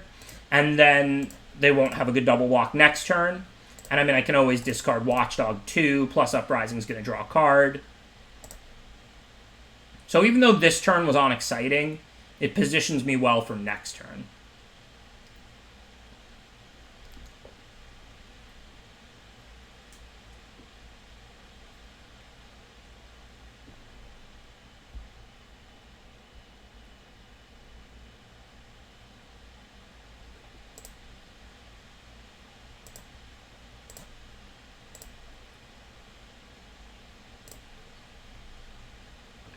Alright, so in case they want to block it with small things or something, let's play that first, see what we get.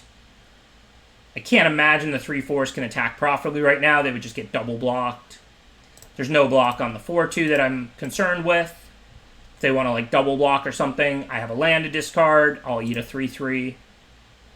I'm not going to play Land Watchdog here. I don't necessarily see a 2-mana 2/2 doing much in play. Whereas they're going to have to start blocking the Hollow Blade at some point. If they play a big creature, I can Finishing Blow it. So I'm a lot more interested in having cards to discard to Hollow Blade than I am a 2-mana 2/2 in play. In case they play a Pump Spell, and I'm going to need one more land out for Finishing Blow anyway, I'm going to play a land pre-combat, then attack with Hollow Blade. We have 2 cards we're happy to discard, Swamp and Watchdog.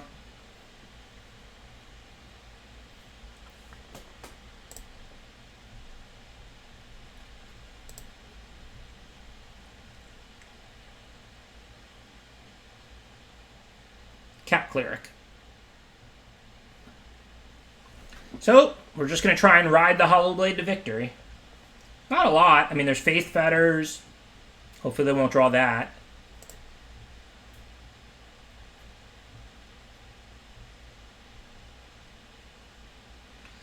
So now if a cat gets through, I kill Short Sword. So that's kind of a curveball. We'll see what they do, but now with Finishing Blow and Garruk's Uprising, all my creatures have Trample. So I don't know what I want to do now.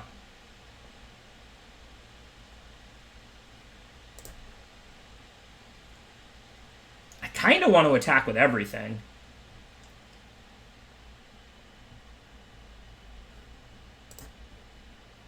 If they go for like a double block, I can blow them out with Finishing Blow. But they might have Feet or something to get me back. Probably not worth it, right? Their life total is getting low. I have a lot of junk to discard to the Hollow Blade. I should just chill.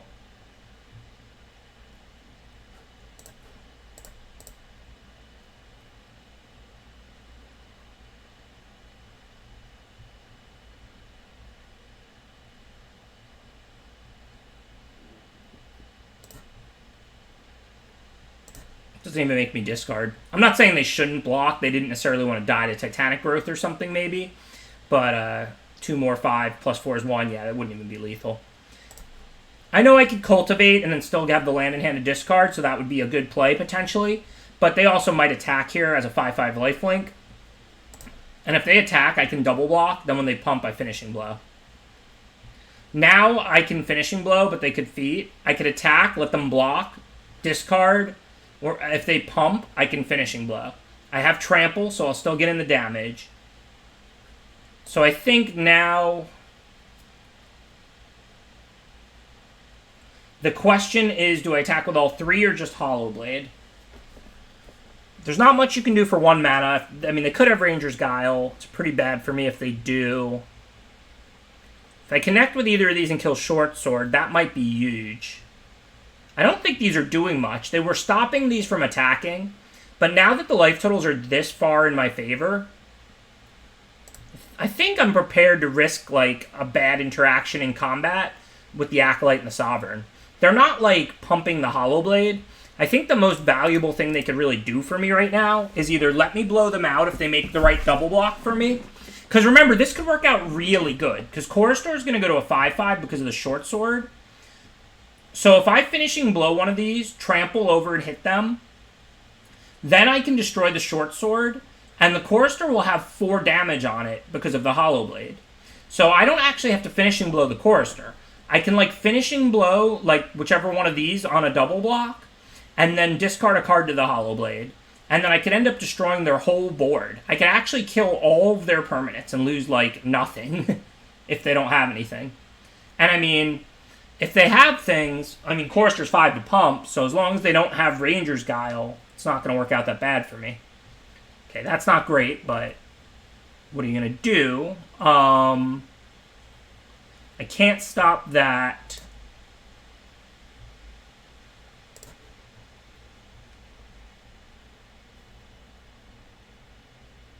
Well, I did an Eldraine draft in the middle, if you want to check the VOD. This is the last draft of the night for me, though. I'll probably do the same thing tomorrow. 1 or 2 Eldraine and 1 or 2 M21. People seem pretty split on what they want there. Okay, this is weird. Do they have another trick?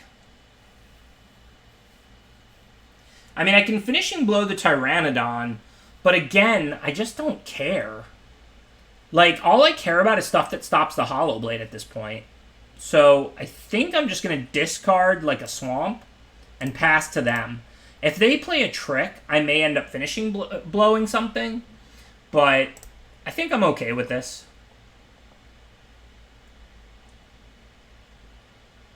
Okay, so now I'm going to finishing blow the Chorustor. I'll trample over. I lose the Acolyte, but we worked through double trick. I mean, they had Titanic Growth and Swift Response there. Thank you, Sipkin. Appreciate the subscription. So given what they had, I'm pretty happy with how that went down. We took out the lifelinker. They didn't gain life. We worked through both their stuff. I mean, yeah, I lost both my cat things, but they weren't doing anything besides stopping these from attacking, and they're in no position to race now. I missed you too. Thank you for the subscription.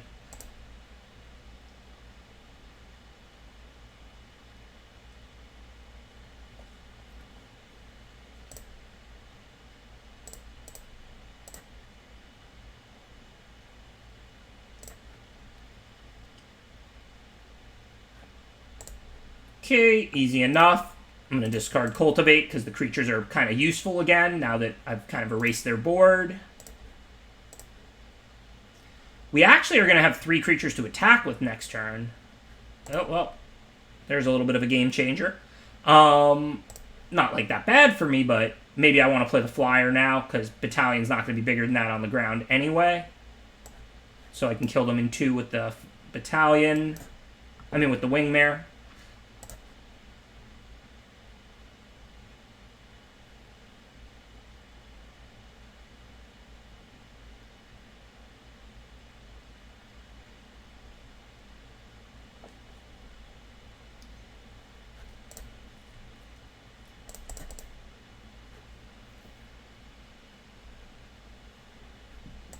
Fine, it doesn't fly. Unless we draw something, we don't have an attack on the ground. Well, so now we'll draw a card.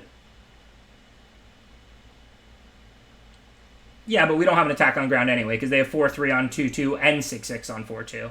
So, no real decisions. Their creatures don't have reach. We're good on the ground. So they have to top deck an answer to Wingmare. They still die. And if they do, then we can try and ride out Twin Blade plus Hollow Blade. Team Blade.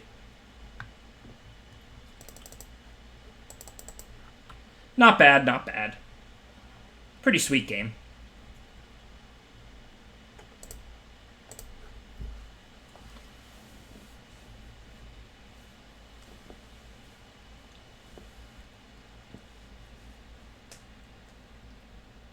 Yes, opulent. I'll play best of 3 on stream some. I don't like really care that much between best of 1 and best of 3 now that the best of 3 is a reasonable amount of time. I kind of actually like best of 3 better.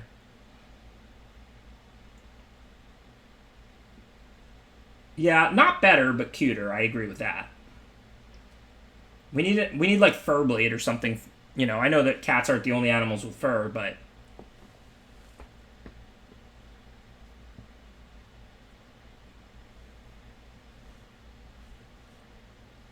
hey, that was a good game though, Zazzy. And like a 4-2 Hollow Blade is going to be tough for virtually anybody. Meow Blade. Whiskers Blade.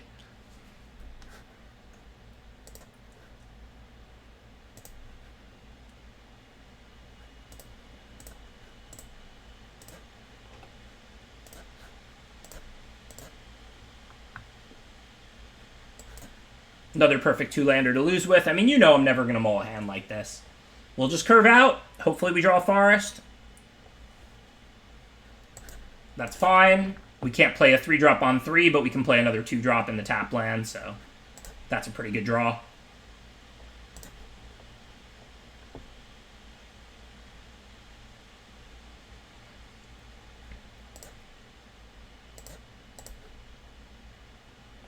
No decisions.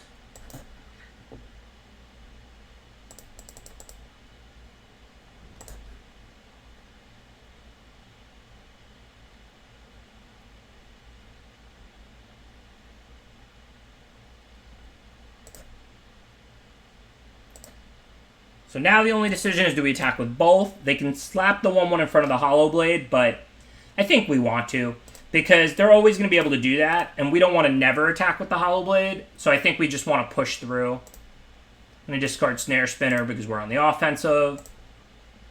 And then we can drop Battalion. We have 3 creatures out. It could potentially turn into a 4-3. I don't expect any of this to work. Like, they're obviously going to have removal or something, but this creature's not going to do something later or in our hand. We got to try and pressure them.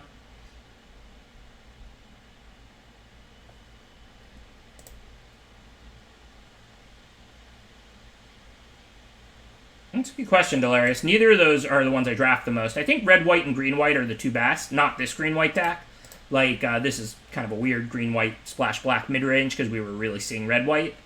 But just like standard red, white aggro and green, white counters matter, I think are the 2 best archetypes in this format. And blue, red spells. Blue, red spells is really good. Like what they have, riddle forms and wizardries and so on. So, I can't really get wrecked. I mean, if they, like, go to shock something and I guile it, they can activate riddle form and block Watchdog. But I get a counter on Battalion. That seems fine. Watchdog's not really doing anything in play anyway. Turning a 2-2 into a 1-1 because I'm putting a counter on the Battalion. I assumed they were going to do that. We have Guile. Now their 3-3 is going to get to eat a 2-2, but they're going to take 8, and I now have a 5-4 out, which could be a game-winning creature, potentially.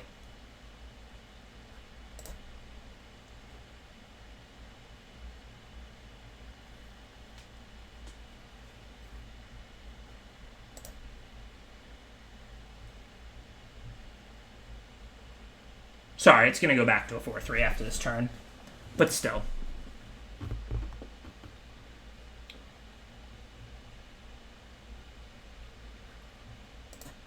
Also, if we get them into having to chump block Hollow Blade mode sooner, that has some upside. I think that was right. It might not have been. I'm not 100%. Again, if I wasn't turning the Watchdog into a +1/+1 counter on the Battalion, I would definitely not have made that play.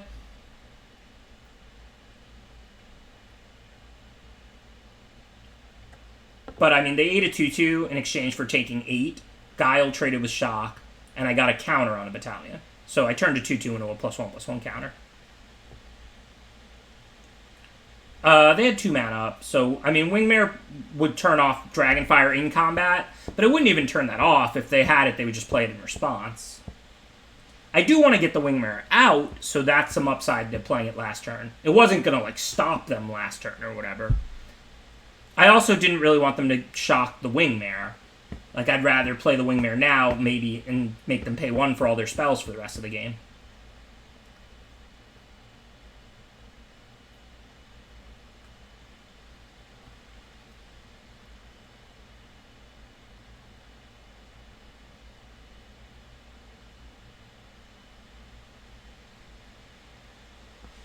I don't think the Wingmare was a particularly good play last turn. Like, if they had no removal, it would be good to get it out and just charge them 1 for everything. But if they have Shock, they can make the exact same play in combat, and I don't have Ranger's Guile online. If they have Dragonfire, they can Dragonfire in response. They also can then Shock the Wingmare, which is like a really good card out of them.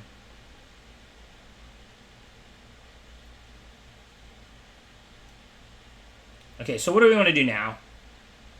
I don't really care about trading Battalion for a Riddle form. Seems fine. Hollowblade can obviously attack. I can discard, like, Finishing Blow. So I guess I just attack with both.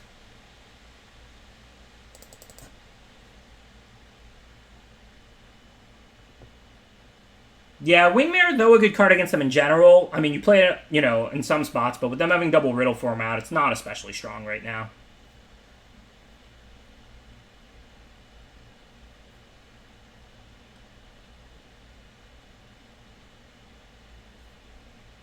Well, I wasn't expecting all that, but I'm assuming they have a 2-mana spell to turn them on anyway. So now they're just giving themselves information before making their blocking decision. If they go for, like, Dragging Fire on Battalion, I can just Ascension it into a 4/4. If they play, like Opt or Thrill to trigger these, I'll just let them trade 1 for Battalion. And then post-combat, I'll play, like, Wingmare.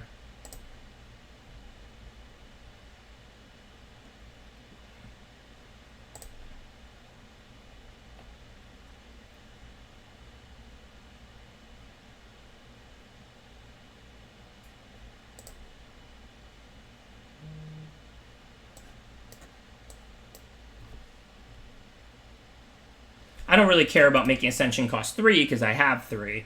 Let's make them pay more for all their spells. Hollowblade is really strong. That's admirable. I mean, like I said, people have talked about taking over Baneslayer. I think they're a little crazy.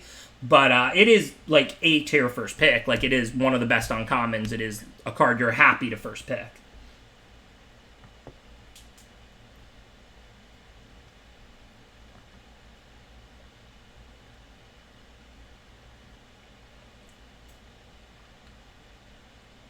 I mean, remember, there are scenarios where your opponent just has a 2/4 out. Like, that's why I would never take it over Baneslayer or something else. I think Tutelage, pick 1, pack 1. Like, if I opened Hollowblade and Tutelage, pick 1, pack 1, I'd take Tutelage. Because you can draft your whole deck around it then. I think there are times in pack 3 where Hollowblade is better for a white deck than Tutelage is for a blue deck.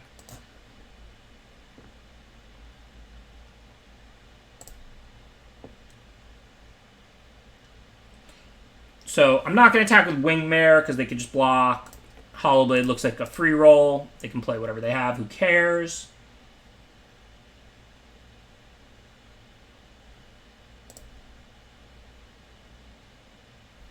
And then post-combat, what do we want to do? 3/3 is relevant on this board. I guess we just play that. If they counter it, who cares? If it resolves, we have another attacker.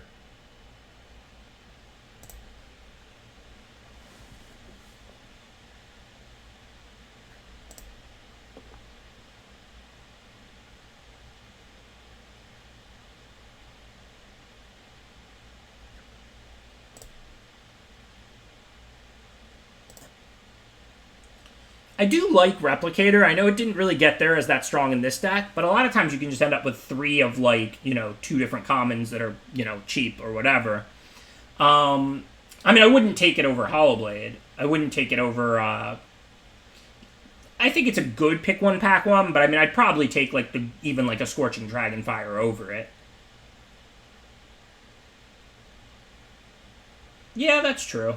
But I mean, like, those decks can prepare to block and shock, and you have your win condition for 3 mana. Though, of course, Tutelage is even better against anybody trying to draw cards.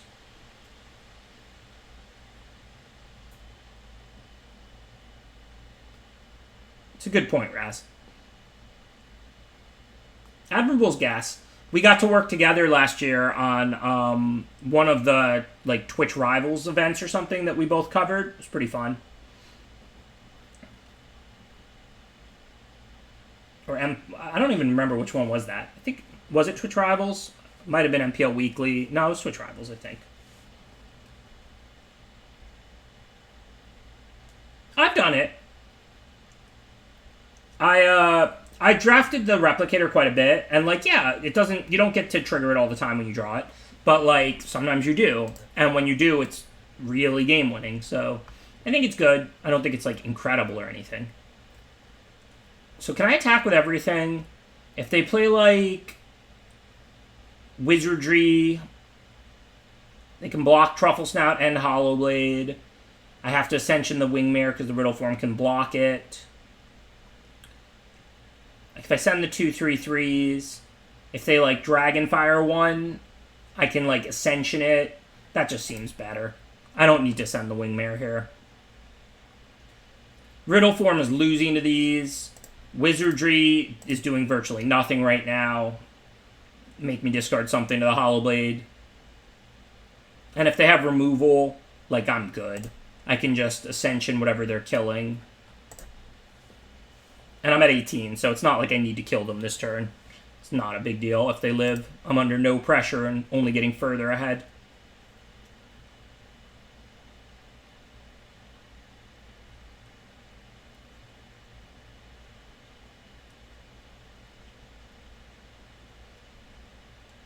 One of the few rules in Magic that never changes. You're presenting lethal, you pass to the opponent. I'm sure they're going to do something, but that is totally fine. We'll just replay it immediately.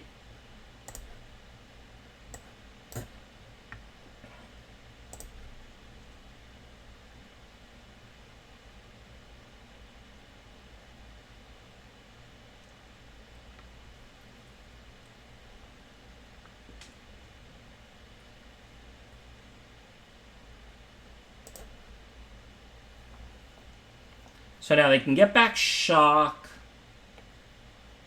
Shock the Wingmare, and they have a blocker for the Hollow Blade, so this is still a game. Not saying they're going to win, but that was like one of the better things they could do.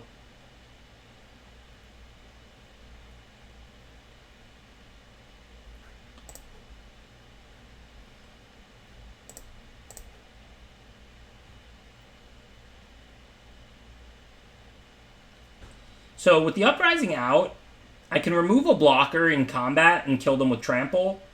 But for right now, because like Riddle form could eat it for free. So if they played like Wizardry, they could like put a 1/1 on my Hollow Blade, a 1/1 on my Truffle Snout, and Riddle form would just eat Wingmare. So I think, given they're at 1, I'm just going to go ahead and play the Veteran here.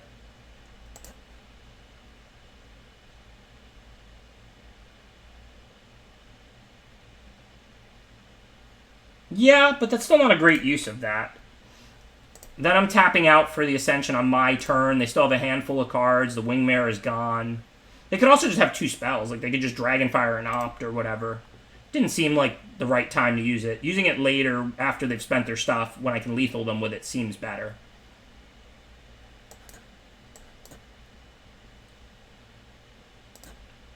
No decisions this turn. We don't have an attack, but we get a third body out. They're still at 1.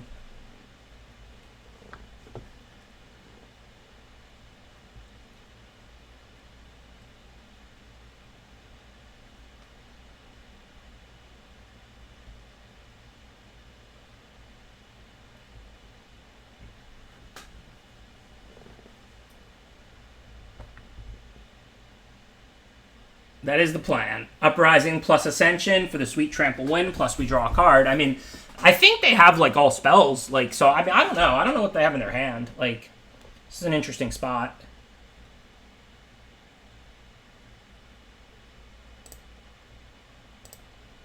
Well, they had like 5 cards in hand, and like, I mean, they easily could have had 2 things. I'm not saying it was like definite or anything. Since we have Finishing Blow, I don't think we're supposed to go for it this turn. I think next turn we likely will. I think for this turn, we chill.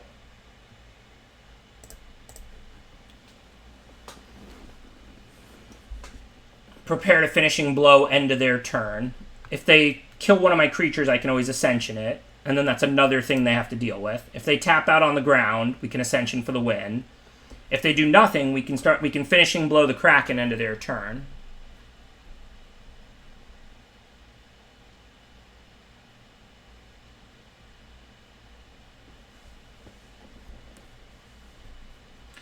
Right, they can use draw to tap my stuff, which I'm not worried about right now, but if I like went for it like with Garrick's Uprising, they might do that. Now we can just Finishing Blow end of their turn. They have to have a counter, and then we can try after we see if they have an answer for the Finishing Blow, we can use Garrick's Uprising and Ascension potentially. We force them to have an additional card here.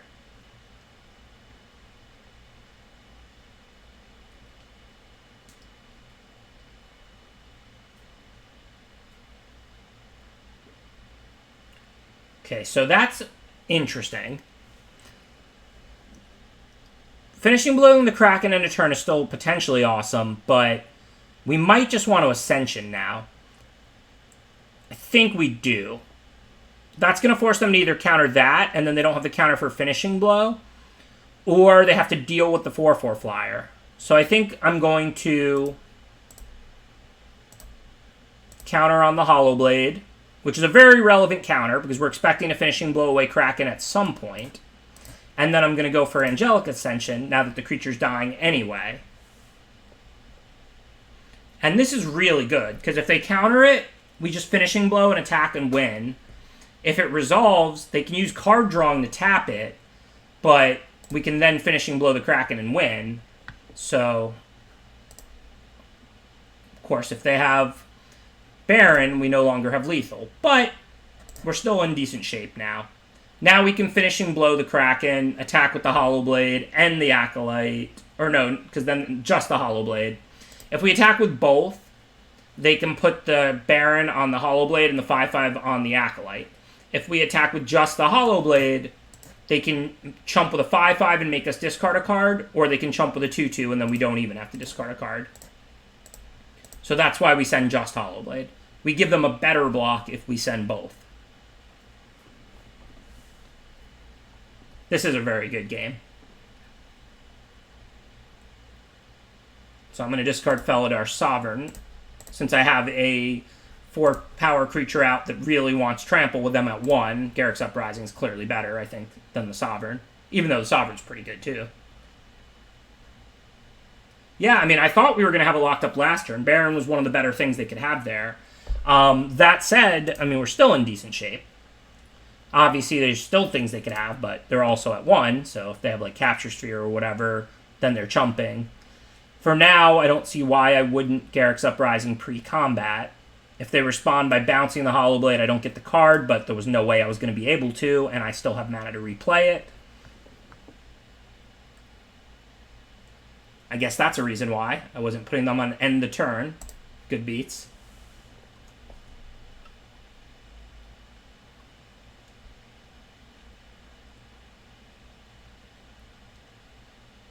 This game is crazy.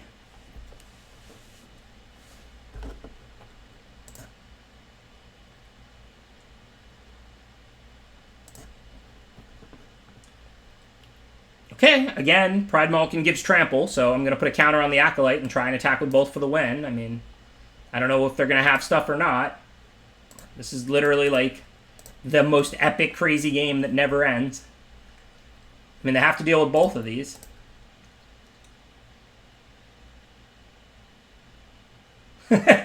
Well, hey, that's Magic. I mean, that was a great game, you know. Even if we would have lost, it would have been a great game. But since we won, it's even greater.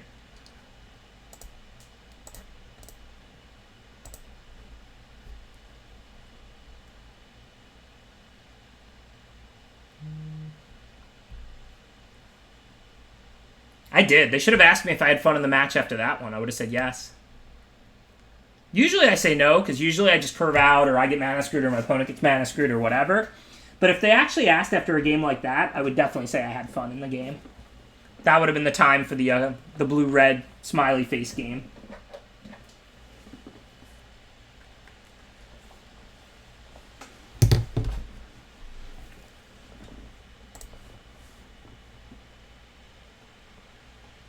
Yeah, just had a great game. They played Dream Trawler. Cards that should be banned from Limited that just ruin Limited.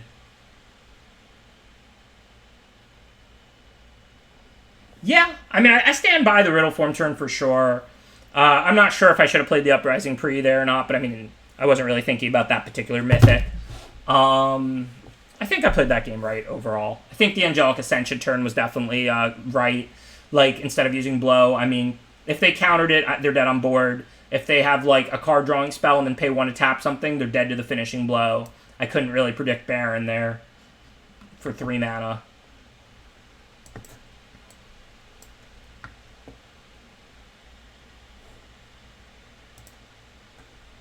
Their discontinuity was outstanding. And maybe I should have attacked first. Like I said, again, not really something I was thinking about. It's very specific mythic.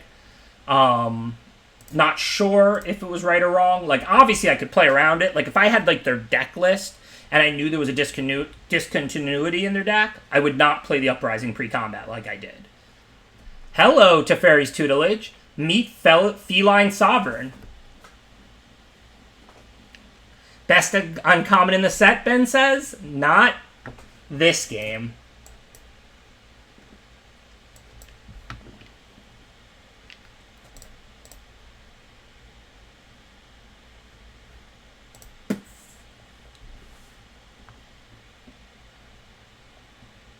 I do agree it was a sweeter win if I had done it that way, Lax Shiminar. Good kitty indeed. When has a dog ever killed a Teferi's Tutelage? Ask yourself that. In the great cats versus dogs debate, which I'm completely on Team Cat, if that wasn't clear, ask yourself that question. Dogs are great. I love dogs. I'm not anti-dog. But when has a dog ever killed Teferi's Tutelage? Has it ever done it? I've never rambunctious mudded a Teferi's Tutelage.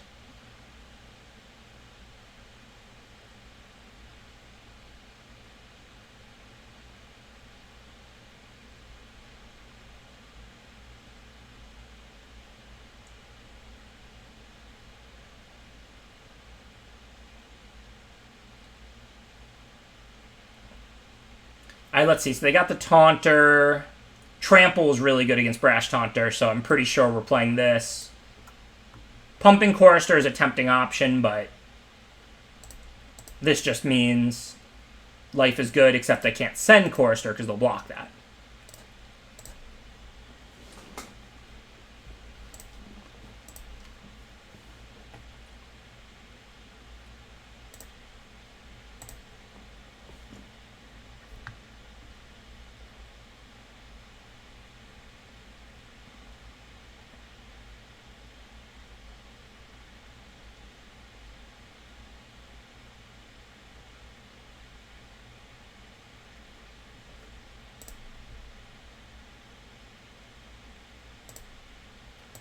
Alright, they look dead. Assuming they don't have anything, if we pump Chorister... Oh, no, they can block... Yeah, they can block Chorister and Twin Blade, but one of them is going to trample over the Taunter, so they're dead unless they have something for the 1 mana, and Defiant Strike doesn't change anything. There isn't a 1 mana bounce spell. I think they're just dead.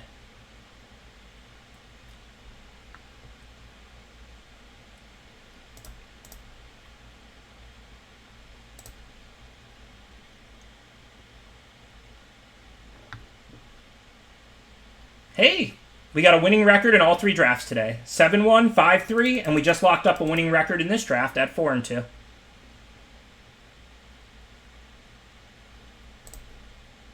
Oh yeah, Rookie Mistake. Yeah, Rookie Mistake buys a turn, you're right. I mean, it's not like devastating for me or anything at all. All they could do there is use it to stay alive. They can't really even kill my creatures or anything. But yes, Rookie Mistake would keep them alive. You are correct.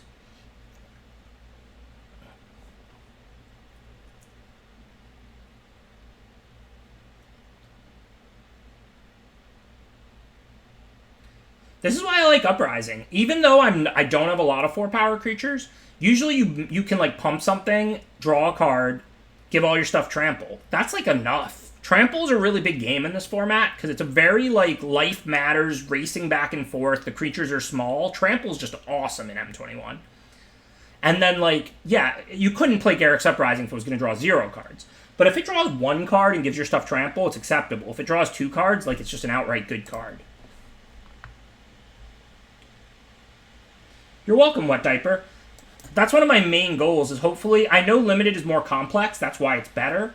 So hopefully, you know, with the insight and we can all like, you know, develop our understanding of it and, you know, go on to see more support and more play of the better, more complicated format of Magic.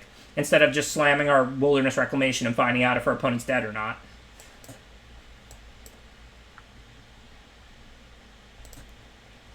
As I say that, Garruk's Uprising in a flooded hand like this, where it doesn't even draw a card, is going to be awful.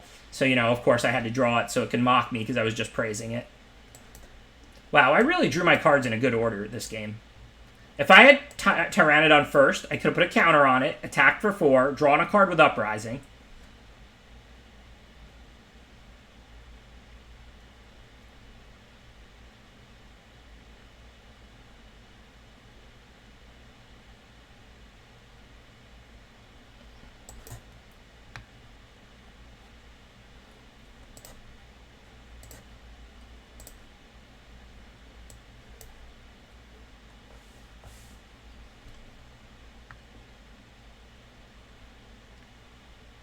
You know how good it feels, Dangle.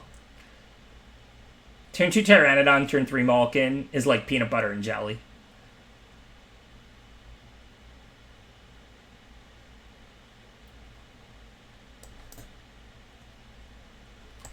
Gonna play a land because we might draw like a 5 mana 4-power creature, and then we can play like land 8, play it, end Uprising.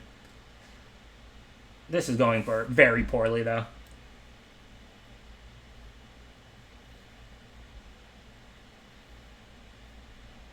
Think the 3/3 would rather block the 7/3, even though they have trample, so I don't have much time. Another land, not going to do it. Did I jinx myself to losing this game when I just bragged about all 3 drafts being winning records and locking that up? I mean, look, 4 and 3 is fine. This deck's not that good, but I didn't, you know, 5 and 3 is better. Like, I wasn't trying to commit to losing this game or anything. So I can block the 2/2. They probably have something. The creatures have trample, so it doesn't really matter. I don't think I can win this game. I think this game is just over. I mean, maybe if they have nothing else much and I draw like one of those 4/4s, I can play it in Uprising. Oh yeah, that's the opposite of nothing much. That's just an unbeatable mythic.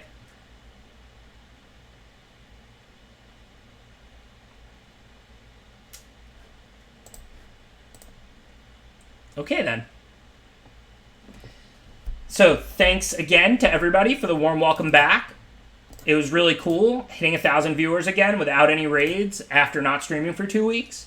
I really do appreciate all the support. As you know, I'd rather be drafting with you than testing standard. But, you know, if I'm going to make it in the long run as a streamer, I'm going to take weeks off when I need to. So I appreciate everybody understanding. Thank you to everybody who subbed. I know there was probably like 40 subs today or something incredible. So, you know, thank you. I really do appreciate the support. I'll be back on tomorrow at 3 p.m. Eastern. Basically, it's going to be the same as today. I might do 2 Throne, 1 M21, or 2 M21 and 1 Throne, or whatever. I don't know. We can certainly finish by raiding Voxy. She goes a lot later than me. Usually, she'll start streaming towards the end of my stream. So if you're looking for more great limited content, go along with this raid and watch Voxy. If you want to see me again, you won't have to wait 2 weeks. I'll be back on tomorrow at 3 p.m. Eastern. More of these same type of drafts. Yeah, I think it's fine practice. I don't think it's as good, but it's acceptable. And 2 subscriptions more to sign off. Thank you, Alfie P. Bennett and Razmac. Really, really appreciate all the support. Thank you for subscribing for 9 months and a year. We are raiding Voxy, so just be ready for some cursing and some screaming. And have a good night, and I will see everyone tomorrow for more drafts.